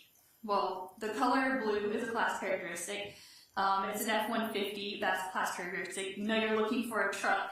So we're able to quickly narrow down what we're looking for, because anything that's red that's not our class characteristic. We don't need to consider that. Anything that's a car, sedan, that's not a class characteristic we're interested in. So class characteristics take the larger group and help us narrow it down. So as far as when I'm looking at a fired cartridge case, some of those class characteristics can be, for instance, the caliber. If I have a 9mm cartridge case, well, is my firearm also 9mm, or is my firearm 45 caliber? Well, if they're both 9mm, then the class characteristics agree. I should investigate this further. But if, the class agreement is not there, then the 9mm cartridge case wasn't fired from a 45 caliber because the class don't agree. So some other things on a cartridge case that are class characteristics would include the type of marks that are left on the primer. Sometimes they can be like parallel lines, sometimes they're arching lines. So all of those would be things that I'd look at, and also the shape of the firing pin is a common class characteristic to look at as well. So some of the common shapes that we see for the firing pins can include an elliptical shape or also a circular shape. So sometimes the primer will have a rectangle, but we would know that anytime if the primer is a rectangle, then surely it wasn't fired from something that's indicating a circular, because those are two different class characteristics. So the class characteristics are my first level of analysis. Like I said, if the class are in agreement, then I will move on to the second level, which are called individual characteristics. Now, the individual characteristics are the marks that are caused by the irregularities and the imperfections on the tool surface. So those can occur incidental to manufacturing, or also after the gun has been produced. There might be damage to the gun or corrosion or just using the firearm can all influence those individual characteristics. So it's the individual characteristics that allow me to take that larger class group source and then look at those microscopic imperfections that are imparted onto the ammunition that allow me then say, yes, this was fired from the same firearm, or no, they were fired from different firearms. Now, when you're just sent cartridge casings themselves, are you able to just take those and determine whether or not those casings came from one gun? Yes, even when I do not have a firearm for comparison, I can still take multiple fired cartridge cases and compare them to each other on my comparison microscope, which my microscope allows me to have like a left stage and a right stage. So I basically put a piece of evidence on my left stage, a piece of evidence on my right stage, and when I look through my eyepiece, I'm seeing both of those items side by side under lighting and magnification. So yes, I can compare multiple fired cartridge cases to each other under my comparison microscope. And basically determine that those casings came from one particular firearm. If that is the scenario, yes, I can decide, yes, if those individual characteristics I'm seeing, if they're in agreement, then they were fired from the same firearm. But if I'm seeing either class or individual characteristics that are not in agreement, then I would have to conclude they were not fired from the same firearm. Perfect. Now, are the methods and processes that you take at the ATF, are they reliable? Yes, and these are the same. These are common in the field of firearms identification to use these processes that I'm talking about, and I use similar processes to do these comparisons both at the GBI and at the ATF. Now, can someone with the same training and background conduct the same testing and come to the same result? So all of my testing is actually physically looked at by a second examiner, and that second examiner with the training and experience has to look at the evidence themselves microscopically, and they also reach conclusions. And so before a report can even be issued, two examiners with the training and experience have looked at that and concluded the same things. Now, is that just the peer review process? So we actually have multiple levels. First step is once I'm finished with the physical comparison of the evidence, it goes through a process called verification. And that's where that second examiner will take the physical evidence and also look at it on their microscope. And then after they reach their conclusions, then I can put together all of my paperwork, and then it moves on to a technical review process. During the technical review process, another examiner is looking over all of the data that I recorded and all of my photographs and my report to make sure that everything I have assembled for the case file supports the conclusions that I am reporting. In addition to that, it also goes to another process of administrative review where a supervisor will look over the whole case file as well, more for administrative, but they can also call into question anything at that time as well. Perfect. So I want to direct your attention to this case here. Did you perform a firearm examination in this case? Yes, I did. Now, what type of testing were you requested to do? I received 3 9mm caliber cartridge cases and 1 9mm firearm, and I was asked to compare those cartridge cases to that firearm. And were you able to do that in this case? Yes. Now, before we get further, I'm going to show you what's already been admitted into evidence. State's Exhibits 602,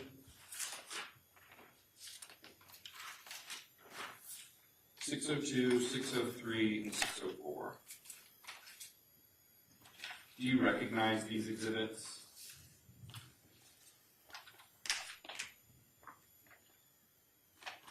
Yes, I recognize these exhibits. Each of the packages has a label with the ATF case number that I created that has also the item number and my initials on it. And are these the 9mm casings that were submitted to the ATF for testing? Yes. Now, now I'm going to show you 607. Do you recognize 607?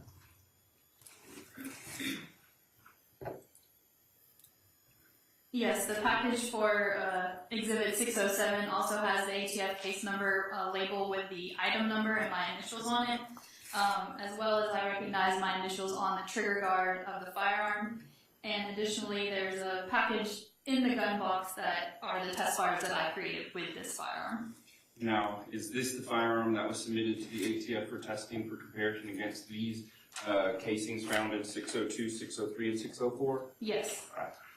Now, I may have already asked, were you able to conduct an analysis of these casings to this firearm? Yes, I did.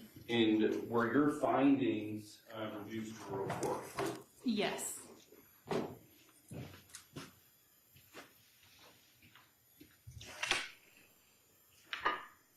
I'm now going to show you what's marked as State's Exhibit 670.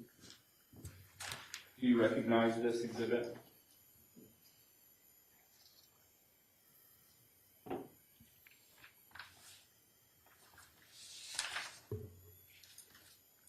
Yes, Exhibit 670 is a copy of the report I issued in this case. So is this just your report? Yes, it is.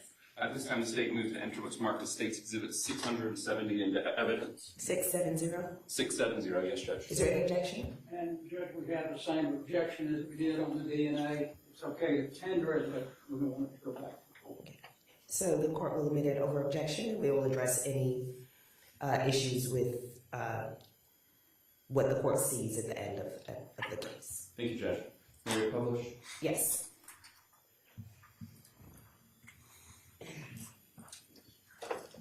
Now, starting with your report, what is this header up here? That header is an indication that it was received first at the ATS Washington lab in Beltsville, Maryland. And then down here, what's found in this kind of top right corner of the document? The date of the report is the date that I issued this report. The case number is a case number that is assigned when the evidence arrives at the ATF laboratory. The submission is, there apparently were multiple packages that were submitted, so this being the third. The reference number is the ATF investigative number, so that's another ATF number, but it's separate from our laboratory case number. The title is a title that comes in on the form when they submit it, and then the type of exam is indicating that they want firearm analysis done. Now, as to a location of this evidence and where it came from, is that listed here as title? I do not know if that would be consistent with that information. Was that information just provided to you and then added into your report? Yes, that is, when the evidence is submitted to the lab, there is a standard form that they fill out, and the title of the investigation is something that would be received on that paperwork into the laboratory. All right. Now, down here under exhibits, what exhibits in particular were you sent for testing? So all of these items, the first 3 lines being the individual 9mm cartridge cases, and the final 4th line being the ZEV Technologies Model OZ9 9mm pistol. All of those items listed there are the ones that I compared for this case. And just for the record, can you read out the serial number of the firearm? The serial number is ZA04909.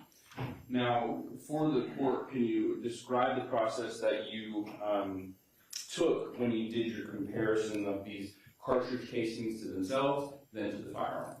So yes, the first thing I did was take each of the 9mm fired cartridge cases and put those on my microscope and compared those 3 to each other.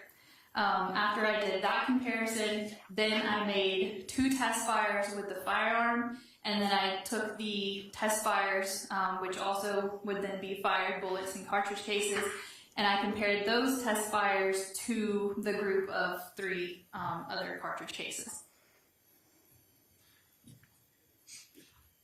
Now, when it comes to the firearm itself, how do you do that comparison to these cartridge casings? So the first thing I do is make test fires using the firearm. So in this instance, I took the ZEV 9mm pistol, and we have a large metal water tank. So as the name implies, it's a large tank. It's filled with water, and then on the front side of it is a port, and in that port is where I insert the firearm. And when I fire the firearm, the bullet goes down into the water, and the water serves to slow the bullet down. And then, as I'm test firing it, the cartridge case is ejected into a net that surrounds that port. So then I'm able to collect those samples, because I have now shot this firearm myself. So I know that that bullet I'm collecting and these cartridge cases I'm collecting, those are representative samples of the marks this particular firearm is making. So once I have, kind of the apples to apples comparison, now I have, the cartridge cases test fired, and I have the evidence from the scene. I can then compare the test fired cartridge cases to those 3 scene cartridge cases. Now, in some, the 3 9mm cartridge casings that you were submitted, were they fired from the same firearm? Yes, first I determined that those 3 9mm cartridge cases were all fired from the same firearm. Now, after conducting those test fires from the ZEV Technologies Model OZ9 9mm pistol, did you compare those test fires to those 9mm casings? Yes, I did.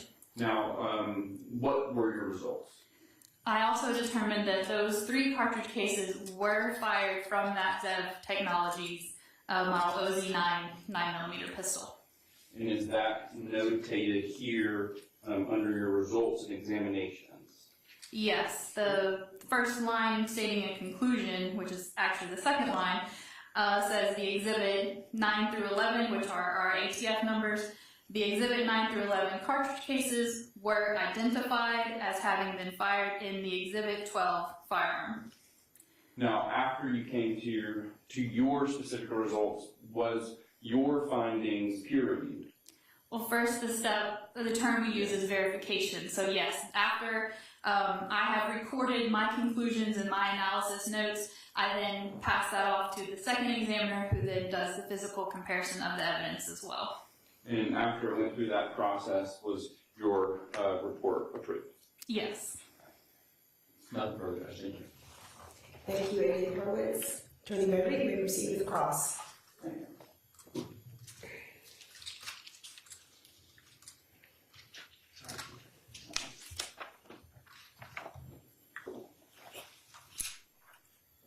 Were you asked, Ms. Kelly, to do anything else with this firearm other than to test the cartridge cases? No, sir. Okay. Do you know if anybody at the crime lab look for any trace evidence on the butt of this gun? Part of my analysis does include recording whether there was any trace evidence that was visible to me. I'm not a trace examiner, but I would not know if a specific trace analyst looked at this firearm or not. Okay.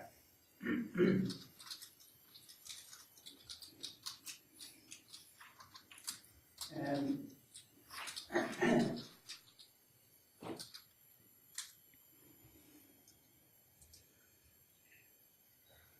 you were not asked to make any determination about muzzle to target distance or anything of that nature? No, sir. You didn't have any of that information. The only other question that I have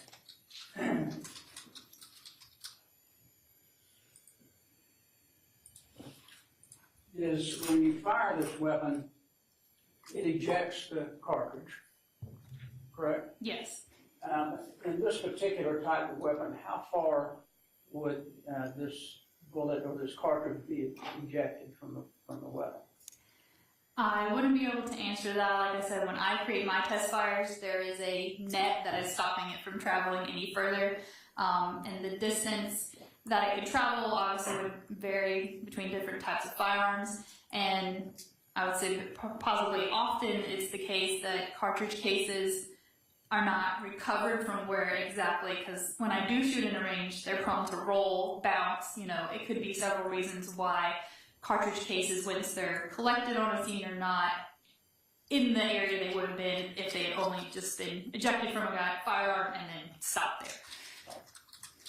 But normally if you find them in a cluster, then you can pretty much tell where the person may be standing at the time the weapon was fired.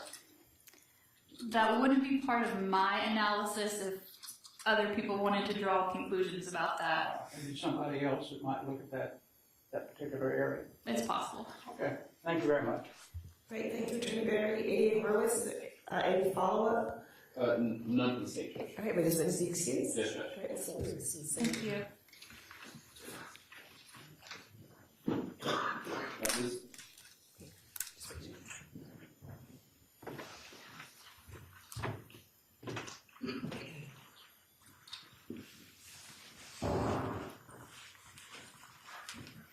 All right, state, you can call your next witness. At this time, the state calls Sergeant Jeff Inman.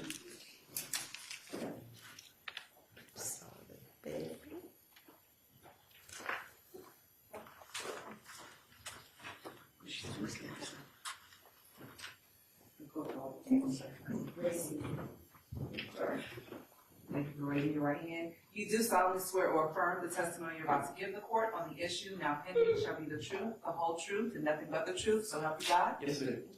And once seated, if you would please state and spell your true or correct legal name for the record. Spell? Yeah, you have a seat, and then you can, please state and then spell your true or correct legal name for the record. My name is Sergeant Jeffrey Inman. It's JEFFREYINMAN. Thank you. You may proceed. All right, Sergeant. How are you employed?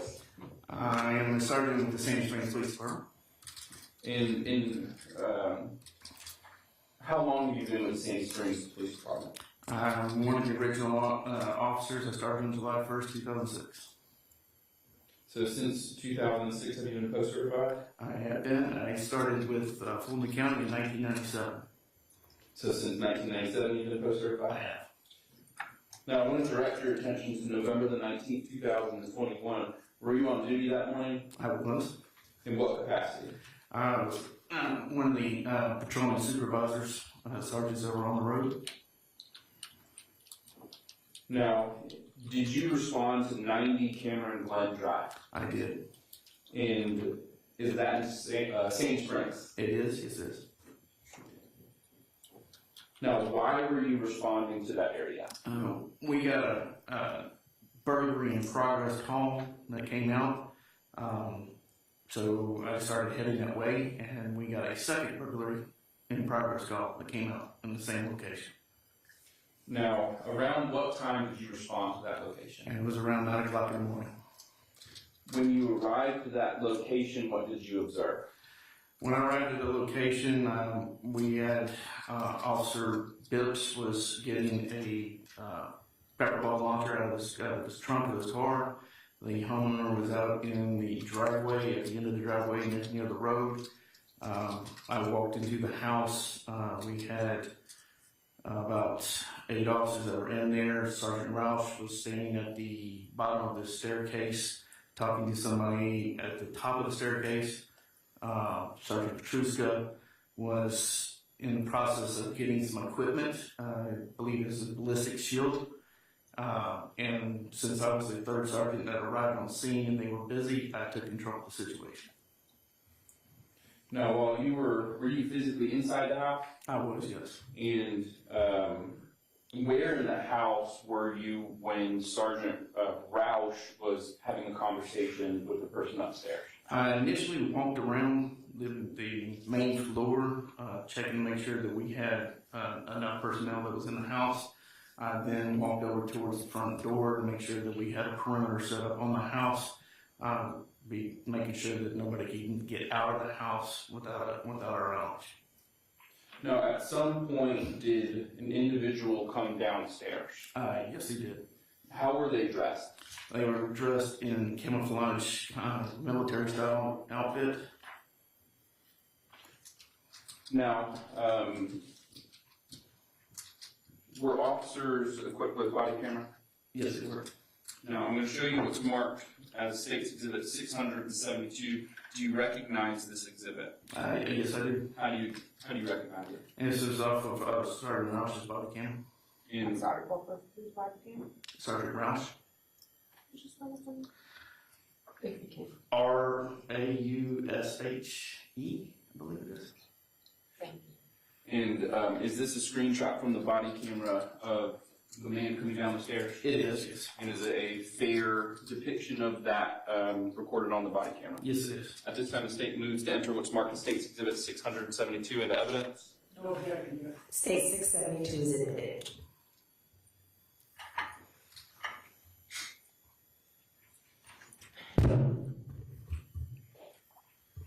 Now, what we're seeing here in State's Exhibit 672,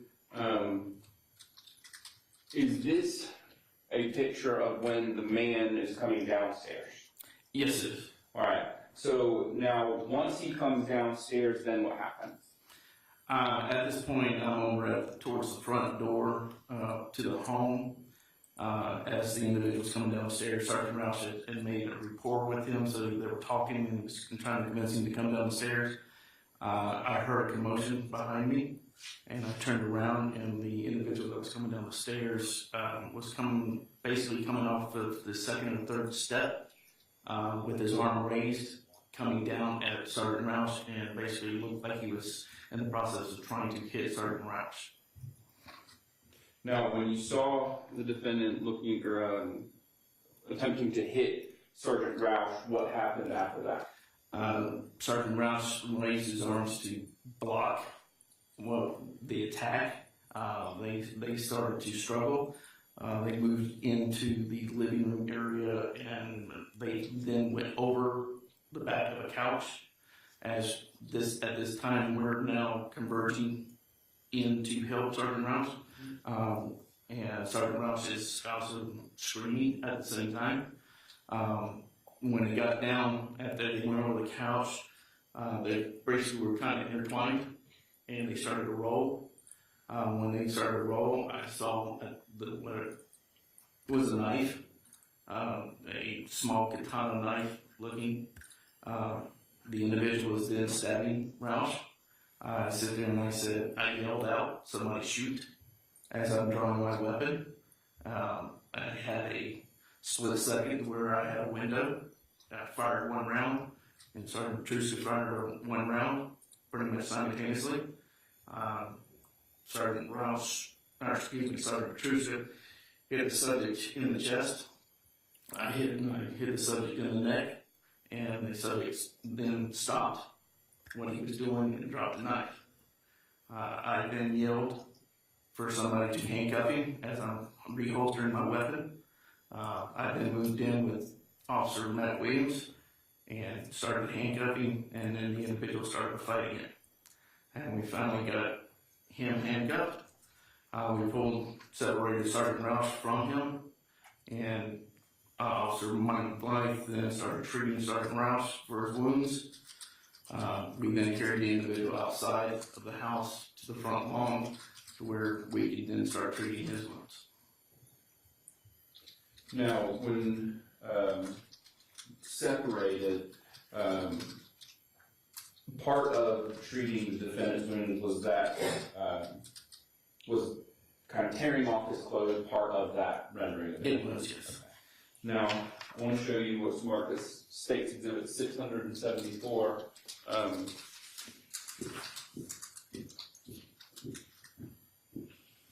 Do you recognize State's Exhibit 674? I do. How do you recognize it? It's out on the front lawn of the house where Sergeant Manny is cutting off the individual's clothes. And is this a fair and accurate screenshot from one of the body cameras of the incident that was taking place in that front yard? It is, yes. At this time, the state moves to enter what's marked as State's Exhibit 674. Any objection? I'm sorry. Okay, state 674 is admitted. May I publish this? Yes. All right. Now, do you remember how many layers the defendant was wearing? He had on several layers of clothing that needed to be cut off. Do you remember there being any broken glass at the house? I do not recall any broken glass in the house, no. Now, after that incident, let me backtrack.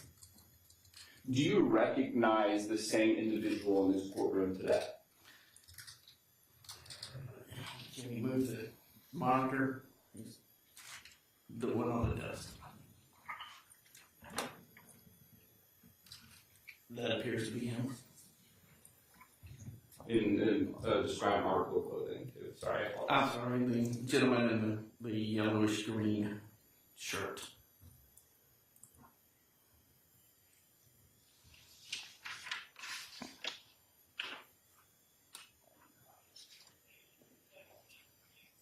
Now, before he was shot, the individual seen in State's Exhibit 674, were you able to see his face? I was able to see his face when he was out on the lawn, yes. Why couldn't you see his face when he was inside the house?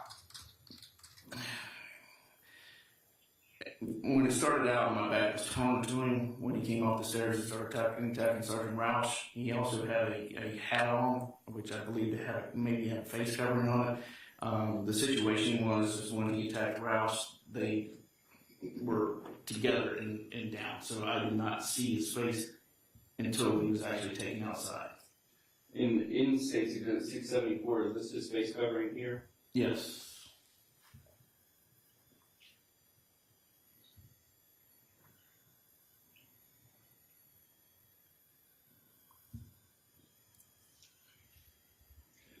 So in addition to the face covering and the military, was he wearing anything on his hands? He was wearing gloves on his hands. Okay. And then on top of the mask, was he wearing something on his head? And it was what in the military we call a beanie hat. So a full brim hat around that they use for best describing was for reconnaissance units that would wear that.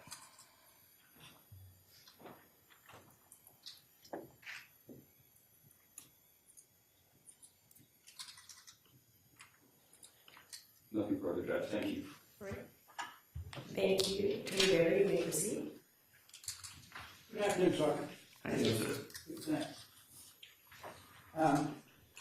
Did you ever take a statement from Matthew while you were on the scene? No, sir, I did not. Okay, did he say anything to you any significant? He uttered some statements while I was in the process of handcuffing, yes. And what were those statements? He called us several names. One of the names was, he called us the N-word. He called us pussies. Those are the two main ones that I do recall. I do recall him screaming and yelling at the same time. Okay. Did he indicate to you why he had gone to that house? No, I didn't. Did you see what automobile he arrived in? No, sir, I did not. Nobody pointed out to you the vehicle where it might be sitting? Not at that time, because what happened is when I got to the scene, I was in control of the scene. So I was not there to interview the subject. I was there to get the subject out of the Monitor what was going on there? Yes. Did you have any other involvement with Matthew after that? I did not know. All right. Thank you very much. Thank you. Agent Horowitz, any additional questions for Sergeant Inman? No, Judge. All right, ready to spend the excuse? Yes, Judge. Right, you excuse Sergeant Inman. Thank you. All right, I think it's a natural ending point. It's right about 5 o'clock. Before we adjourn for the evening, is there anything that we need to put on the record?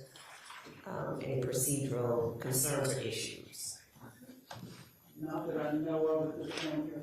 Yeah. All right, so we'll open the courtroom about 8:30 a.m. tomorrow morning for you all to be able to come in and get ready, and we'll start back again with the state, ready for your next witness at 9 a.m. Thank you. Okay, have a good afternoon, good evening, everyone, please be safe.